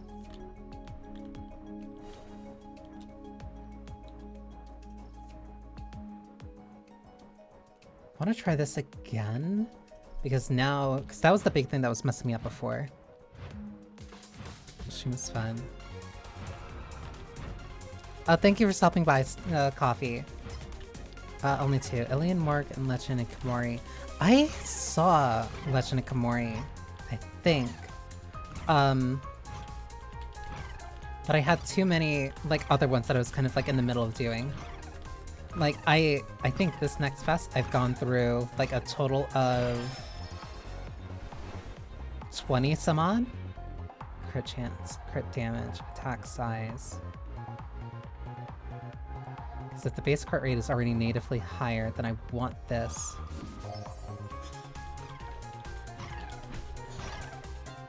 Like, I've went through so many, and I've enjoyed, like, a majority of them, too. Takes cross size. Is there any you would highly recommend? As a very avid Astral Shift fan, I have to recommend Hail Maiden, the one that I'm playing like right now. Hail Maiden, it's special, well, because I'm saying, oh, wait. I can get Wayfinder too? I have a very heavy bias for Hail Maiden and Astral Shift in general because I love Pocket Mirror and especially Little Goody Two Shoes. Homura Hime was really fun.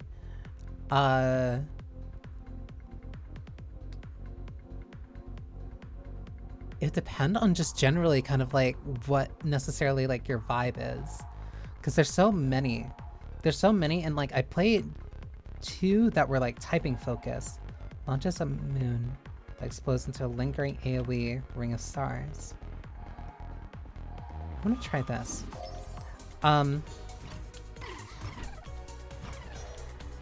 There was, I'm trying to remember, because like I played a couple that was like a couple days ago. Ooh, so that's a slow charge. Has a chance of increasing or decreasing projectile count with each attack. That's just a 50-50.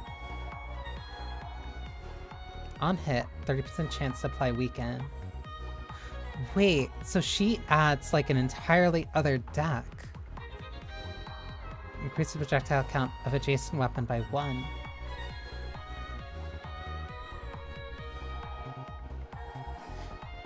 This is... okay, this...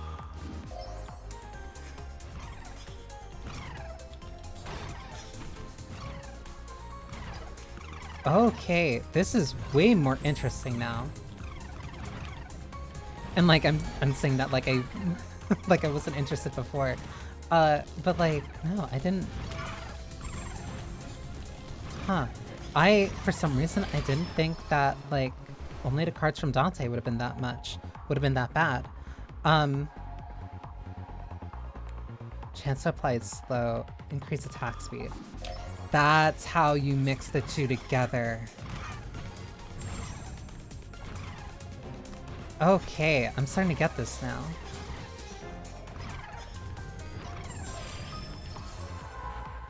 Beatrice. Increase damage against ranged enemies, increase overall attack size, more experience. But yeah, Homura Hime, all the ones that I played from that first stream were like really good.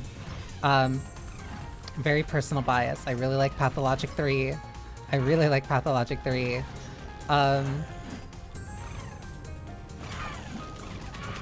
Hell Maiden as an Astral Shift fan. Trying to think what other ones there were.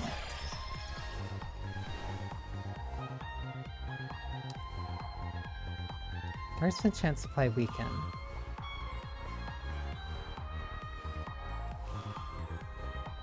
This one lingers, so I think this would be better. Actually, there is... Hang on. Okay, because there's an ad break coming up, but I can use this ad break as a chance to go back through my Steam catalog so that I can give you a proper list.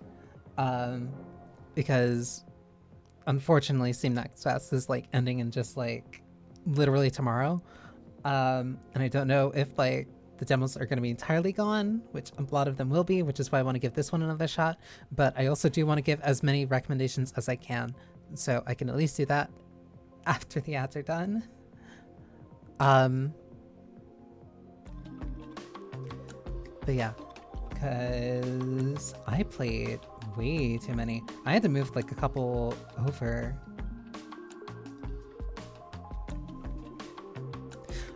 There's one that I missed.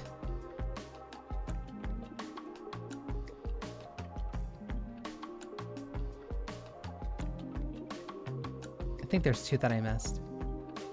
I think there's 3 that I missed.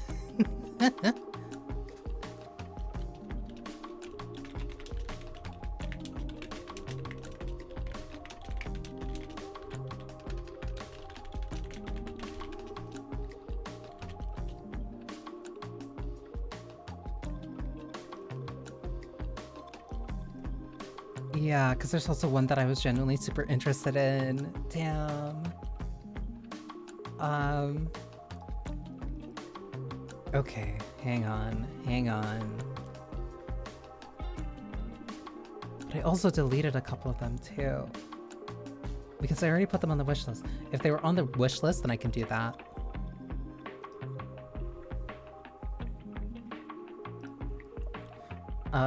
Sort by date added.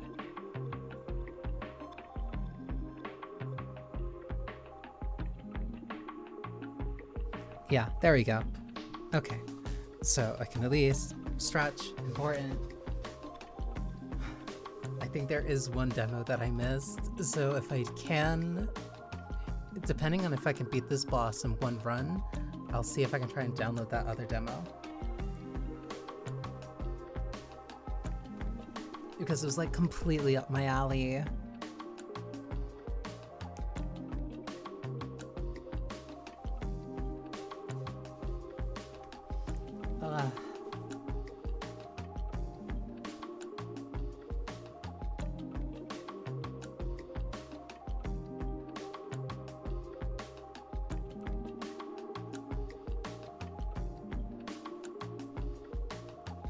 But it's also important to make sure to stretch too, as much as I want to keep talking about the games I like.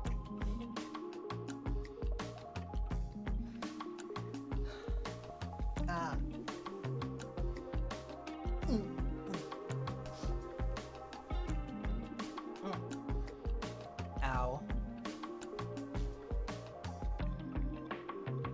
I really should, like, stretch a lot more. I know you're supposed to do that, like, in the morning, but still, like, ow. I know you're supposed to stretch, like, a lot more, especially in the mornings, but, like, especially with, like, how much I've been streaming, just, like, consistently, I just kind of wanted to lay down. I just wanted to lay down for, like, most of today, which I didn't even do. I didn't even lay down for as much as I wanted to. Because I had stuff that I was like busy doing. I had stuff that I had to get done, which meant that I had to wake up, which meant that I had to go out and do things. And then like I slept walk through most of the chores and stuff that I was doing. And then I came back and then immediately passed out. That's unfortunately what happens when you need to be a little bit responsible for yourself. But we should be back from ads. Right, because I was gonna open up my Steam. Yeah, if I were to recommend anything, my highest immediate recommendations would be Homura Hime. That one's gonna be like my darling thing. Keys of Fury is a really fun typing game. It's not the typing battle royale that was Final Sentence that I think a lot of people really caught on to as Next Fest went on.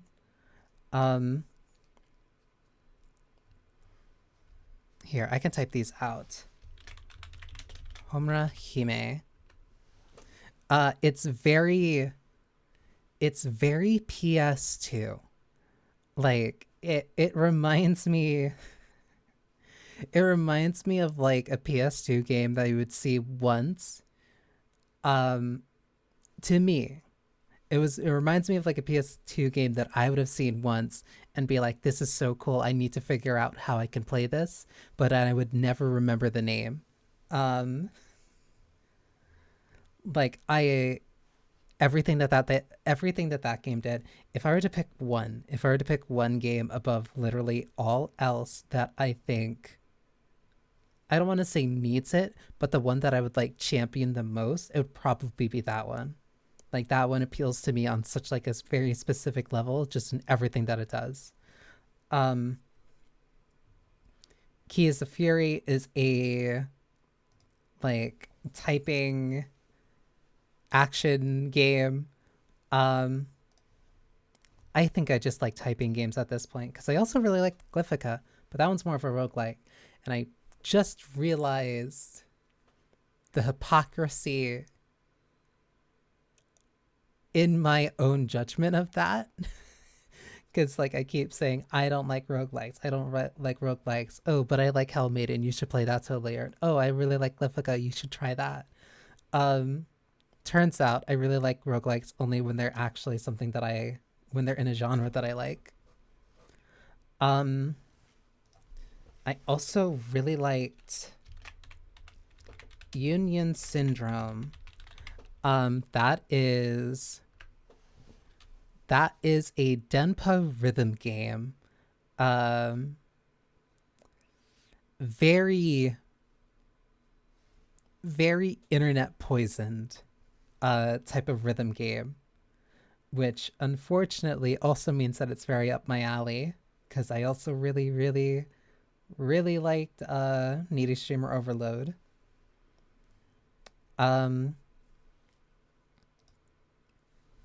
Gretel's Honesty is also one that I really liked. Very cute visual style. I think it's just like a very interesting premise.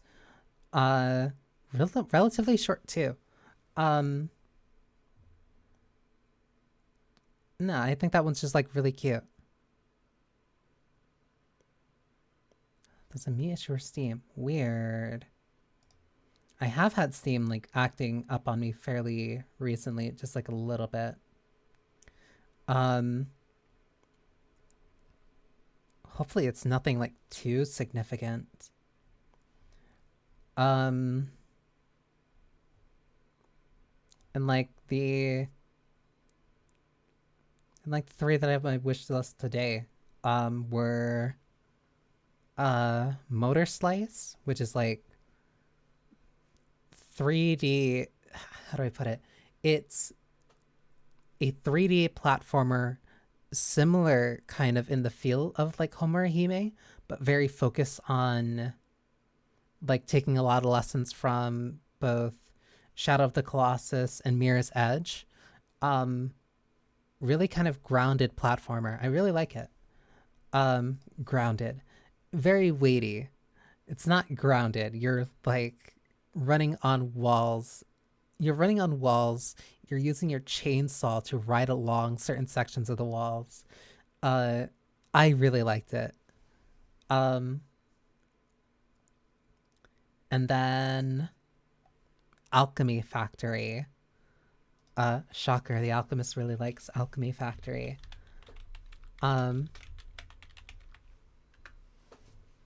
That one is very automation, very satisfactory Factorio type of thing, but like focused on a very medieval setting and turning resources into things that you sell out of your own shop. So I like that. Those would all probably be my highest immediate recommendations. But yeah. Next Fest is always super Next Fest is always super fun, but it's always like there's too many good games to play. And it's usually like they also get buried under just like a lot of other games too, unfortunately.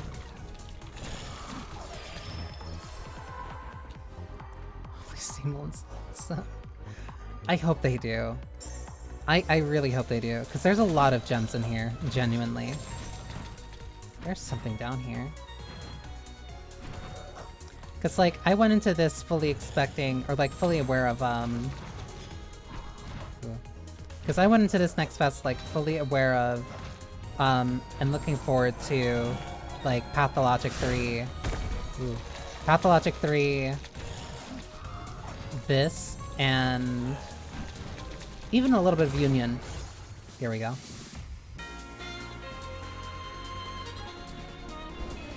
But like, I really like being surprised by certain things like Homerhime.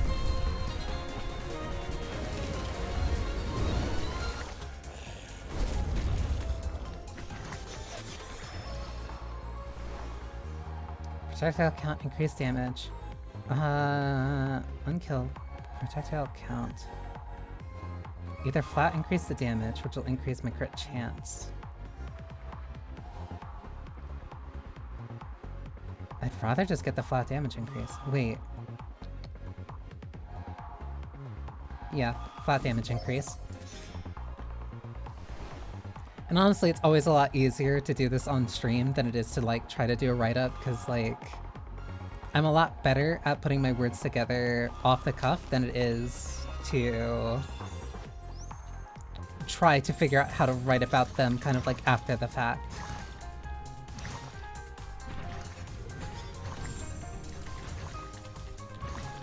Oh, that completely just cleared through them.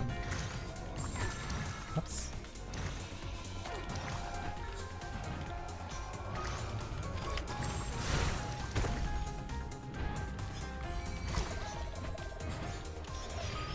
You're new. Decrease damage received, increase magnetic pull. 32. That's Horus. Where is she?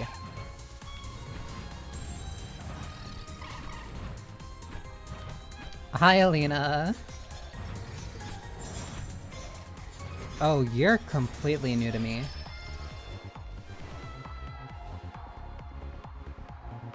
Fireball, random strike. Sigil.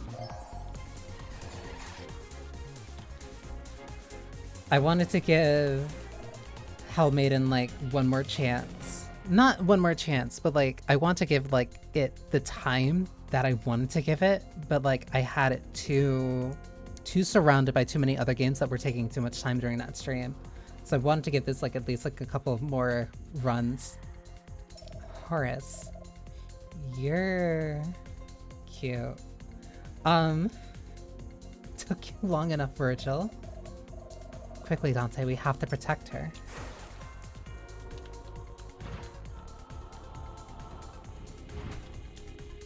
She didn't show up during any of my other ones.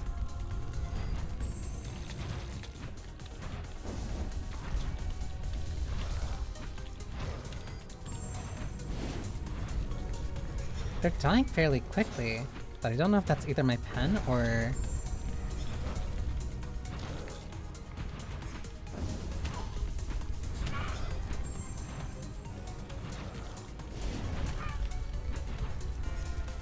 Okay, as long as they don't get there directly, then it's fine.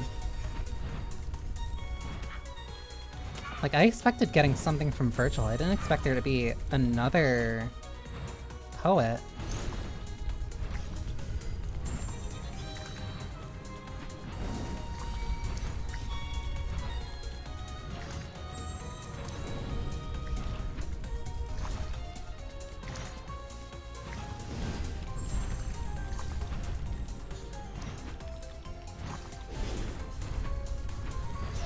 I did expect them to be pretty though, that much I can definitely say. Overall attack duration, increase attack size. Oh, you're only focused on her.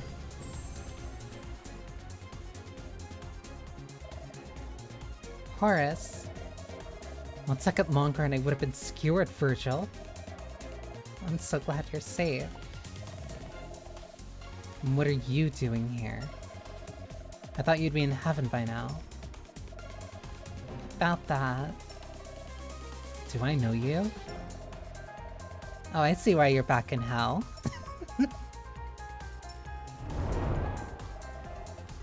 There's no time, let's get out of here.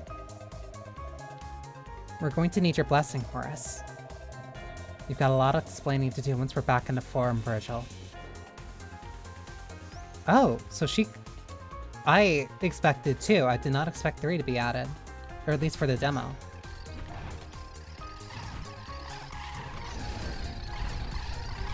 But now I wonder if that means that, like, her... Oh dear. If her, cards are added. Thank you for lurking, Subliminal.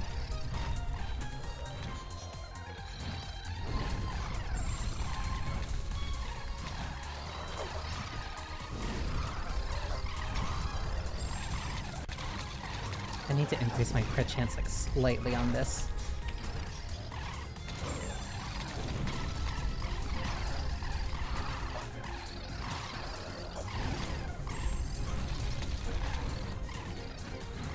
Okay, this gives me at least enough breathing room for this.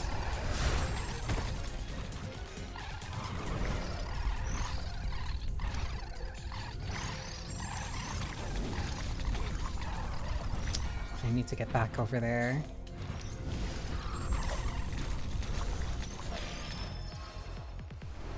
Her cards are immediately added. Increases crit damage to right by 30% and crit chance to the left by 30. Interesting. On hit, chance of absorbing HP. Oh, she's... I'm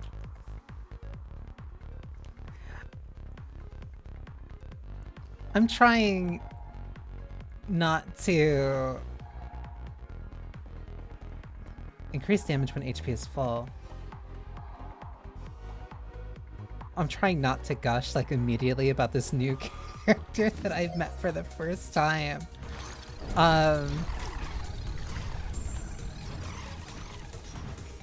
It is not my fault that she's neat.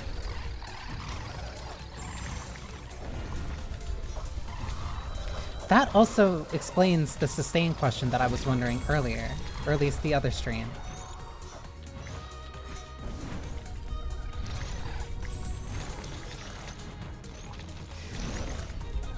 It is not...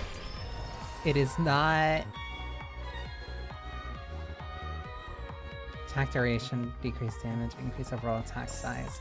It is not my fault when girl pretty. And Astral Shift really knows how to make a pretty girl. Increase attack size by 50% and damage by 15%.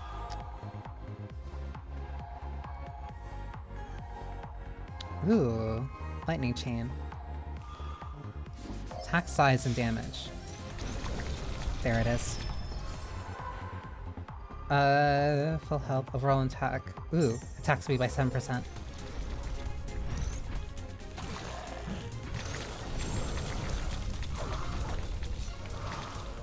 What is this? Oh, that's a gravity well. Okay, interesting.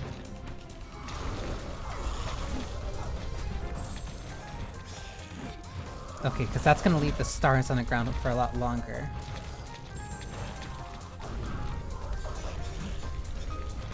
Are the flames closing in? Release a winding spiral of stars around you. Shoots a swerving projectile that inflicts AoE. Leaves a scorching pass whenever you dash. I think I'd rather... Because that's just the other base weapon. But can I get Horus's weapon? No, I can only get variations. Okay.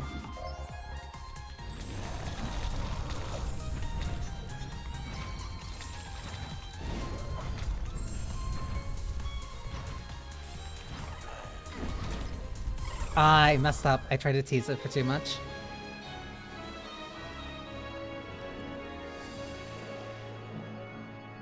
Okay, that at least lets me see Horus immediately instead of going for another run. I'm surprised that it took me, what, like 4 runs to see her? That was a close call, huh? I never thought I'd be glad to see you again, Dante. You know, Horus, Dante has lost her memory. I found her floating in the river earlier. In the river? You lost your memories and you're dead? Okay, I kinda like her. I might like her immediately. Are you sure you made it to Paradiso, Dante? That... She...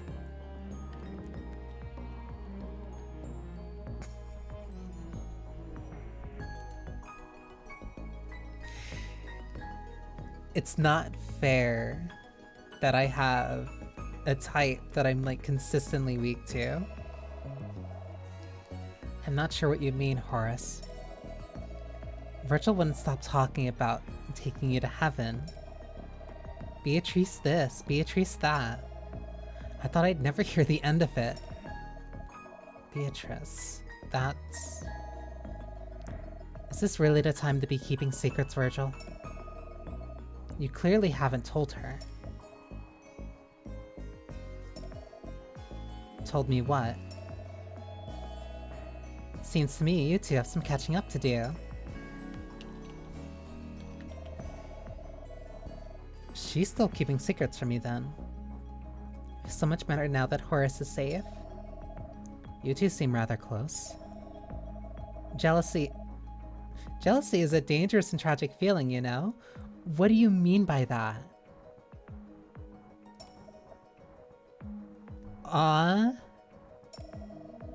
Horus is my lifelong friend, don't you worry. Not worried. Oh, my sweet Dante. You still not telling me anything about Beatrice.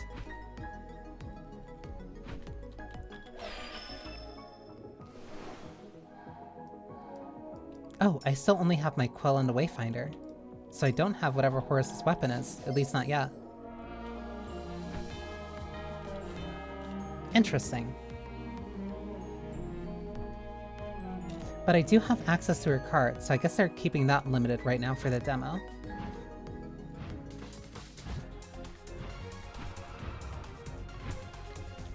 I think that was the worst run that I had yet, honestly, too.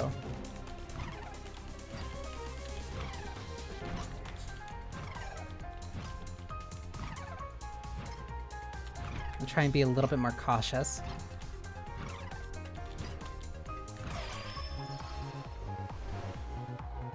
Damage, attack size, projectile count, damage.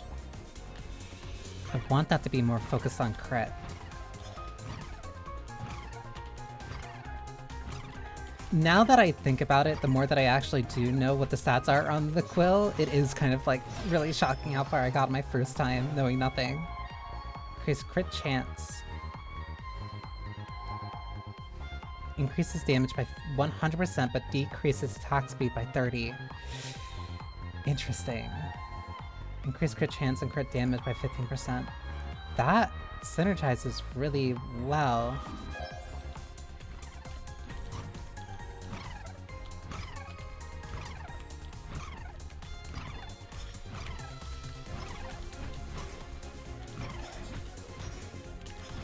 I'm not used to having to run over and pick up like experience after killing enemies like this. At least that... Ooh. Blade of Augustus. Unleashes a powerful wide slash. Launches an Launches and anchors a spear that inflicts AoE to surrounding enemies. Launches a piercing spear that, I promise I can speak. Launches a piercing spear that slices through enemy and returns to you. Carpe diem. I like this. So what is this?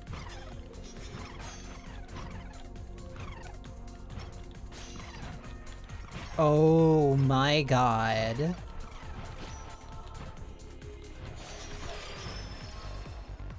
I like that a lot. Projectile count on this.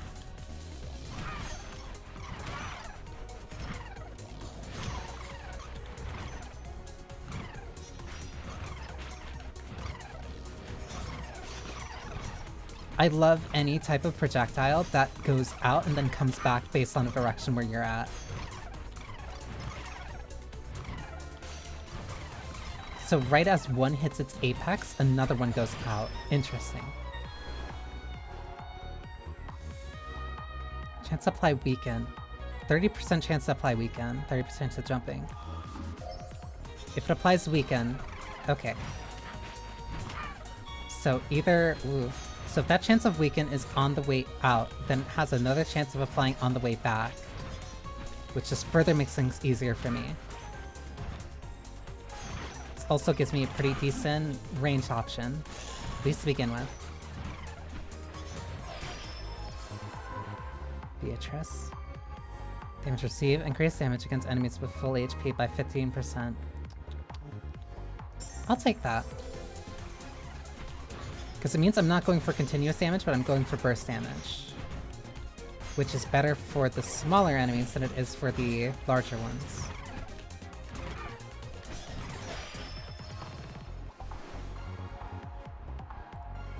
Increase the crit damage, increase the crit chance of the weapons on the right. So, what if I move you... That means that you would have to be in the middle. You go here.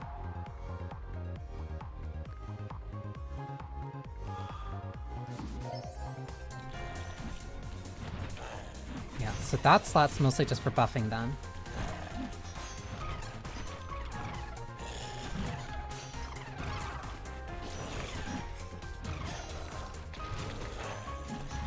I want to wait for like when the next big wave comes in. I already feel it.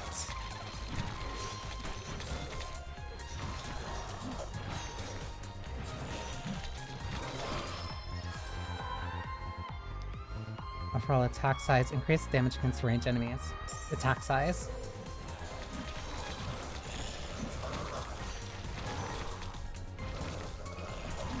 Let's see if half of this is enough.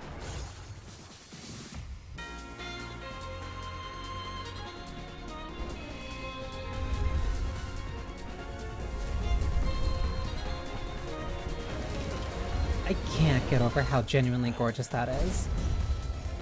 Okay, it does a quarter. That enemy's dead the second that that returns back. Increase crit chance. Chance to apply poison on hit. Increase attack size. Increase damage of every weapon on the left. Damn. That would be useful, but not for what I have right now. Increase attack speed, increase damage.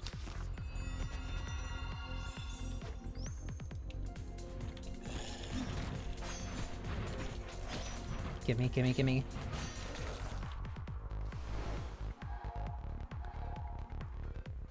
%30 chance to apply weaken, additional projectile. Give me this. That should boost that up to 50. And if it hits twice, then that means I basically... It's not guaranteed, but there's a high likelihood of the weaken to be applied.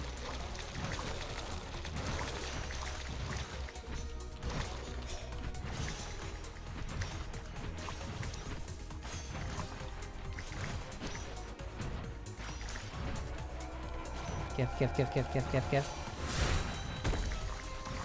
Okay, that's only a momentary buff. Whoops.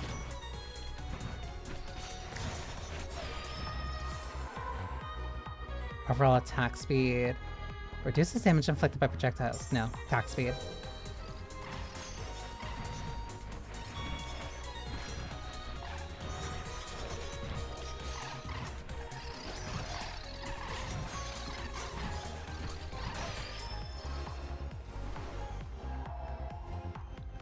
Undying Legacy.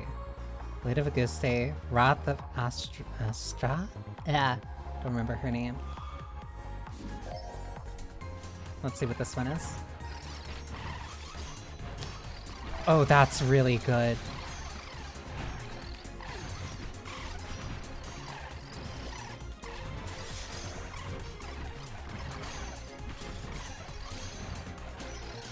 I might like Horus, not only for herself, but also for her weapon.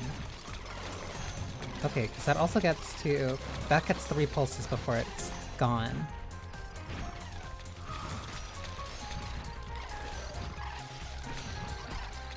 See something down here, it's movement.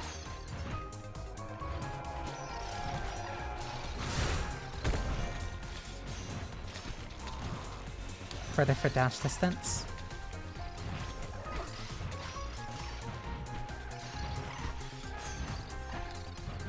Remember the path I took? Remember the path I took? Permanent damage upgrade. That's exactly what I needed.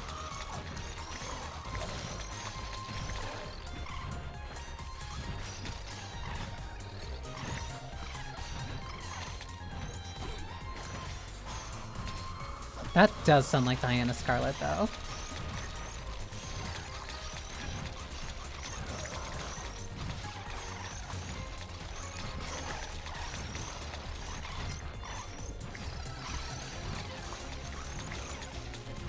Come on.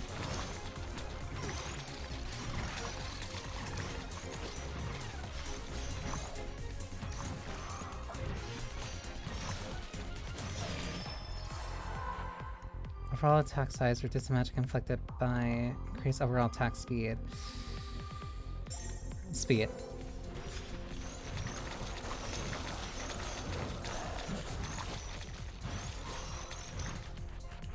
There it is. I knew it had to be getting close.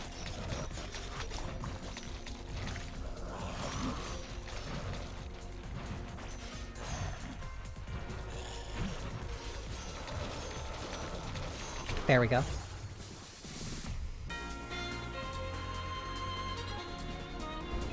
Now it makes me very curious as to like what Horus's looks like.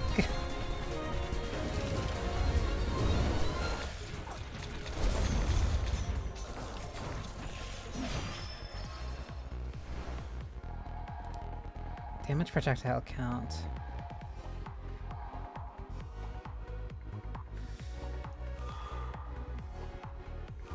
Because I already have that on that.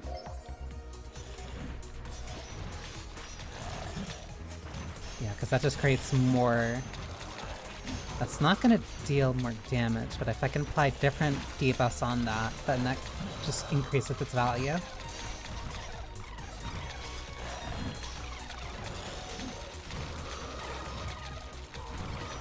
So I'm trying to just to stack up the quill as much as I can.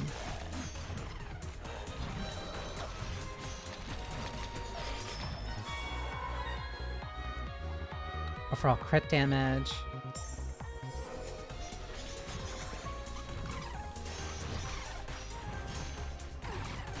Whoops, I looked up the thing too much. Percent damage.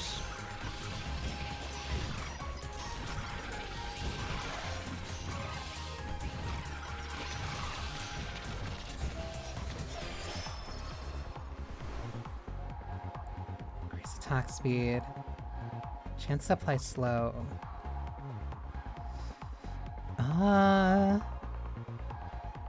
Attack speed would drastically increase. Yeah.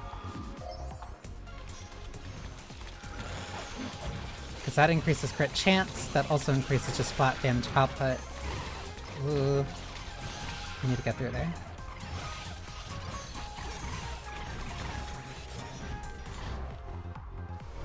I need to dash immediately up to my upper right the second I can. Apply weaken, but I already have one that applies weaken.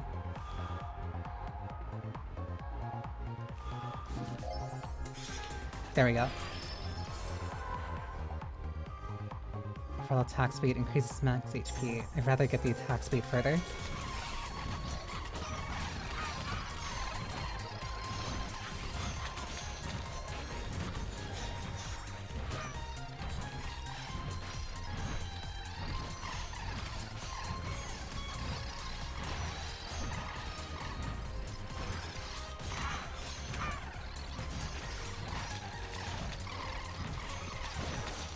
Can you swarm?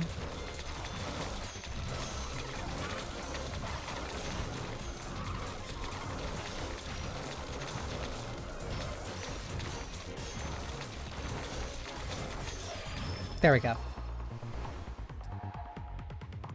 And last one.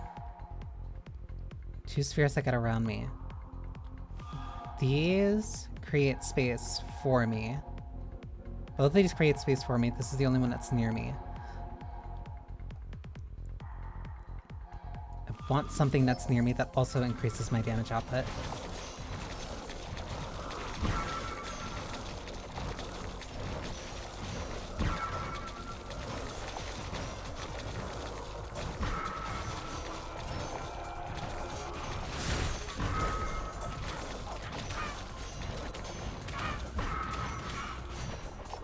Crazy work.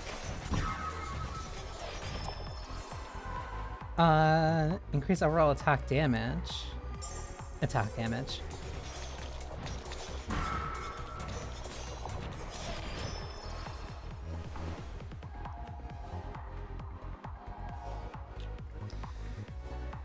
Increase the crit. Ooh, wait, okay. So I can move that there. Move you here. Wait.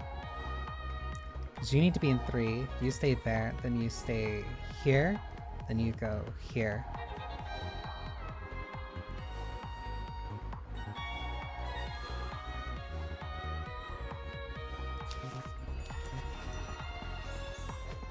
Yeah, 30% chance increase for both. For crit on one side and then crit chance the other side.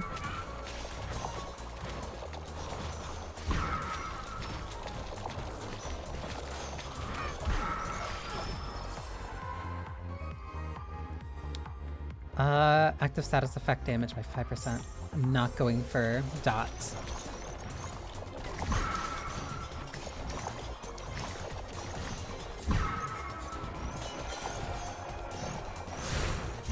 Whole area plus.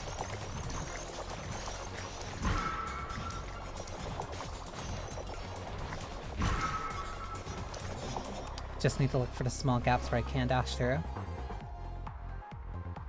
Attack duration, attack crit chance, attack speed. Duration would cover me for longer. Attack speed is just a DPS increase. Yeah, because I'm already putting so much in the quill. Right now I need to focus on that.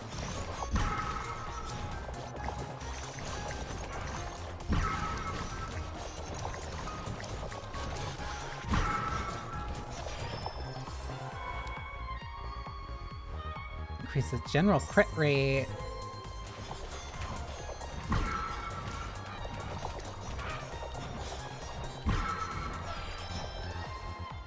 Oh, this is going much smoother. Chance to apply weaken.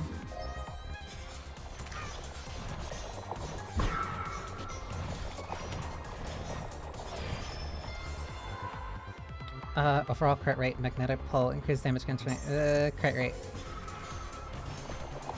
So I'm still not exactly sure specifically when or what triggers the boss. So I just need to bump up as much power as I can, because I think it's around like 11 minutes.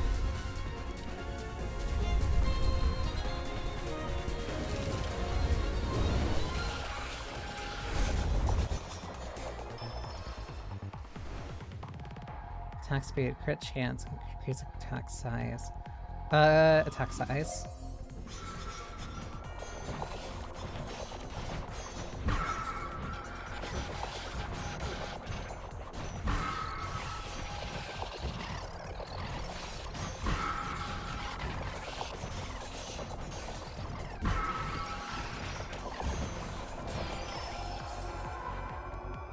Increase movement speed, overall attack speed.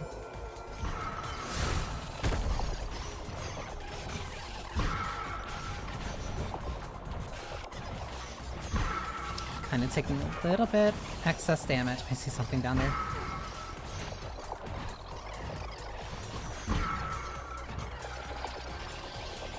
Perfect, I'll take this. This is working out a lot better. Attack size, attack speed. I want the attack duration.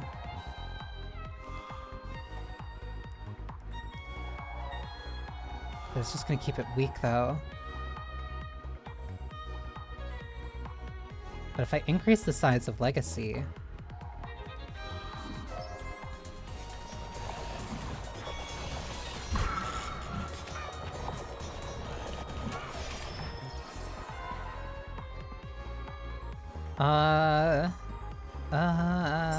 experience, I guess.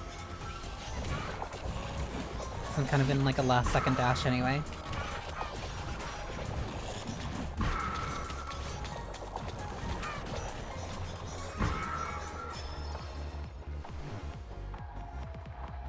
What do you have for me, Dante?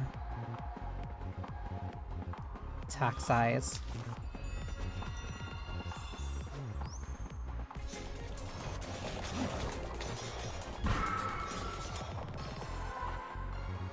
Magnetic pull, increase overall attack duration. Oh, the Beatrice rerolls are completely separate from the, from like these.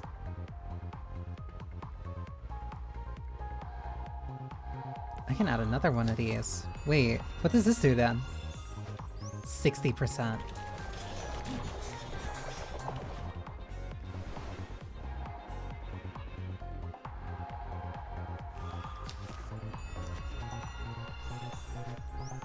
Crit damage and crit chance.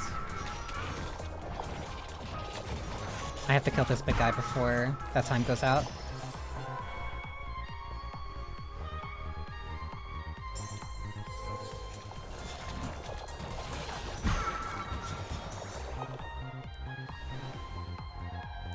Take a, chance. The chance to apply weakness.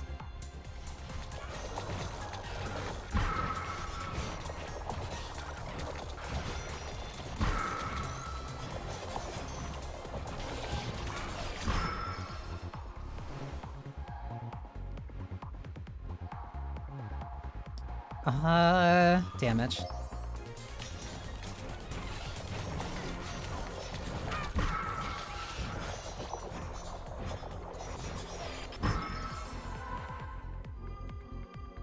Overall attack.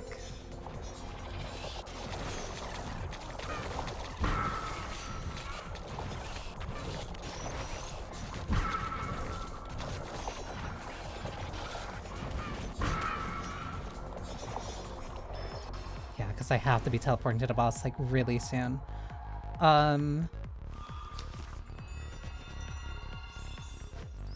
Increase attack by 100%.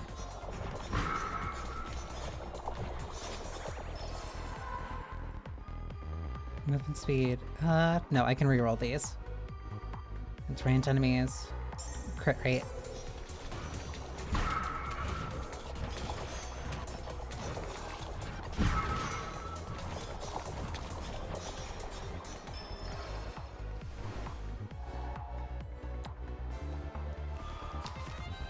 Oh, this is just supercharging.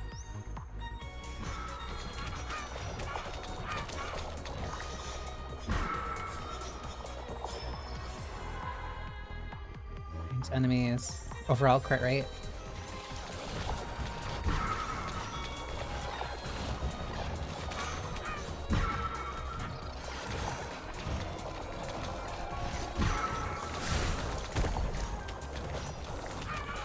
There it is. Oh, you start with no frills. Okay.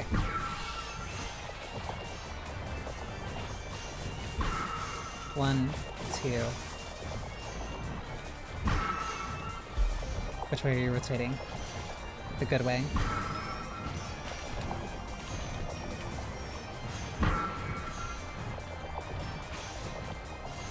Watch out for her orbs. That's one. That's two.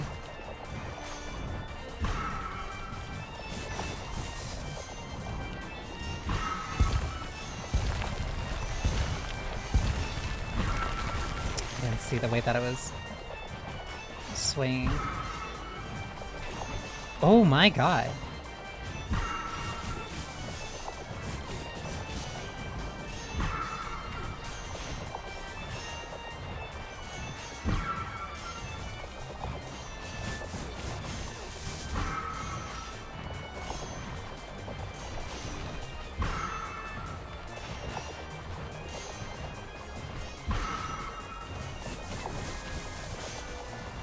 Okay, and then this is the DM. Make sure you're rotating this way.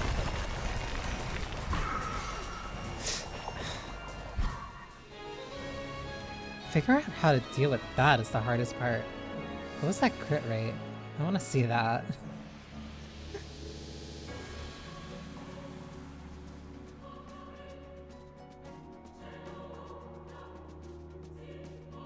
I don't think she did that swipe attack. Oh, I can't see what the crit rate is. I don't think I saw her do the swipe attack before. That one completely caught me off guard.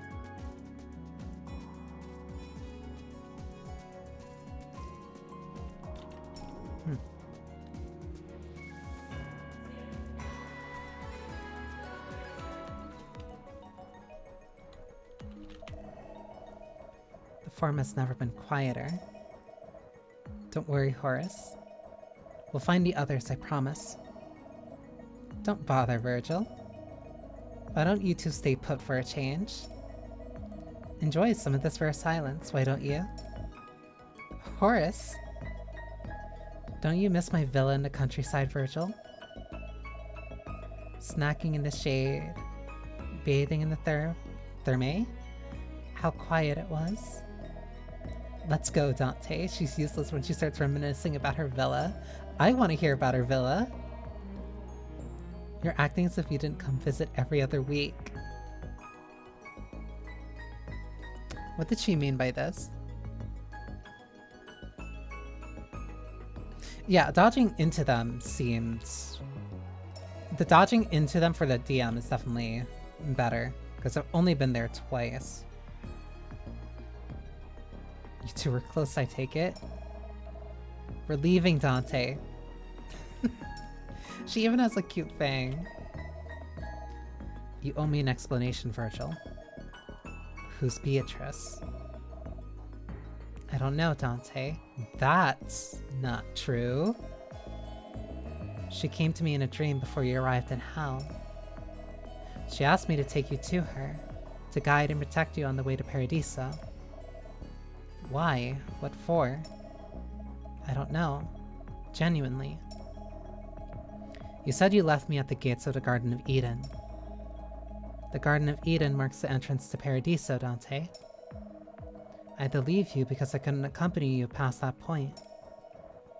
I'm a poet of limbo, after all. And now she wants me back in Paradiso? I thought you'd be with her by now too, truth be told. Why did you tell me all this before? I didn't want you to have to go through it all again so soon. Not when you're this frail. You're a bad liar, Virgil. I could tell you were hiding something from me. I know. I'm sorry, Dante. But you're rather gentle. I like that about you. What did she mean by this? Let's go. Now. If we cannot move heaven, we will raise hell. That's a great line, as you say. Oh, Dante. Okay, let me actually see what the other weapon is then.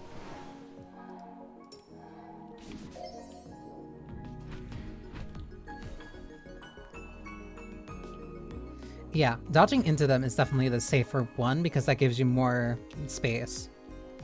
That gives you more space to actually like react to. It's keeping track of knowing when I should do that and... Oh, that curves. But it also has an AoE.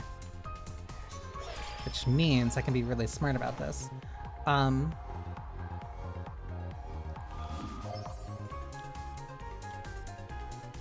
also just gonna give me more range when I have to deal with her. But I have to get to her first.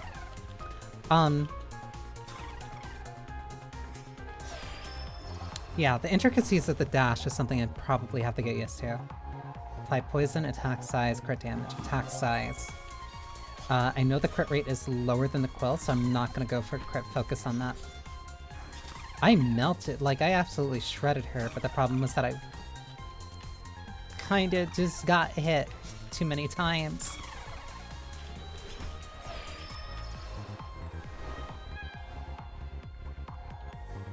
Summons a sigil fireball.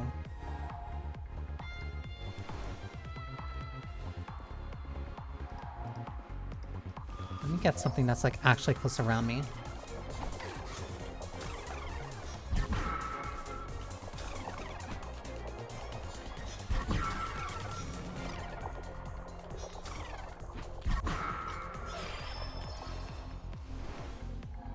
Duration attack, chance to apply burn. I'll take that.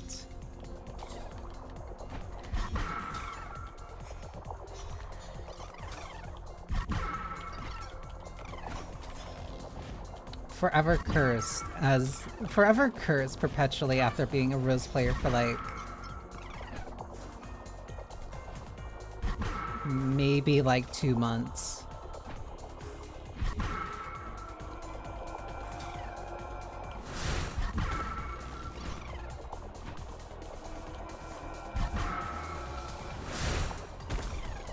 Okay, yeah, so some of these are permanent, other ones are temporary. Ugh, but regardless, they're always worth hitting.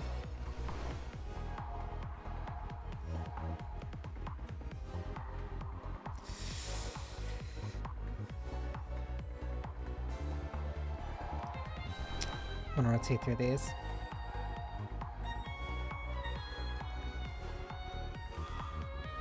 I can make this work. There's the first boss, or like first mini boss, I'll say.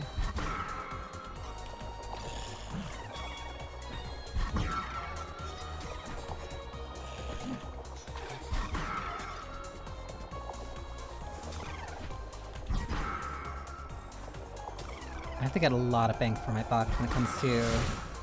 I need something that's gonna be like much more consistent for damage. Please be permanent, please be permanent, please be permanent.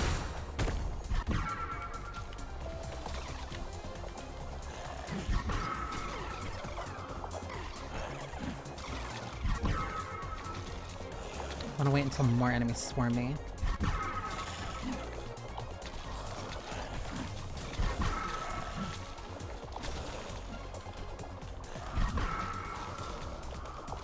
Because the trade-off for Wayfinder is the fact that, like, you can't... Like, you have to really account for that curve. Like, don't know how you could do that. At least not initially. Distance travel.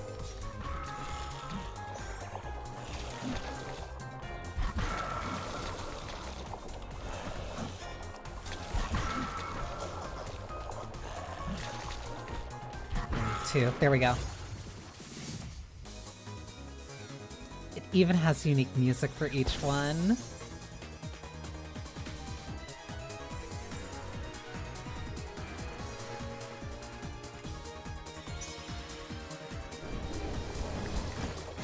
It's a rain of stars. Oh. Wait, that also creates a fence?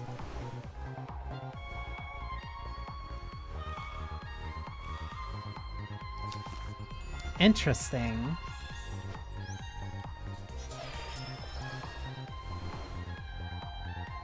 Projectile count, size, Ire of Love, chance of creating. Ooh, I'll take this.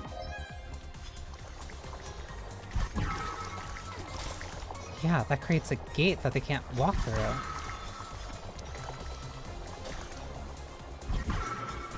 But I can perfectly fine. Okay. I can work around that. Max HP. Increase burn damage.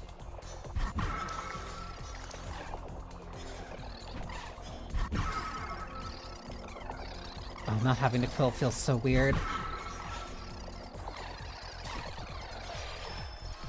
I think I prefer the quill. Projectile count, chance to apply poison.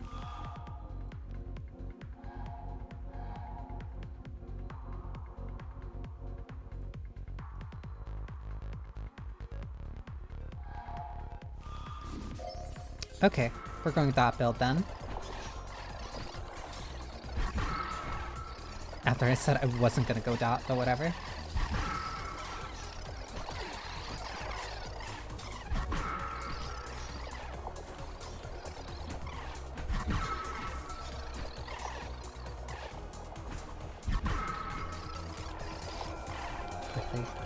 Quickly.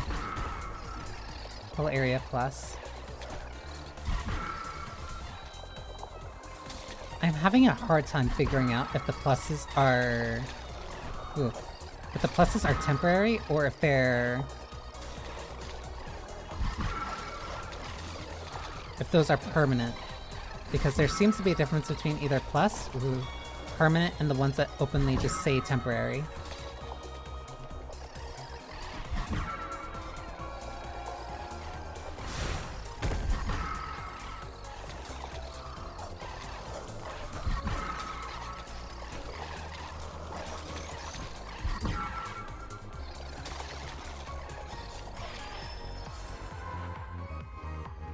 Attack size increase. Attack size.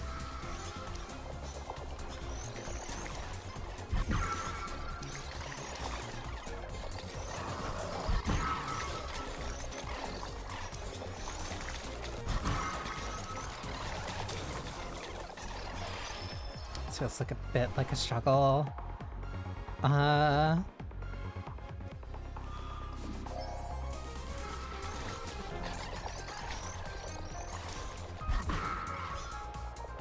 Center of mass.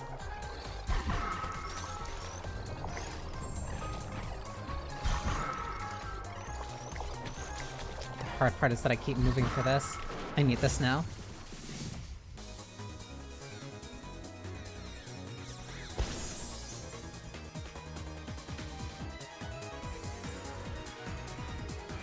She is really cute though.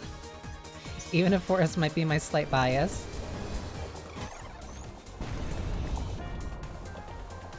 That just feels like it's a much more damaging nuke.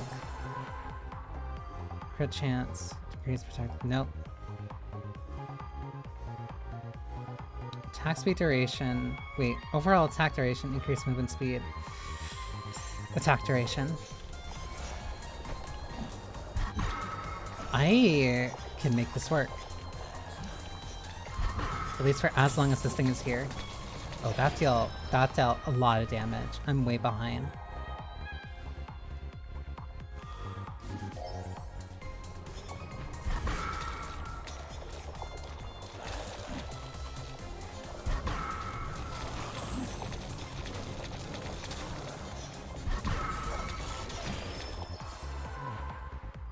Increase poison damage, increase overall attack. Poison. I'm also just like being like a hair off when it comes to dashing out of attacks.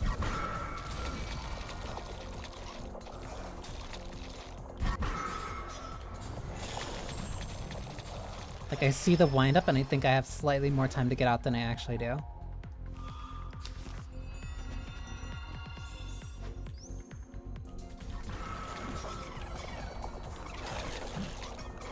Like, there's really no reason to be holding back as much as I am, considering how generous the dashes are.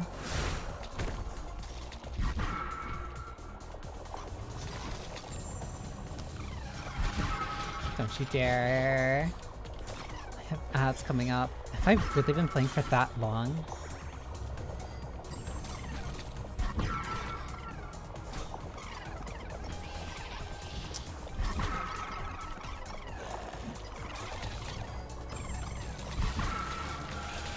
Please, but it doesn't do like a good amount of damage. Burn damage. Please, can I at least kill this guy in like 30 seconds? I don't think I like Wayfinder.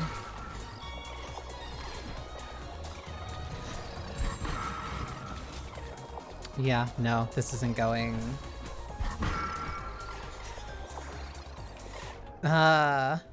Okay, hang on. I'm gonna snooze that for like a sec. I don't think I like Wayfinder. The AoE on it, especially with like when it gets to this point, I can understand. So maybe as like a secondary I'll like it, but as a primary weapon I do not like it.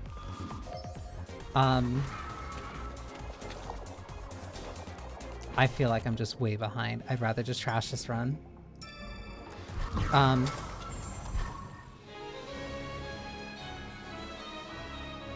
Let her be gone, for she was reckless, entering this realm. Dante Alighieri, bite me. Yeah, I don't like Wayfinder. I like the Quill a lot better. What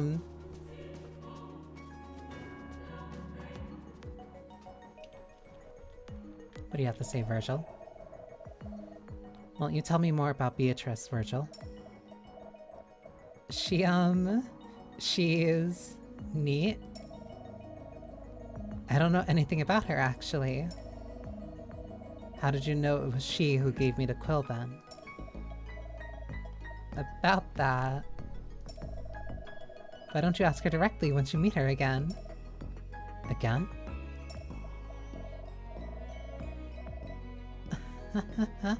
I meant to say soon, silly. Silly me.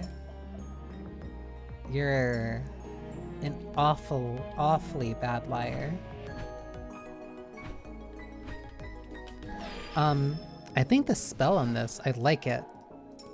I like the spell on this a lot, and I like the AoE effect. I don't think I'd want it as a primary weapon unless I'm going for like a very specific build in mind. But I think right now, given how much Horus's stuff seems to be focused around crit rate and crit damage, or at least acting as like a steroid for it,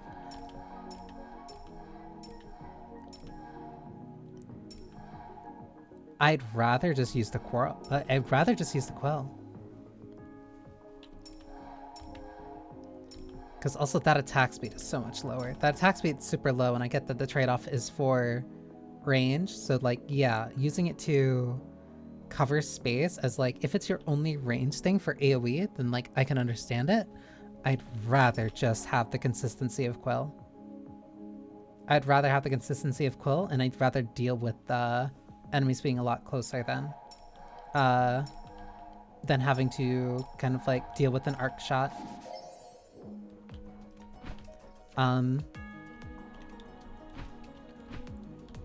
So yeah. Into it again. Next time that the ad break does come up, I will take the 5 minutes, and then I want to beat this boss. That's like that's the only thing of note right now.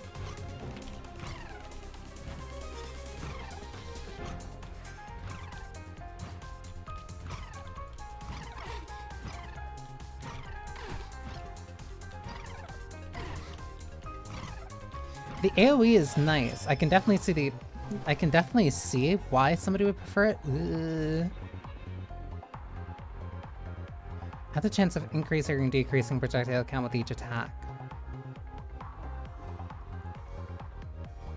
I think I only benefit from this. I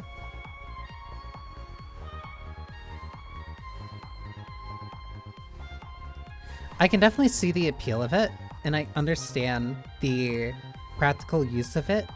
I'd rather just have something that's more consistent and where I can consistently aim where it is. Chance apply weaken. Still not fully... I need to pick something though. This would increase my... Actually, yeah, let's do with this. Because I'm very comfortable training like this, even when it comes to like multiple enemies. Whoops. If it means that I have to rely a little bit more on my dashing, I'm fine with that. Let's do this too.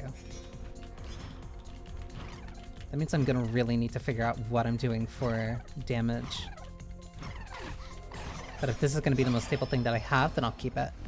Well, look at this. Also, ads are coming up, so I guess we'll stick on this screen for a bit while I stand up and stretch, which you should all do too. So be right back. I can even change the BRB music so that it's at least playing the game audio.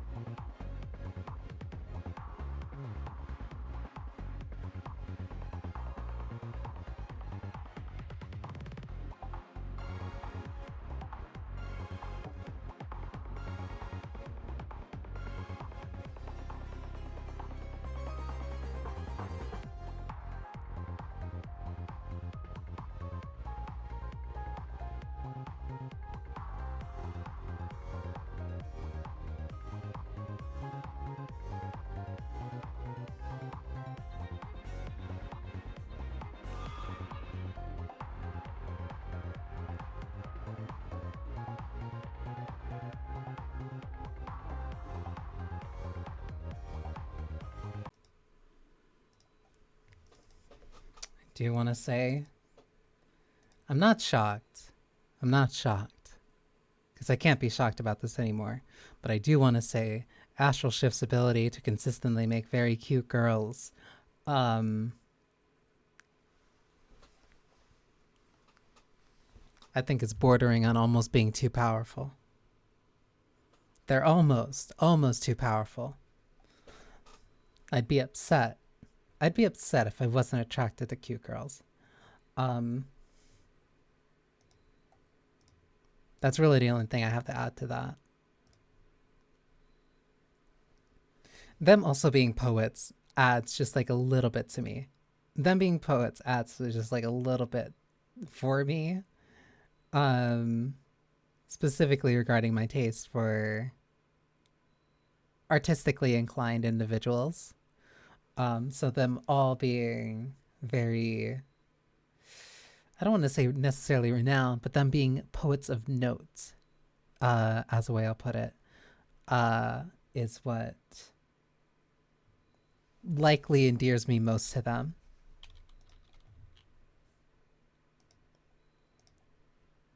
Shocker, I know. The Astral Shift fan really likes cute girls. Who could have possibly expected that?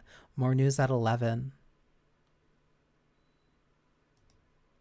Anyway. Selenic Bloom.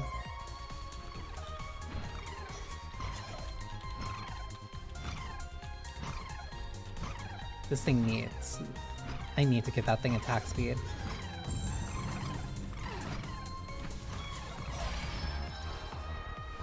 Wait. Oh, that applies to all. I thought that applied only to my quill.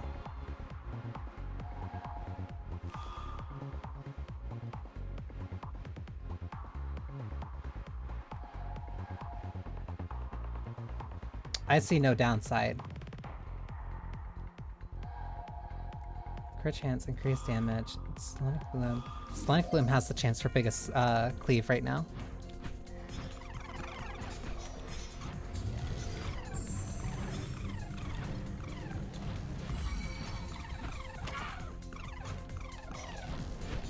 I don't mind a little bit of variance.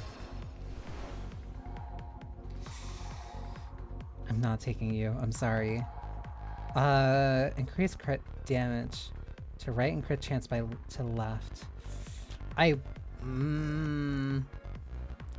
want you. I wish you were on something better than Selenic Bloom right now. Or at least if I had like a better option.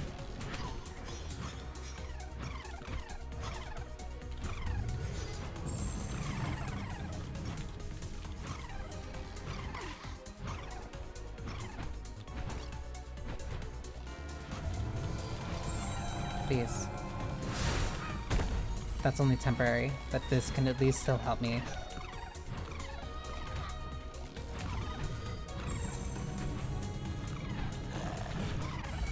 Oh, come on. I should have been out of that. Whatever.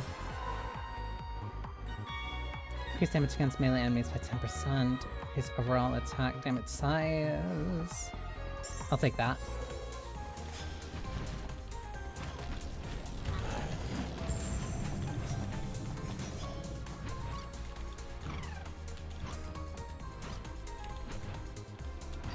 Come on. That was only temporary. But I can at least use this to train this guy.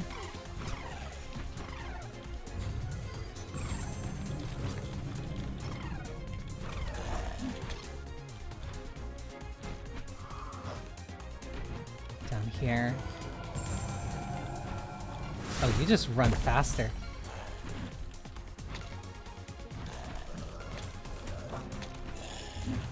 Hang on, I'm going to get closer. Because I feel the ring is going to come in soon.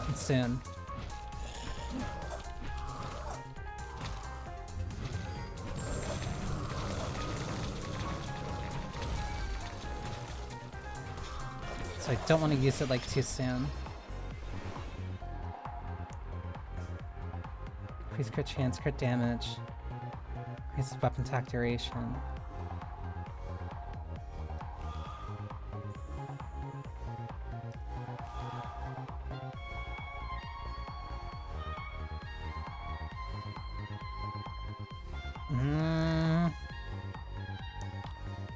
Increases crit damage to right. Okay, so we're gonna do this.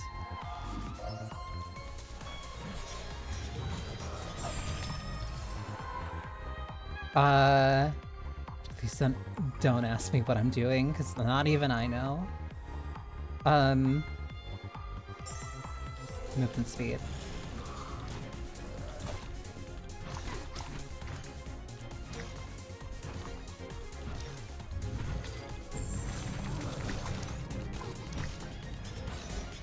There we go. I need this more now than I need it when the circle encompasses around me.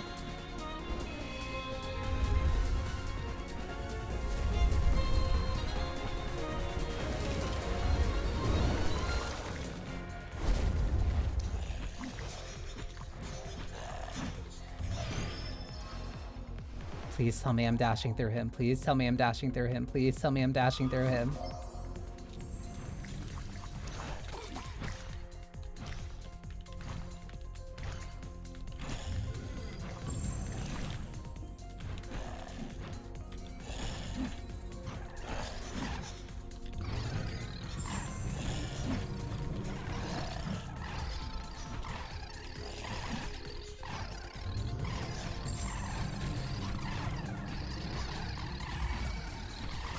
There we go.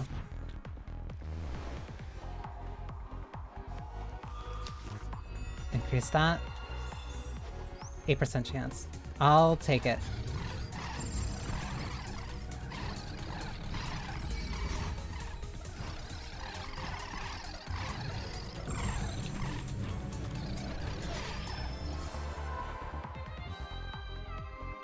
I need this. No, I saw the overall crit chance. I reacted too quickly.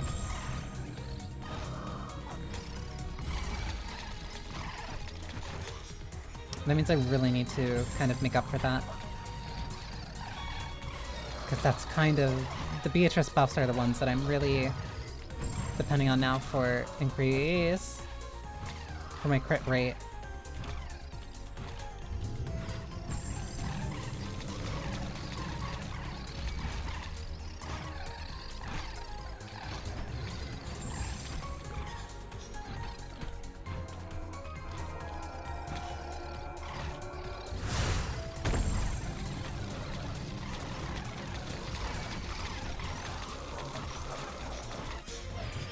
There we go. Carpe Diem. Undying Legacy. I like Carpe Diem a lot more. But also, Blade of Augustus is really nice. This gives me more of a consistent range option.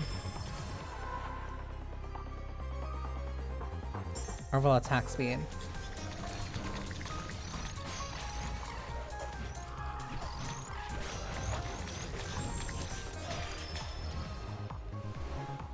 First things first, this needs to move. Crit damage on the right. So, Quills needs to stay on the right. Carpe Diem stays over there. Increase. Increases damage by 50%. I don't want any of these.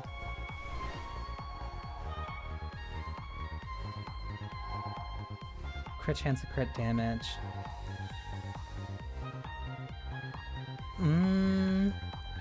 I have a higher chance of just getting this again, so let's go with this.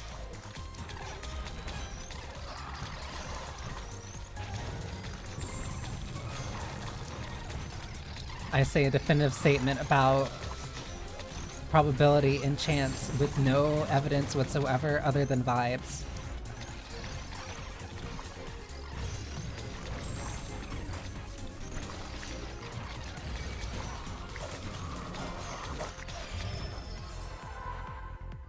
Overall crit rate. Crit rate. You're the one that I need.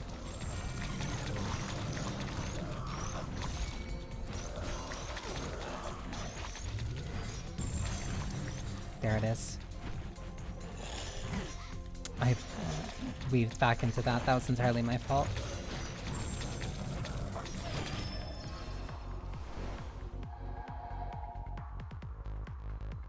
Increase attack size and damage.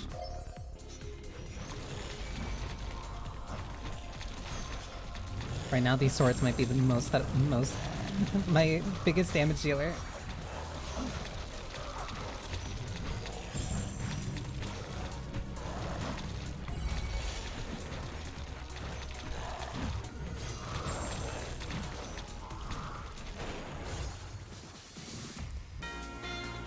Once this goes off, I have to dash south. Because there's an enemy that's mid-swing.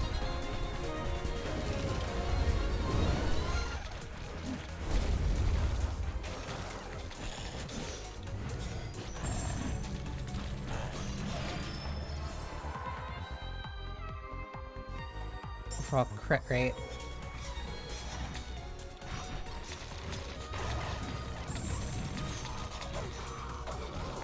Oh my god. I still feel like- oh my god.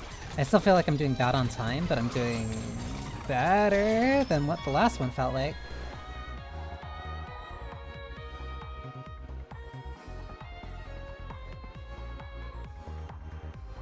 I want to experiment.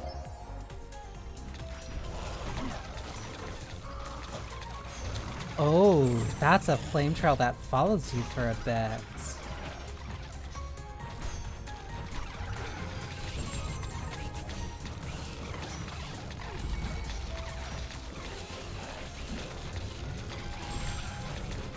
Good to know.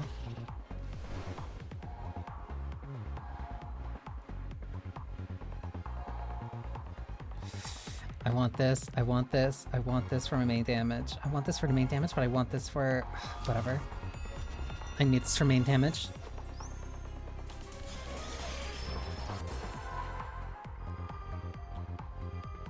Against melee enemies. Against melee enemies. Increase movement speed though. I'll take that.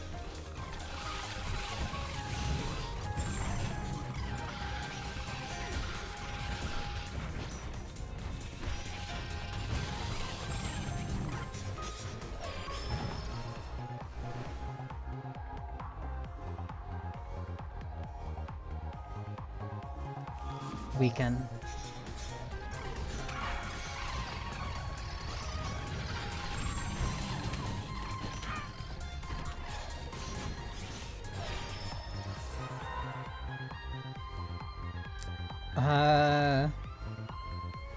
Reduces damage against ranged enemies. I want that because I want to see.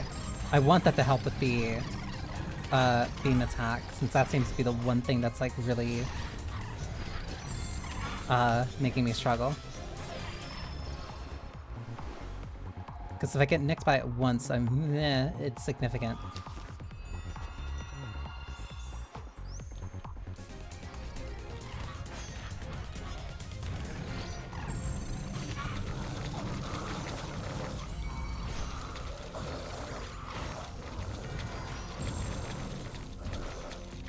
Oh, the return on that flame carpet is entirely worth it.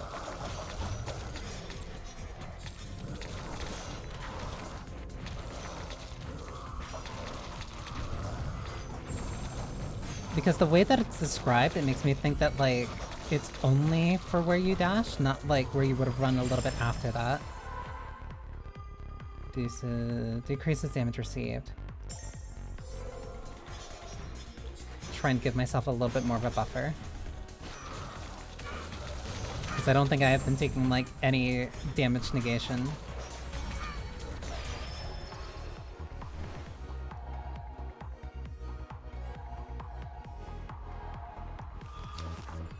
Give that to buff the Quill and Carpe Diem.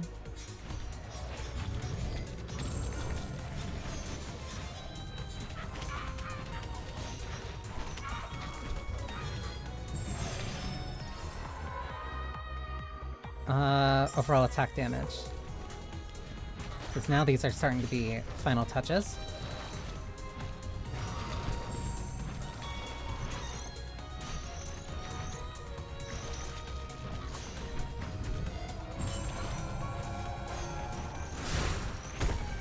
Permanent damage.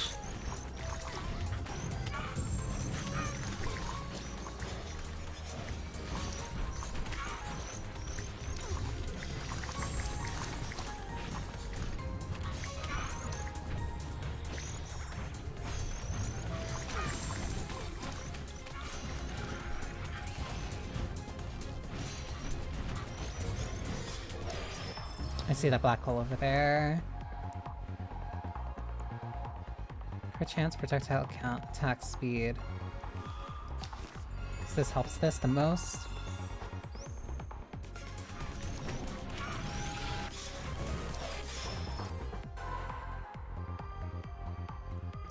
Dash distance.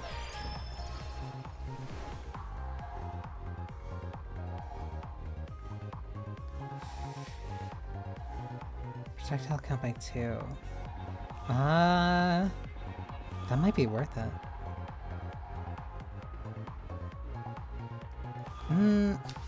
Let me give this as just like the slight steroid.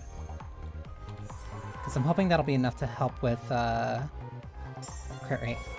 It'll be enough to help clear out a couple more enemies. Whoops. I need to be careful and like actually start healing. Crit damage. Increased damage.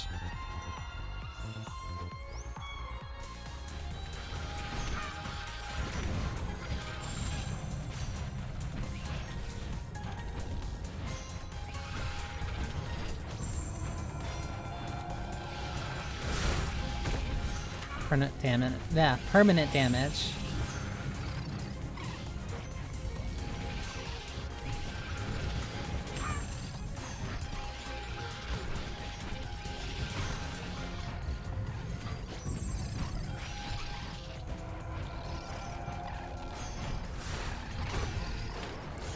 I have to do this. Because I don't think it'll be useful at all for the boss. It's better off if I just do it right now, so I can get as much experience as I can.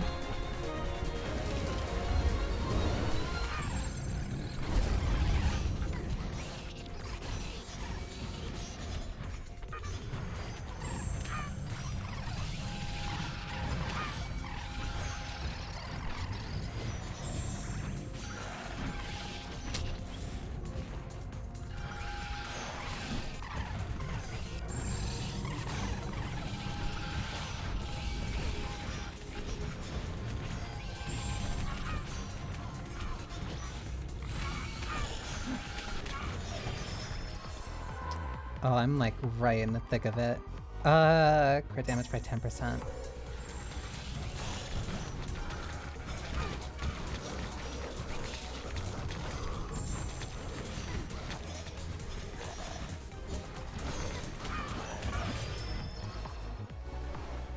This is a mess.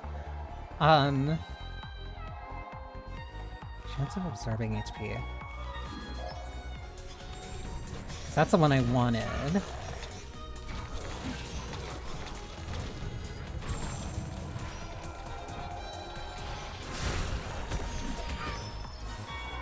There's a chest up there.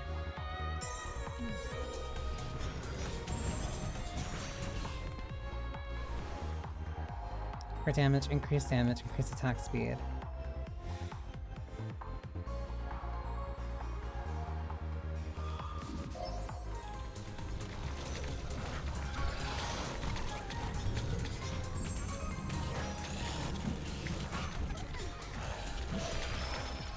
Kind of tracing back and forth to try and get rid of that guy.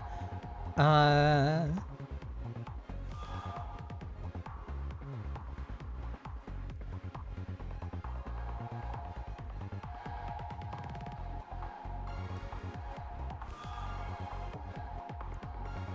wonder. Hang on. Because I'm trying to think. Because if I can only get one out of this, that means I'm increasing crit damage on this.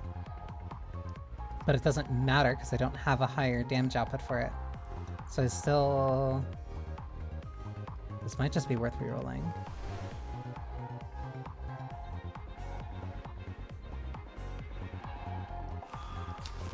Ah, that was a waste of a reroll.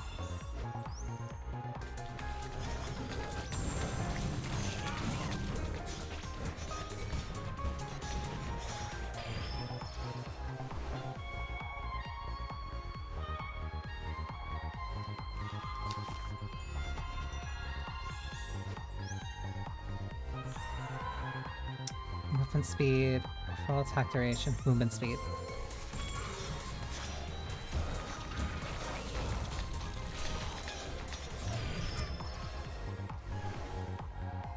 Attack speed, mighty strikes, projectile count, mighty.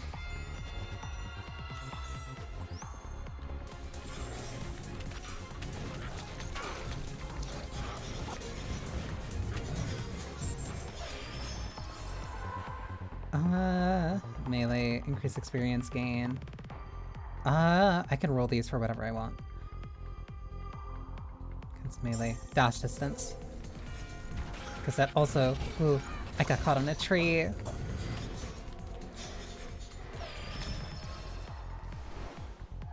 Because that just makes... Uh-oh.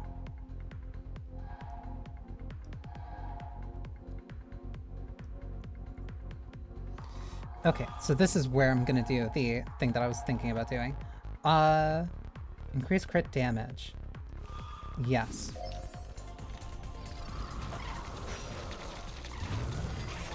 So it's not as powerful as it was on the, like, more crit-focused run, but it's around there. Overall attack damage.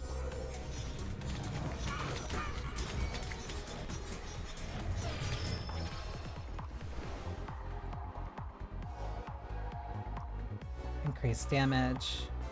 I'd rather put that on Carpe Diem, because Carpe Diem's getting a lot more value out of that.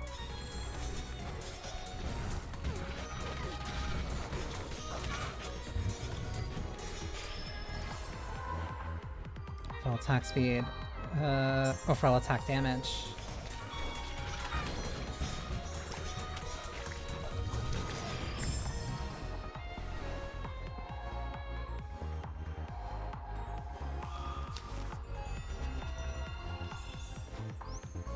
%60.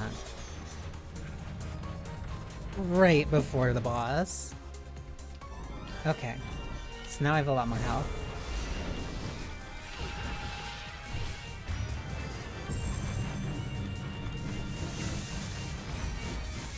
Oh, that flame carpet's really...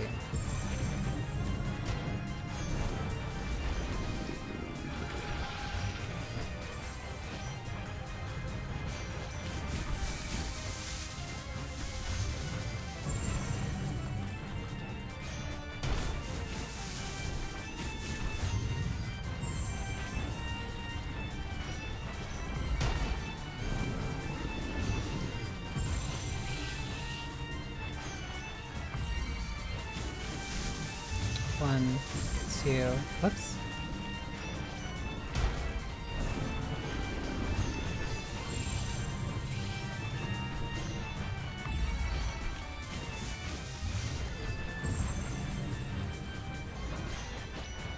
Halfway.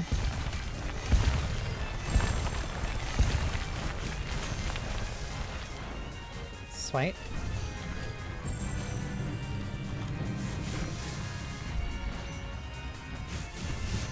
Whoops. 1, 2.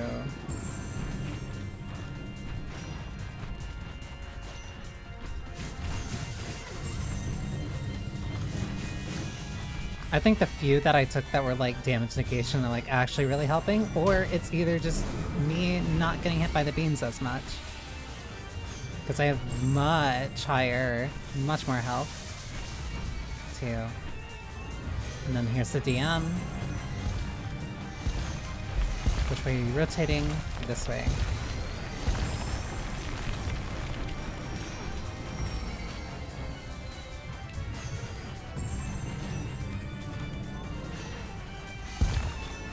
Another rotation. Which way? This way.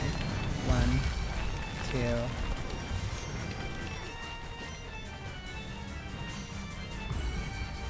There we go. Those beams are like the things that do the most damage in that entire fight. We're the poets of Limbo Minos. It can't be. How can you not have anything to confess? No sin, no virtue. It's only natural. I'm no longer who I used to be. You're the queen of the underworld, Minos. You of all people should know what happened to Dante. So it really was your presence I sensed in Judeca. In Judeca? You surfaced in the Acheron River moments later, but that's all I know. You don't have much authority for a judge, do you? Let alone a queen. Authority? I sentence sinners to their fated circles of hell, you imbeciles. You'll find true authority once you make it back to heaven, Dante. We're at their mercy as it is. Their very presence here is humiliating. Whose presence? Oh dear. I'm afraid I don't have the authority to tell you that. That's not fair, Minos. Let's go, Virgil. There's nothing left for us here.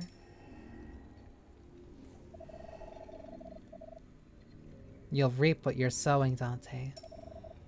I hope I will, Minos. For everyone's sake.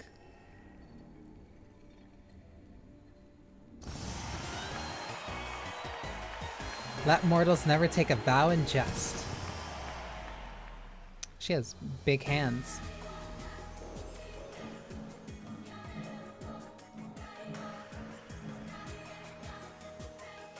Oh, the quill really took backseat. Flame Trail ended up doing a lot more damage than I expected.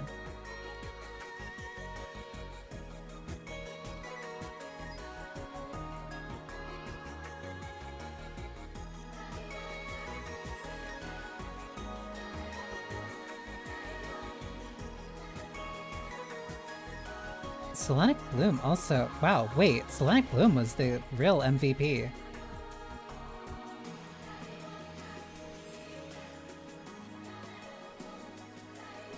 Interesting. It had the highest damage output, but also...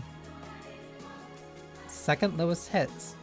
Only beat out by Blazing Quill. That means it was dealing so much damage that it didn't need that many ticks. Nice.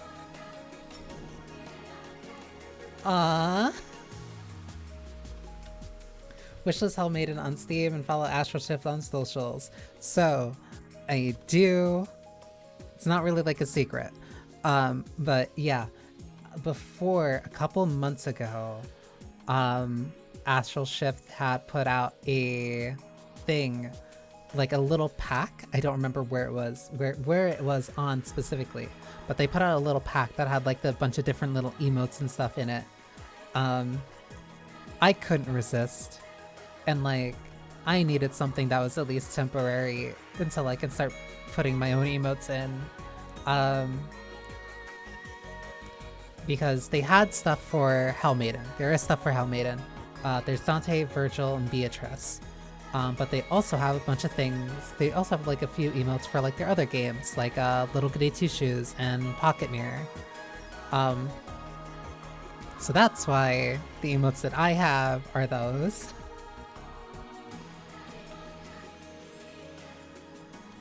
Cause yeah, very swiftly, Astral Shift has become one of my favorite developers. You're one step closer, Dante. I struggle to believe someone who chooses to hide themselves.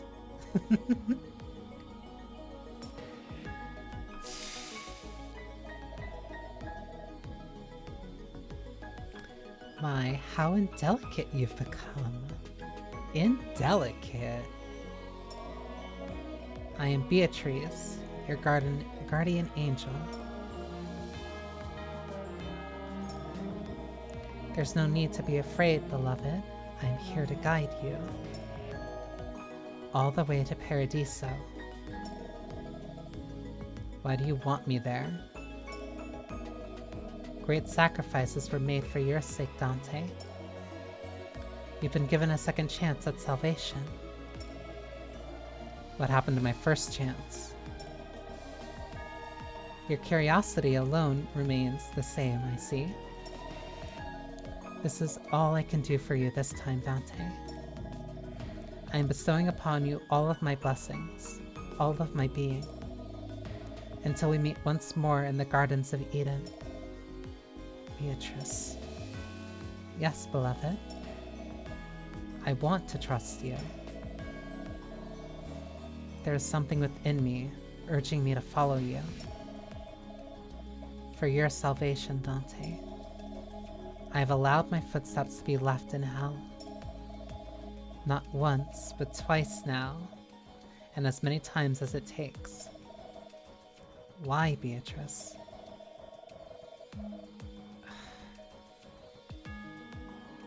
They keep getting me so easily. It is love that is urging you to find me, Dante.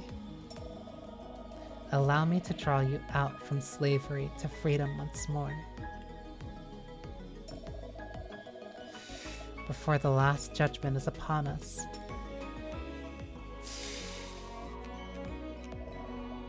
Beatrice, my guardian angel. The more I try to understand her, the more I am denied.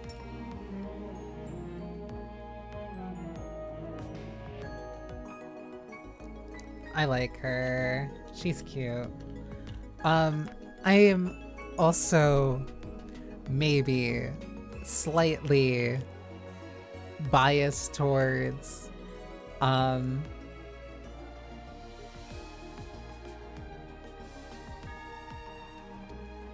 necessarily damned Yuri, but like lovers who are restrained by either the fabric of the universe,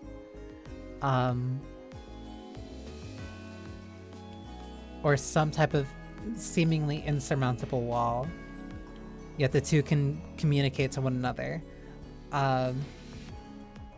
Gee, I sure wonder why I'm excited, waiting anticipatedly for the next FF7 remake. Truly curious. Oh, Dante. Telling Minos you're fighting for everybody's sake was so valiant. I didn't know you were that committed to our cause. That's not exactly what I meant, Virgil. Huh? Something isn't right. I have this intense urge to keep going. To put everything into question. This feeling only gets stronger after fighting Minos. This feeling only got stronger after fighting Minos. Dante.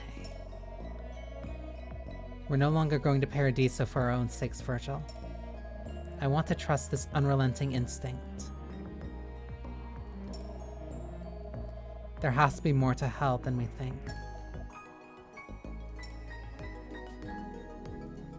Dante's also... I like her. Like...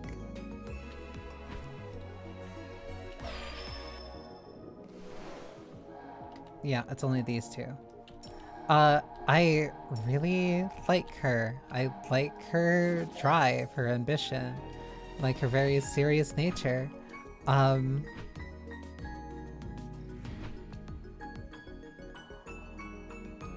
It's a very interesting contrast in comparison to, especially like Elise, who was very, I don't want to say selfish, but definitely a lot more...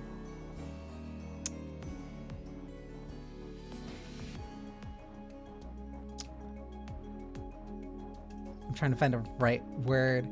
Rough. Elise was very rough as a protagonist. Only available. What is an offering?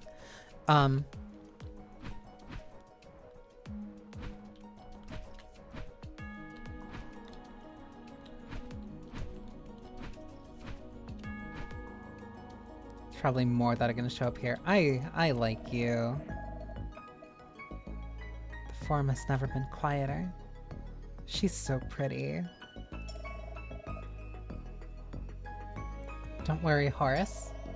We'll find the others, I promise. Oh, this is just repeating. I like her. I like her a lot. I think she's neat.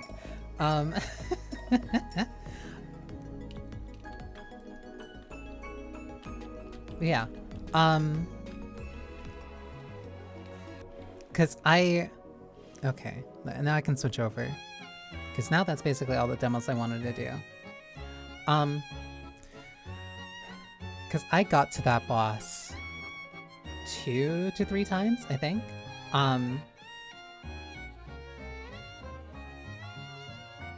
2 to 3 times when I first played it. I think the only run that I didn't make it all the way.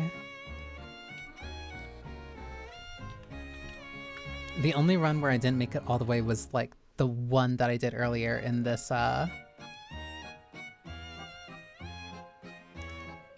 stream.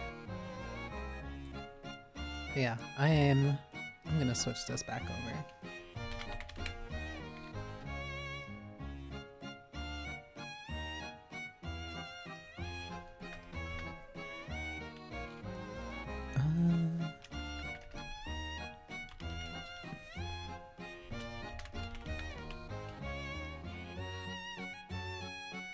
Yeah, because that's finally everything.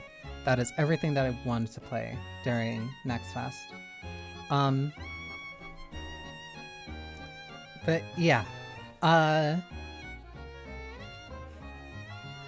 I also maybe it was a little bit like, I don't want to say selfish. I was very driven specifically to self-titled Astral Shift fan, and I wanted to make sure that like I could at least beat the demo. And the only reason I didn't do that before is because I didn't know the rules of the DM and how that worked. But aside from that, no, that was fun. I enjoyed that. That was a good time. For all of the demos, because I don't have just like a solid list of each one that I played, I think the spread that I at least got through, especially no, I think like there was no... The only one I didn't vibe with was that atmospheric one, and that's mostly because I thought there was only one part of the game that didn't need to be there. But everything else that I played felt great. I think in terms of like pound for pound, game by game especially for each one that I played on stream, with very little, if any, recommendation. I think this was probably one of the best Next Fest. In terms of just like the personal things that I played. I think this was possibly the best Next Fest that I've at least definitely streamed. Last one that I didn't stream, but I did do a write-up for, was pretty good, but there also were kind of like some games that I really didn't find, I don't want to say like flatly enjoyable, but they weren't very engaging, not in the way that I kind of wanted them to be. But no, that was a good ride. I always like doing Next Fest. Next Fest is genuinely consistently fun. The only issue, I'd say, the only consistent issue that at least I'm running into when it comes to Next Fest is the persistent, like, sheer number. It's just the sheer number of games. Like, there's too many. There's too many games to constantly, like, be spending multiple hours to dig through. Sometimes, admittedly, I get lucky. Sometimes I admittedly get lucky and, like, there's something I find, like, very quickly. Especially in the case of, like, something like Homura Hime, where that one, like, I really liked. And that one was just purely based off of just, like, oh, just scrolled by, found it. Very easy. Very fortunate in my case. But, like, I went in there knowing about Union, I went in there knowing about Pathologic 3, and I went in there knowing about Hellmaiden. And those three exceeded my expectations. I'll admit, I'm not very versed, or I'll say I'm not very,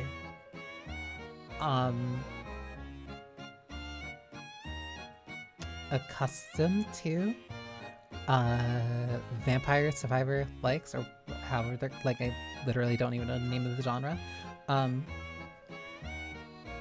Like, I don't get the one more feeling from that, but that also kind of stems from my, I want to say, distaste. Not displeasure, distaste for generally a lot of, here on the gameplay itself is stellar though.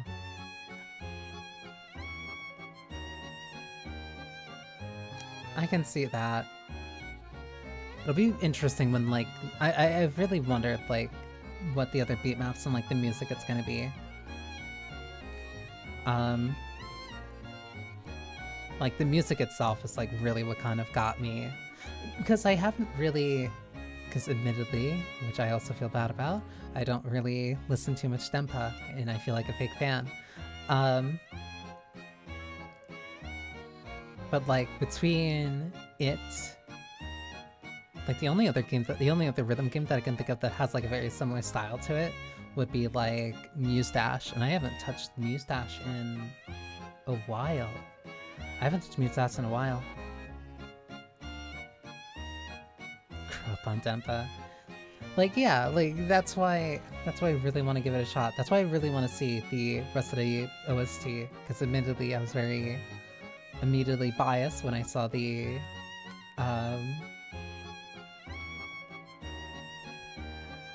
instinctively I'm going to persistently call it Needy Girl Overdose. That is just a tick at this point. But yeah, when I saw the Needy Girl Overdose song and there for like one of the trailers, like, I instantly had to try it out.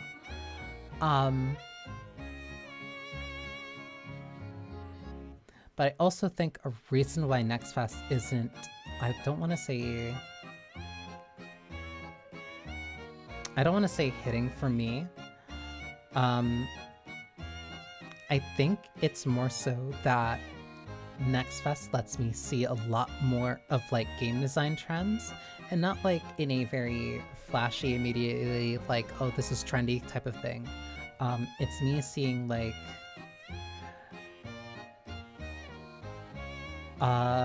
roguelikes, a lot of I hate the word friend slop. I hate that word because it's not. Streamer bait games have been around for a while. They've always been around.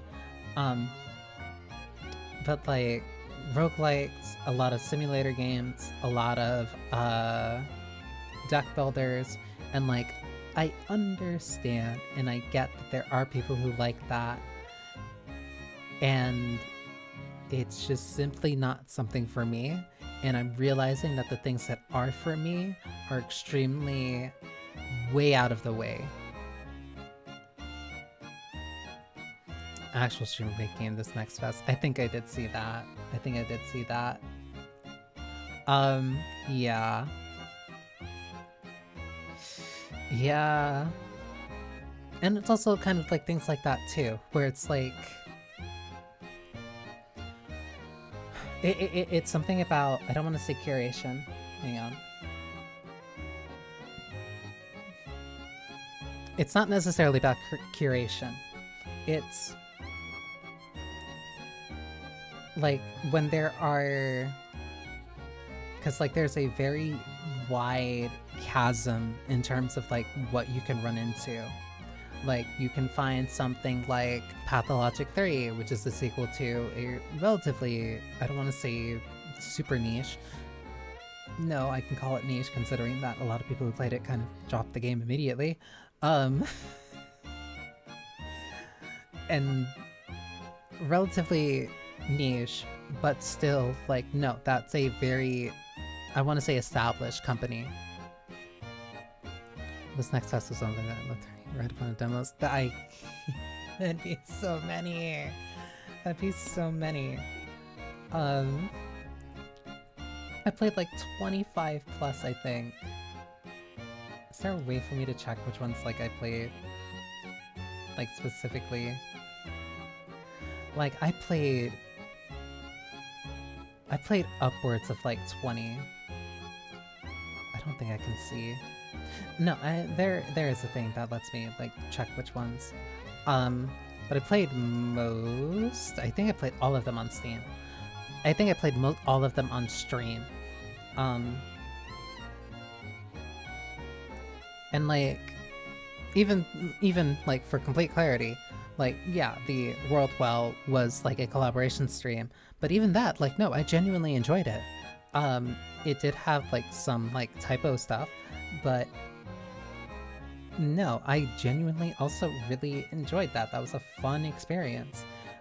And it's like, you're getting such a wide berth of games between stuff like Pathologic 3, which is an indie developer who's been at this for 20 plus years now, who have made multiple games, who made a previous title that like really, I don't want to say like it put them on the map, but it made one of their more cult hit games much more accessible.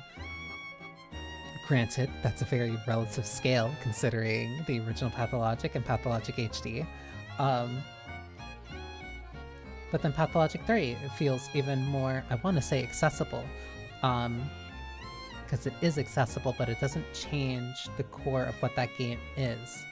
But it's also very polished. It's very polished. This is something that they've been working on. This is the second demo because there was Quarantine before that, which was also similar length. There's so many different games that are on different points of their own development.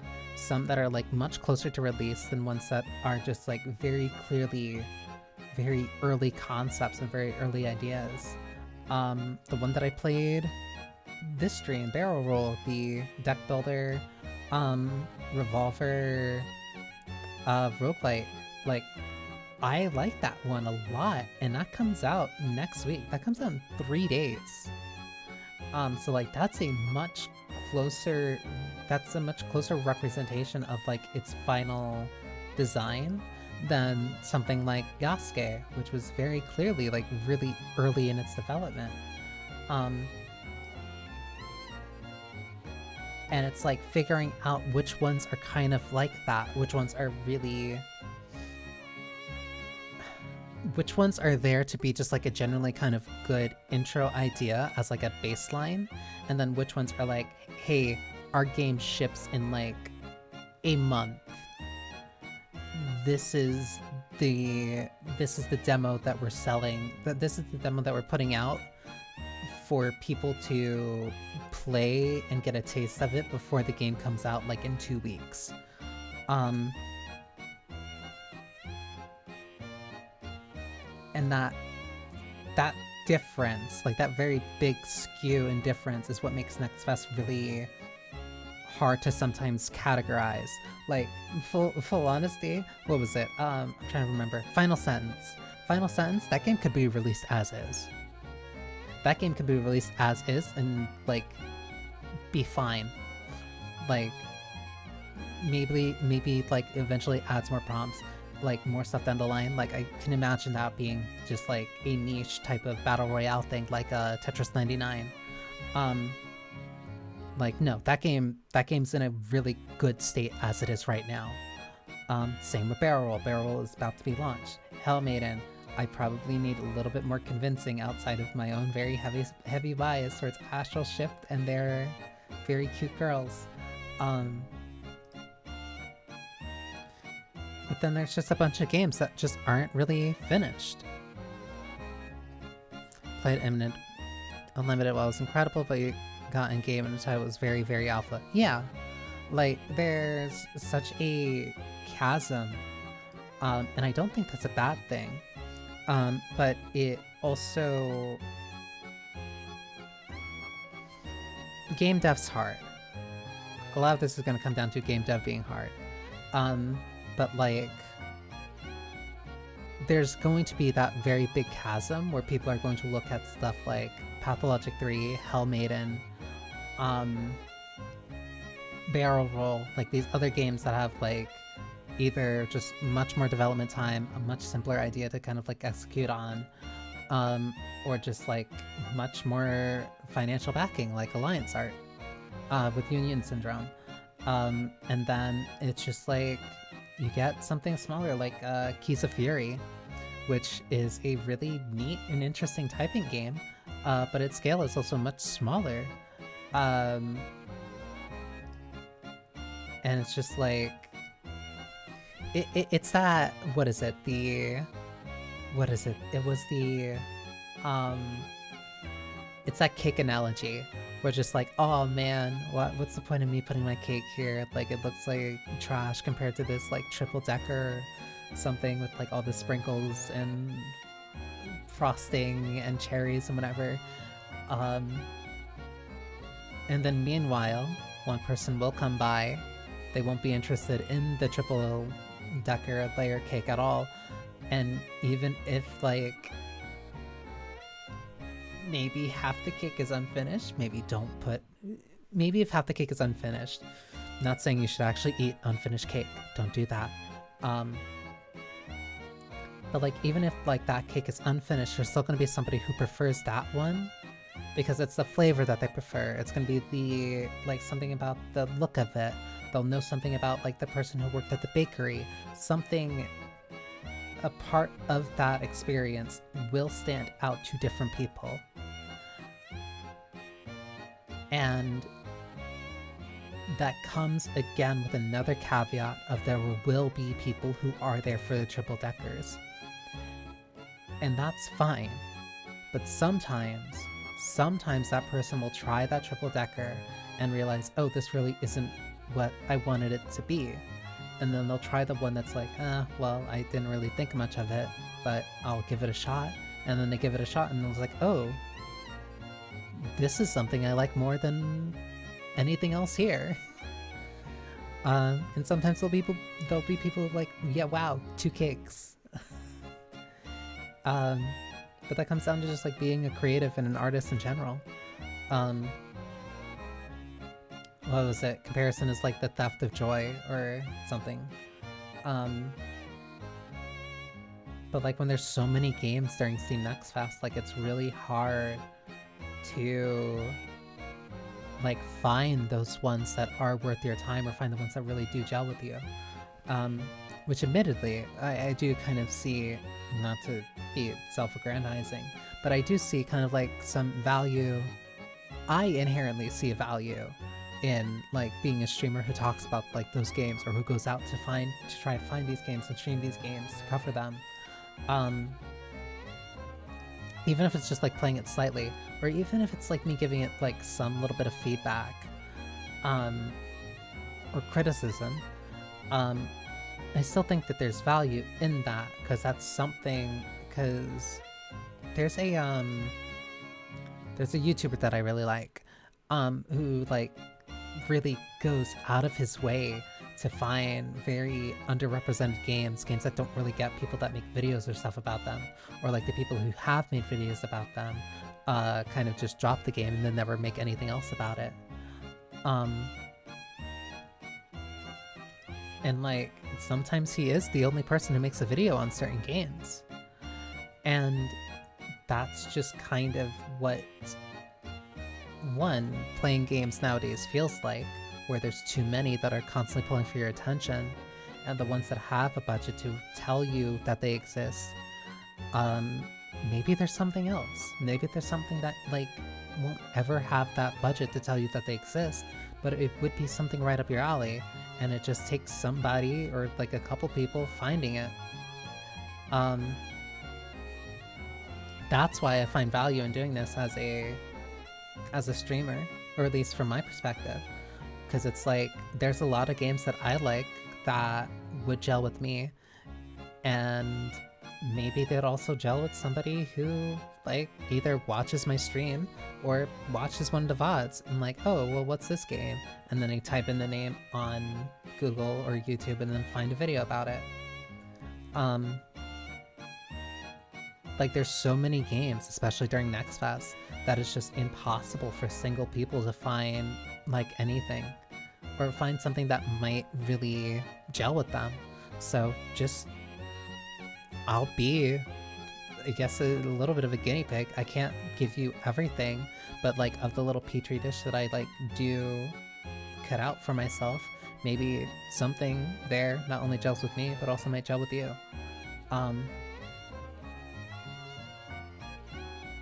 That's kind of why I want to at least try to keep doing Next Fest, or like do these special things with like different games. Because hell, even sometimes there's something that I don't necessarily gel with, but like I can see the appeal of it to somebody else who might like something, and if that person is watching my stream, then like, oh, well, the streamer didn't like it, but that sounds like something that I would like.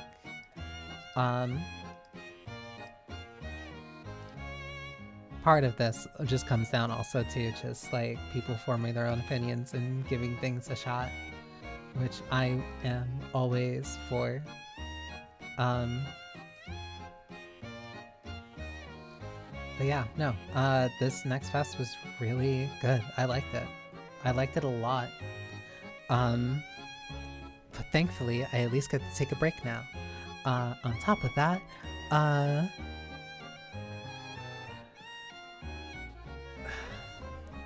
okay, the ads are annoying. I'm not going to another ad break, because I'm not gonna go for like another fucking 3-4 hours. One, I'm hungry. 2, I started late. 3, this is me streaming for 14 days in a row. I did not expect to do this. I did not anticipate to do this.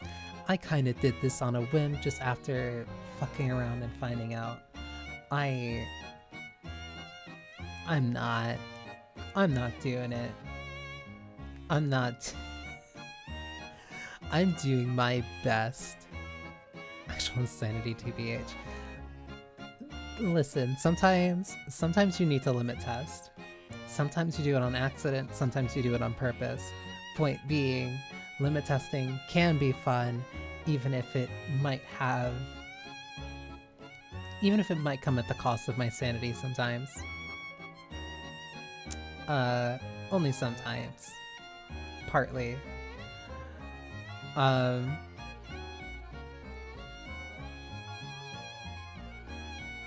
like, I was so dead tired. I was so dead tired earlier today because like I woke up and there was stuff I had to do, and then I also had to go out and get something, and then that just like dragged on. That I felt like a zombie. I felt like a zombie when I went out and like actually did everything that I needed to do. And then I came back and I'm like, huh, I wonder why I'm so tired. And then I fell asleep for like 3 hours. And I could only partly blame, I can only partly blame like my sleep schedule as much as I want to.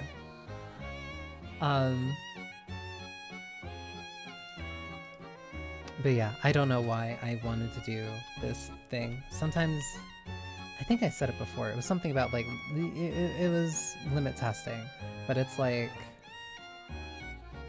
part of it is just doing it partly out of fun. Another part of it is like, I wanted to see if I could. I wanted to see if I could. And the answer is yes, I can. But I should probably plan for it a lot more than the not at all that I kind of actually, than the kind of not at all that I actually ended up going into this with. This was very spur of the moment, and it definitely felt that way. But yeah. Let me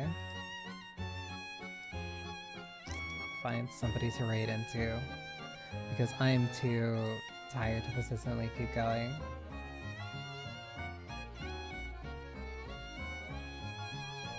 Like 6 something. How long have I been going anyway? I've been going for 6 hours. And I didn't expect it to go this long. I'm just... Linty! It's only 2 weeks. Thank you, Linty. I don't know why I did this. I really wish I had a better answer other than just kind of like vibes. I'm also... Persistently, I'm reminded of like why I'm really bad at finding people to raid, and it's because like, oh, well who's streaming right now? And it's like, nobody I know, because who would be streaming at a time like this?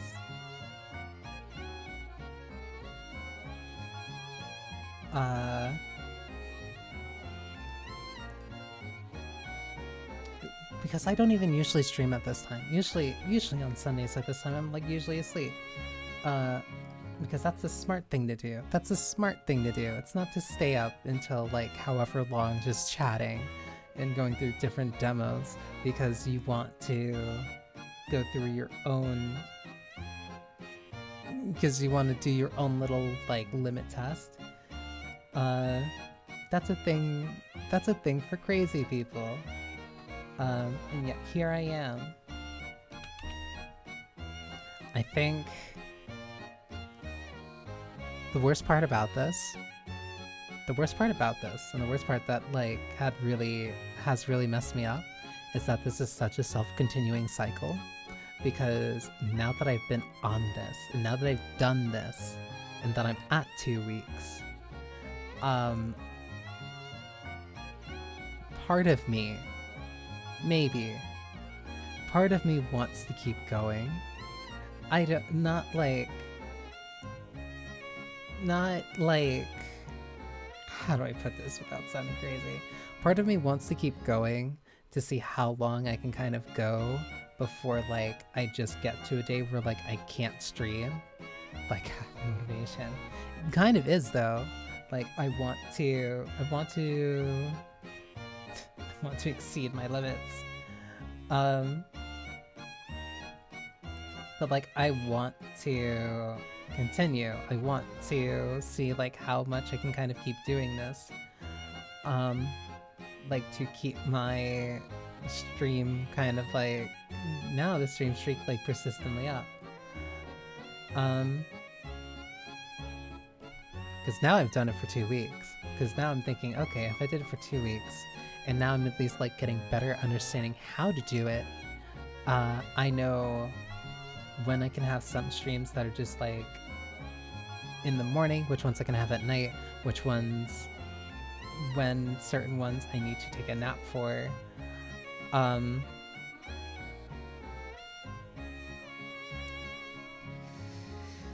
But also that's just me kind of being, I want to say nonsensical. I know that I know what I can do now, but that's not, I know what I can do now. And the worst part about that is that I'm competitive, not with other people, partly with other people, but more so with myself. So now I know what I can do, and I know where I'm at when it comes to certain things. And so the mentality is, how long can I keep doing this? How long can I keep improving? How long can I keep pushing myself further than what I previously thought I could do?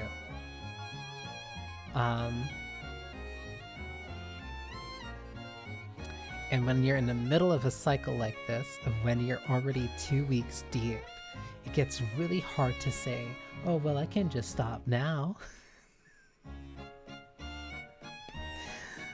Because it's like, okay, but if I stop now, then I'm breaking the cycle. I'm breaking the cycle. I'm breaking the streak. And I don't want to break the streak. I want to see, if I want to see how long the streak can go on for, then why would I stop?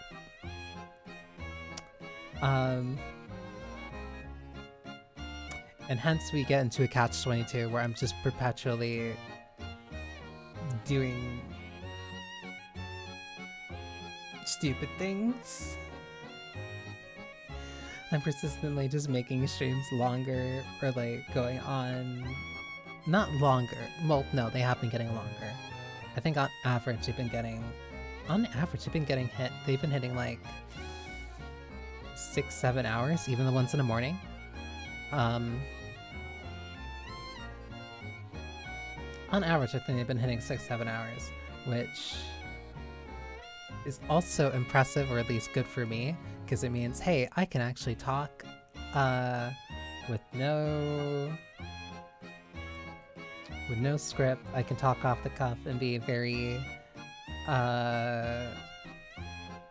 stream of consciousness. That's the word that I keep forgetting, even though I keep using it I keep using it constantly.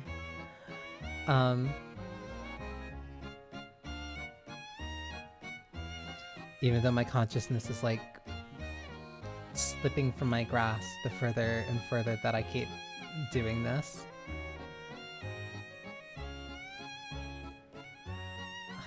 You know what? Alright. I think that was enough.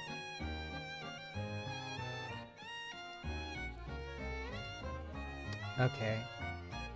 I'm going... Oh. Okay. I get to justify my love for Code Veronica by now subjecting other people to experience it.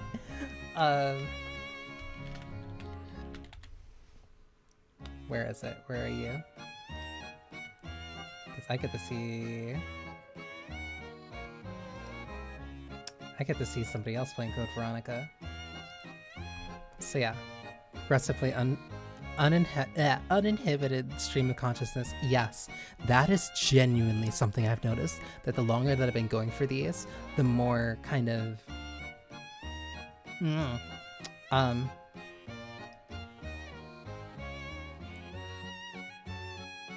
the more I've been kind of going insane. But yeah, I see someone that I want to raid into because they're playing Code Veronica. So yeah. thank you for spending time with me. I hope you enjoyed yourselves. Thank you for everyone who came out to see me during the now 2-week marathon. Thank you again to Zimushi for the raid. I'm gonna go get something to eat and also lay down because I should probably get some proper rest. So yeah. Thank you for spending time with me. I want to see Code Veronica. Johnny.